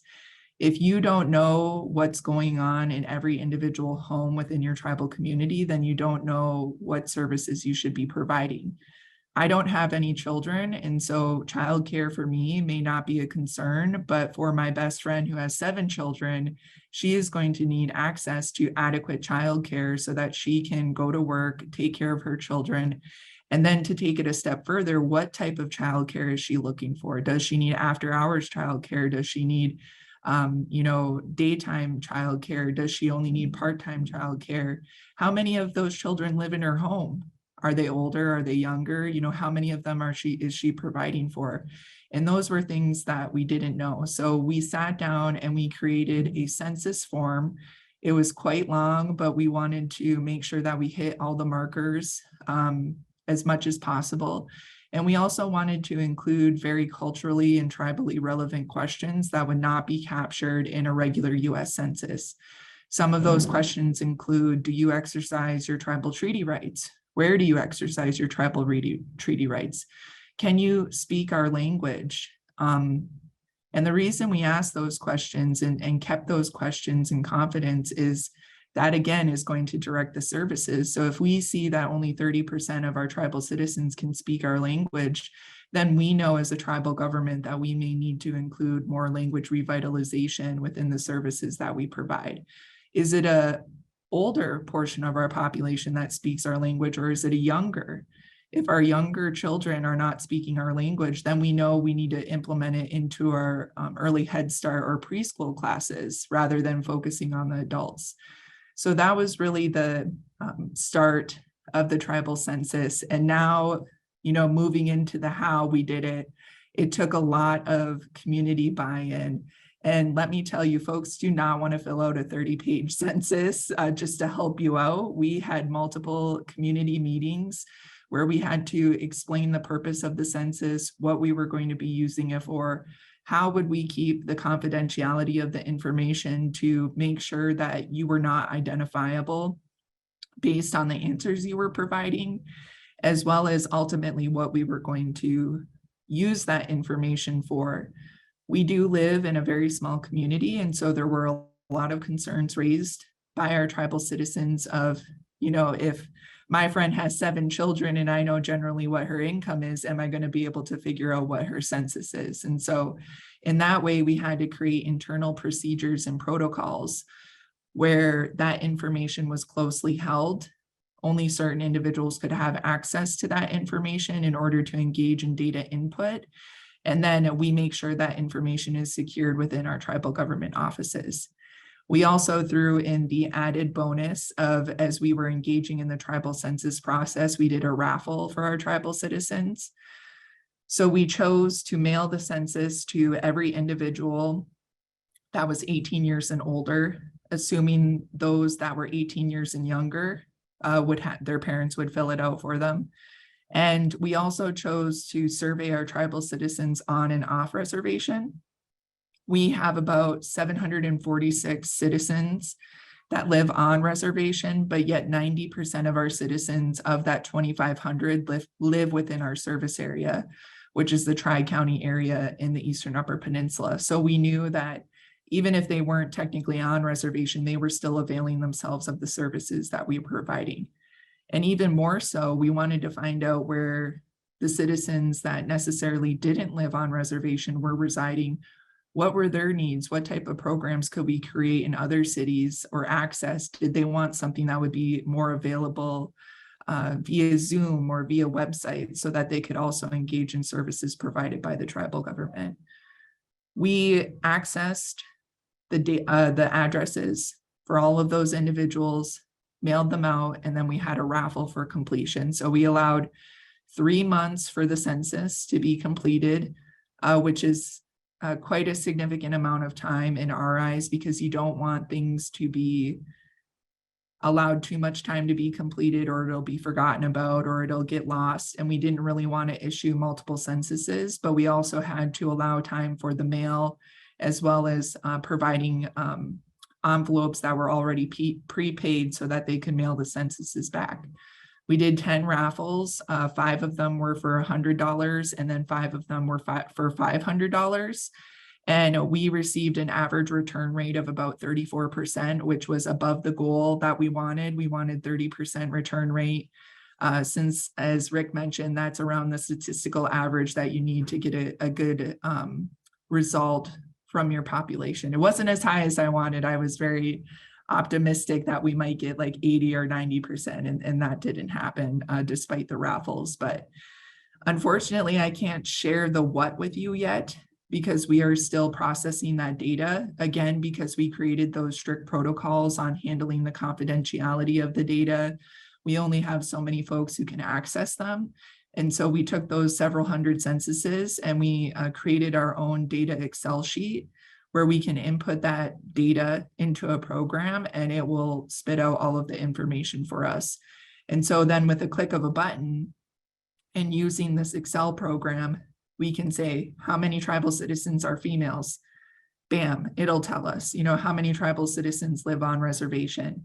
It'll tell us. And then from that, once we actually have the census results, we're going to provide a comprehensive review of the census to our General Tribal Council. We have a General Tribal Council, which is comprised of everyone who is 18 years or older. We'll review it with them. We'll receive some feedback on the results of the census, as well as some of the things that we could have did differently or somehow made the census process better. And then we're going to move into a planning and strategic portion of the census where we take those results and then we engage in a critical examination of our services. And so that will require a multi-tiered meeting process with several of our departments that provide those services, as well as examining some of that census data against the data that they might be collecting on a more regular basis.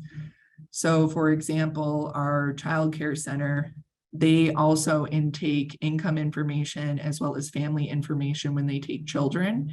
And we would also like to compare some of that census data to the data that is being kept there, just not only to verify and make sure that the information is accurate, but then to also verify that the information the child care center is receiving is also accurate or is at least reflecting the needs of our tribal community as well. Ultimately, engaging in a tribal census process was a really huge undertaking for us. We had never done it before.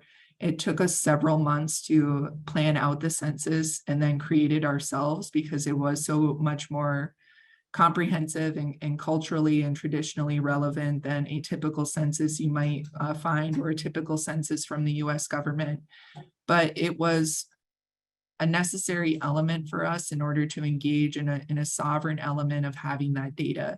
Because now when that data is used, whether it's in the US Census or whether it's in HUD or whether we're applying for grants, we know that we have the security of our data as well, to not only provide a comparison of that data, but also to provide real insight into what our tribal community looks like.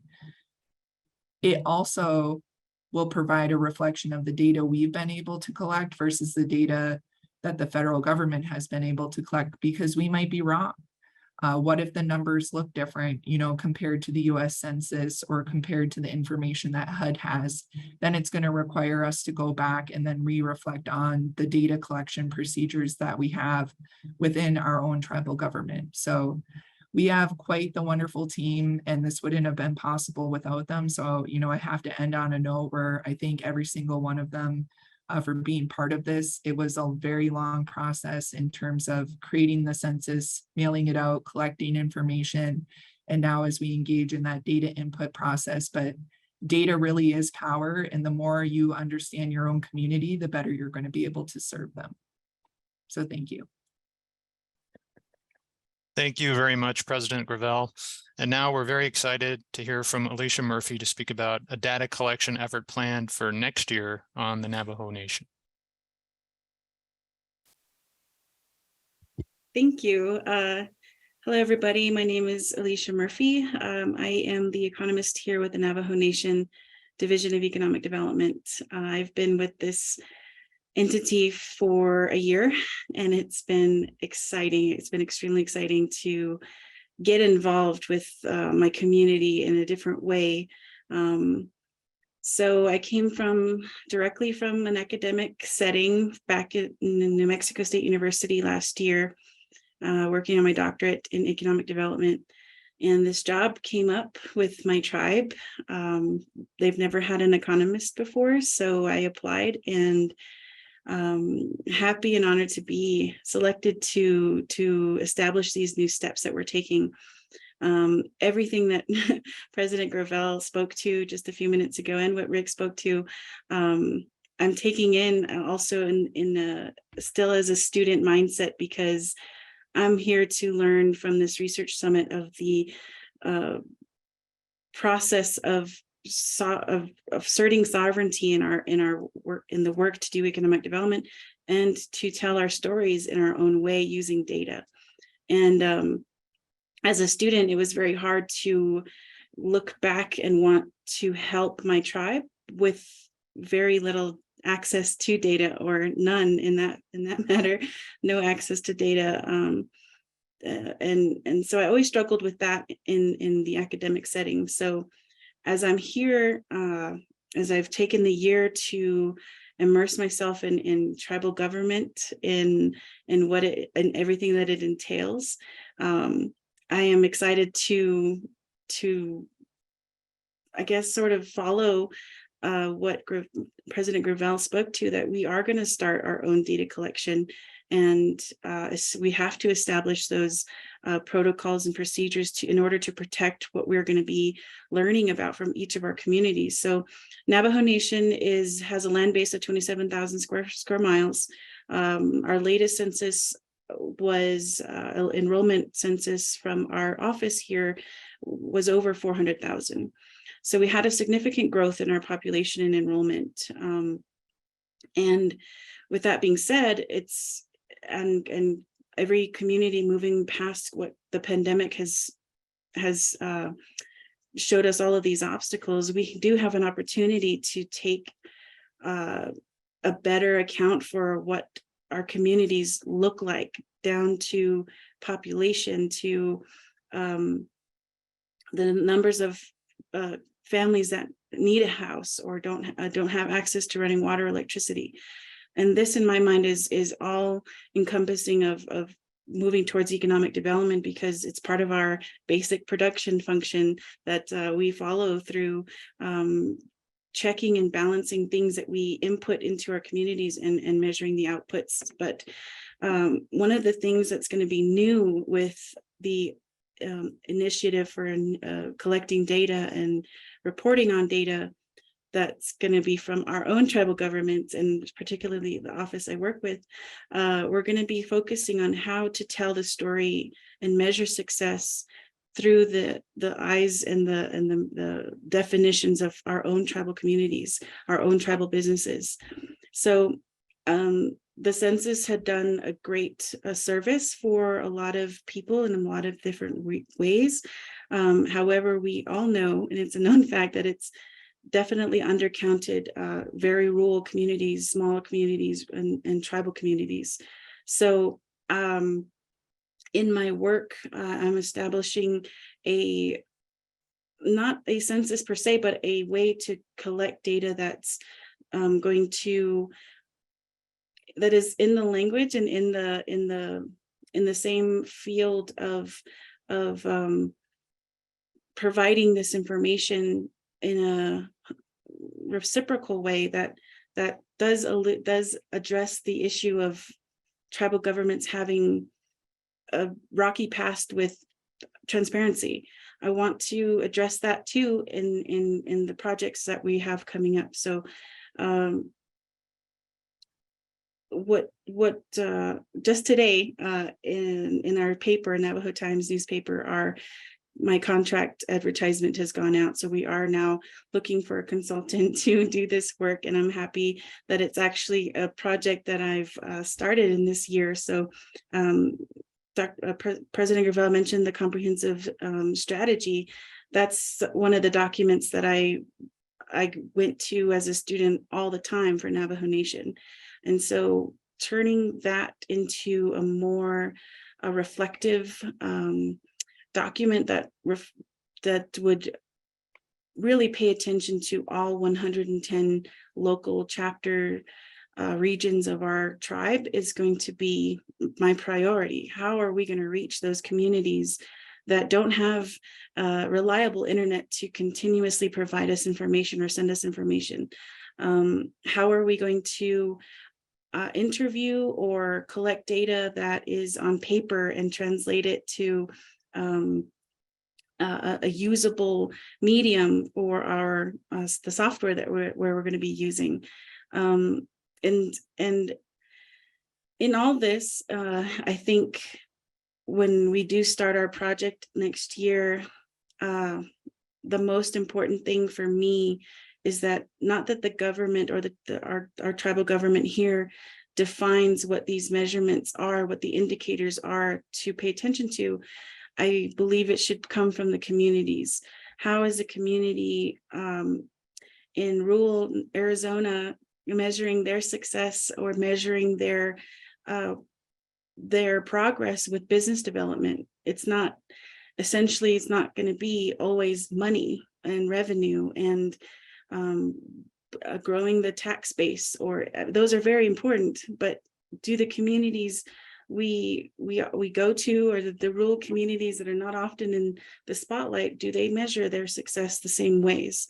So community input is going to be important come 2023 when we start the comprehensive economic development strategy plan and other regional studies that we're going to look into in 2023. So I believe that when we do enter this space into data collection to address the transparency issue, to start to build trust, to track progress and ensure accountability amongst our local governments or tribal governments, state and federal, that transparency element must be number one in all of the things that we're building. And I think the community input of these new definitions, I don't know if it's going to be a redefinition or starting a new way of thinking about data collection. I'm excited to learn about that, only to make sure that when we do our work, that it's only going to benefit our communities, and data that's collected and used, starting this new routine or starting this new process for or serving our communities.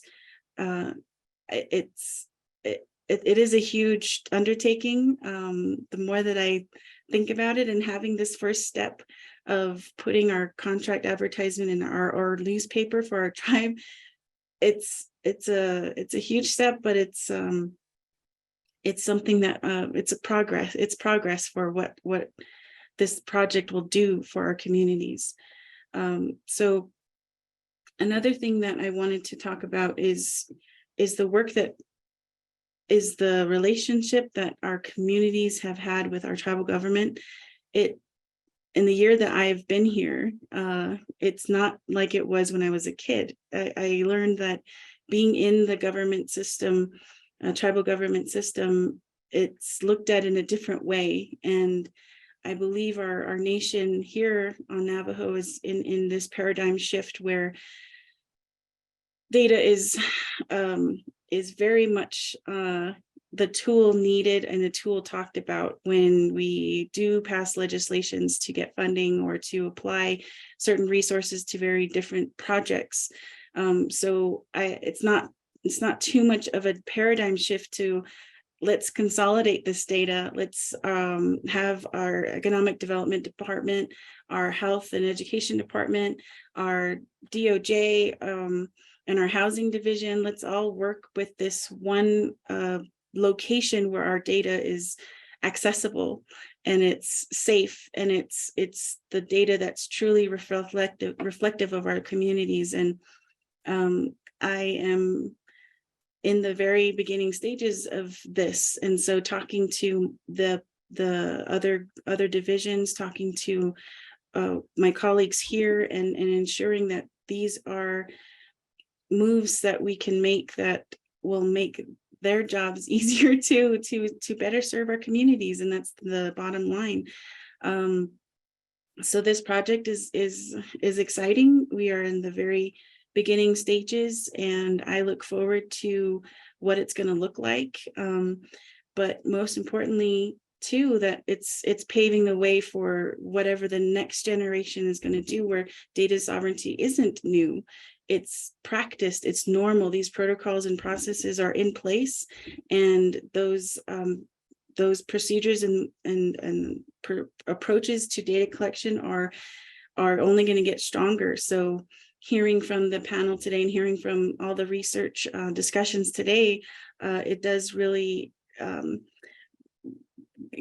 am excited that that this is not just a crazy idea that I had coming into this position as the economist and from a student. So I am excited about this project. So I look forward to the rest of the summit, and I'm grateful to have been invited. I think this work is incredibly interesting and exciting. So I'm thankful. Thank you. Thank you so much, Alicia. That's a big project that you have planned, and it's very exciting. It's going to, I think, yield a lot of huge information that you need on Navajo. We just have a few questions from the audience. One question that occurred to me, Rick, you were talking about working with the University of Montana, and I'm wondering, in these data collection efforts where there's a third party involved, was there some sort of agreement to protect data, or who owned data that was entered into at the outset? Yeah, we, in this particular case, we agreed to co-own the data that was produced. And really it's just the data from the survey specifically that we're talking about, even though BBER used a lot of other sources.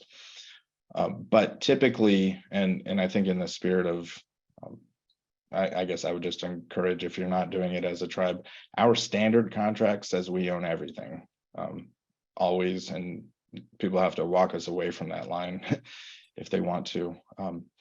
But yeah, in this case, and generally speaking, for this type of work that we are active participants in, we're either going to own or co-own the data and have an ability to ensure that it only gets used with approval, which is the case here. So with respect to the University of Montana, does that set out protocols for when and how they can use that data? Yeah, fairly general. And it's primarily if they're going to publish anything.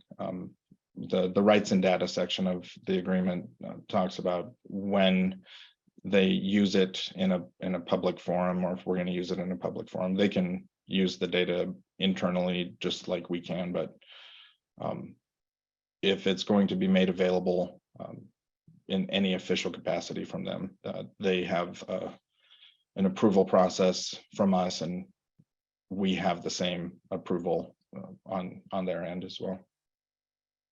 And President Gravel, kind of a similar question for you. In putting together your census project, did you use any federal, local, NGOs, any sort of outside assistance? And if so, were there agreements in place to kind of protect the tribal data? We did not. We did it completely on our own, and I think that's why it took so long. What we ended up doing was we collected as many publicly available census that we could find, and then we reviewed all of them, and we had them all color coded. So if it was a question we liked, it was green. If we didn't like it, it was orange because we didn't have red highlighters. And then if it was questionable, it was yellow. So we kind of created like this stop and go system where we reviewed all of these censuses. Then once we found all of the questions that we like, we created an independent census and put them on there and then reviewed that census. It was in that review that we actually realized that most census data doesn't collect that tribally and culturally relevant information. And so then we started having various discussions about what type of cultural information do we want to collect? We wanted to collect information about language speakers, about treaty rights, about access to natural resources. And so we included that in our census as well, including in addition to the other questions you might see, such as childcare, income, employment, household income, etc. So it was a very long process, and there's not very many good available censuses out there. So I would really, if you have the time or the resources, to look at developing your own census. But I'll be honest, Andy, and especially with everyone else on here, we didn't even think to like reach out and ask other people. We were like, we're just gonna do this, and that's kind of how it happened. And it could have made it a lot easier for us. So. And I guess throwing the same question to Alicia, are there plans to work with outside entities to do this project next year on Navajo? I'm going to play this by ear, and if there's knowledge out there, if there's best practices out there that show and parallel the goals of and maintain data sovereignty, then yeah, I mean, establishing this for the first time for our tribe, and having an economist come on for the first time for our tribe, it's highlighting questions about what my role is to serve my government, to serve the communities, and that's good. So and then bringing in knowledge that comes from outside entities, we will focus on maintaining that standard that our data is going to be collected by us. It's going to be protected by us, and it'll serve our communities in the best way possible. So I'm open to that conversation, but making sure that it's safe and protecting our data. Thank you. And this is a question that kind of goes to the opposite end of the kind of the spectrum in putting together these data sets and research and information, which is once you've got this data, and Rick, you were talking a little bit about this with respect to the institutional review boards, and President Gravel, you were kind of alluding to this as well. But as you all know, there's a lot of data gaps with respect to Indian country, a lot of misleading or inaccurate data with respect to Indian country. The great promise of what you all are doing is that those gaps will be filled and there'll be accurate data. But it's going to be tribal data, and it's going to be tribally controlled. How do you think about when people like the federal government, the census, researchers, when they come to you to ask for that data, what is going to be your approach to working with those kinds of folks? And this could be for any of the panelists. And I'm unmuted, so I'll take first stab at it. I don't think that's a question that I can answer without my lawyers present now. I don't. I think it'll depend on the ask. So I think, for example, with the CARES and ARPA funding and in circumstances where we need to provide the right data so that the right decision can be made at the federal level, we've been very willing to make that happen, and I think we would in the future as well. But not having a just blanket level of trust with the federal government makes it.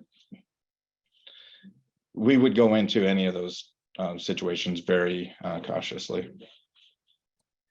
Yeah, and I'll follow up and agree with what Rick said, Andy, because there's no consequences if there's been a data breach. And so then you can have the most sensitive data information potentially be leaked on behalf of the tribe. And so it's really going to depend, how far and how much the federal government is willing to go to protect that information, as well as what they intend to utilize that information for. Remember, data is power, and not everyone has a tribe's best interests in mind as well. So in a world, especially a digital world where our information is sold on a daily basis, whether it's our names or our emails or our phone numbers, we have to be very, very careful when we're talking about sharing data that is a window into the very private and personal lives of our tribal citizens.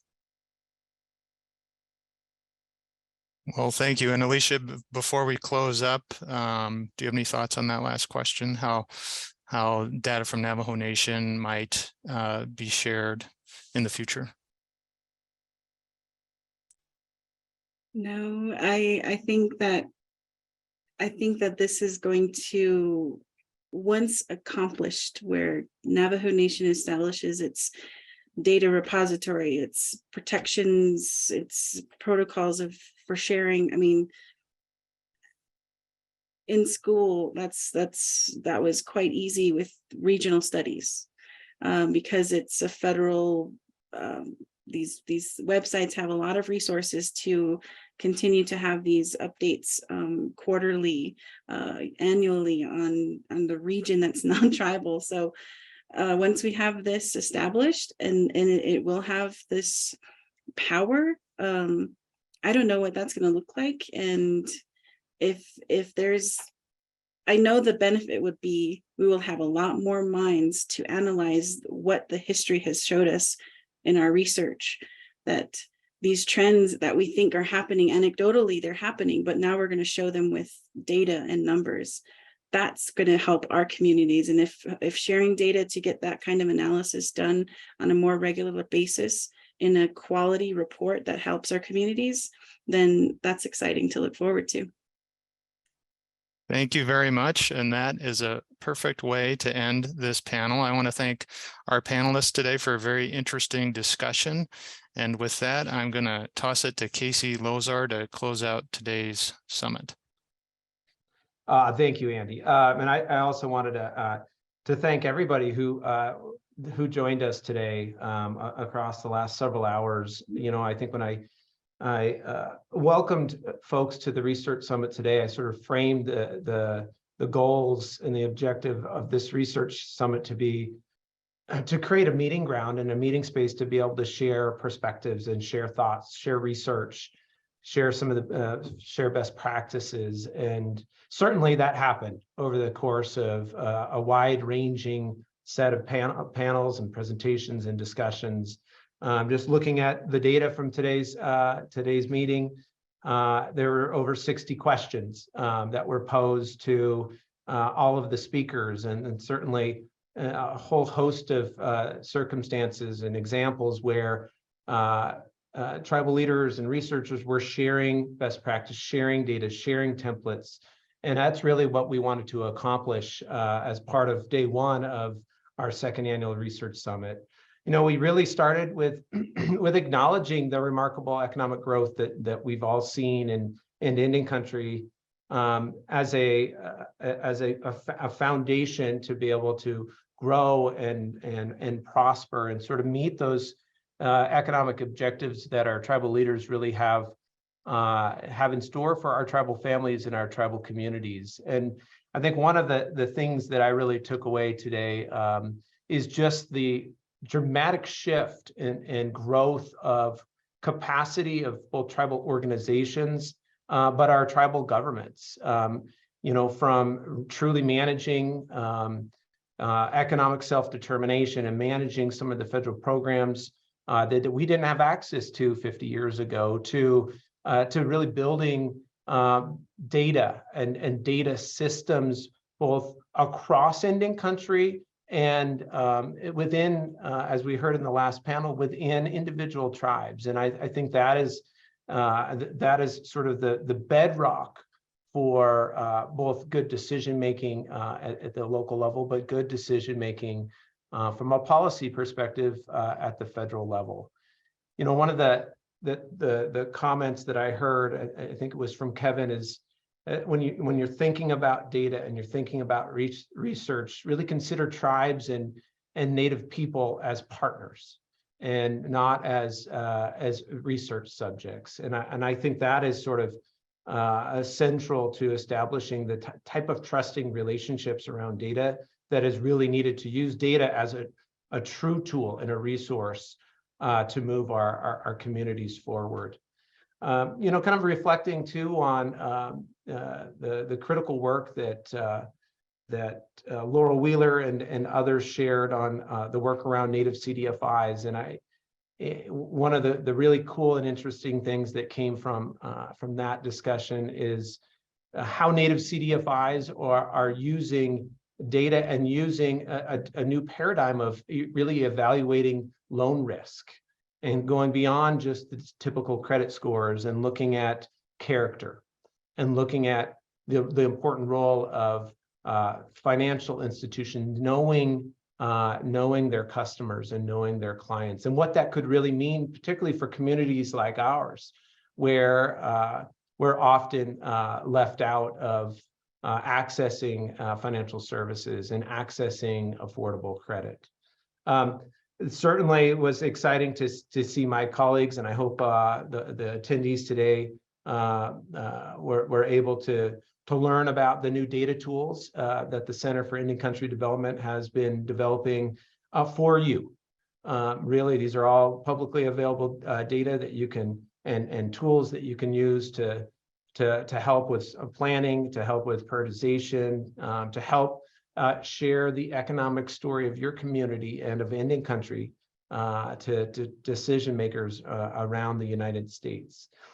One of the things I did want to pause on as well is, we had a really rich discussion on differential privacy and the sort of the new tool that was applied to the 2020 census information. I did want to underscore that, we have for a couple of hundred years relied on census data, on census surveys, and in many ways, the data that census has provided over the past couple centuries has been kind of the central data that we look at for policy making. And I still think there's a lot of opportunity to work closely with census on a number of different instruments that they have, and use that in really thoughtful ways, but also to acknowledge, the effects that differential privacy has on data. And I hope data users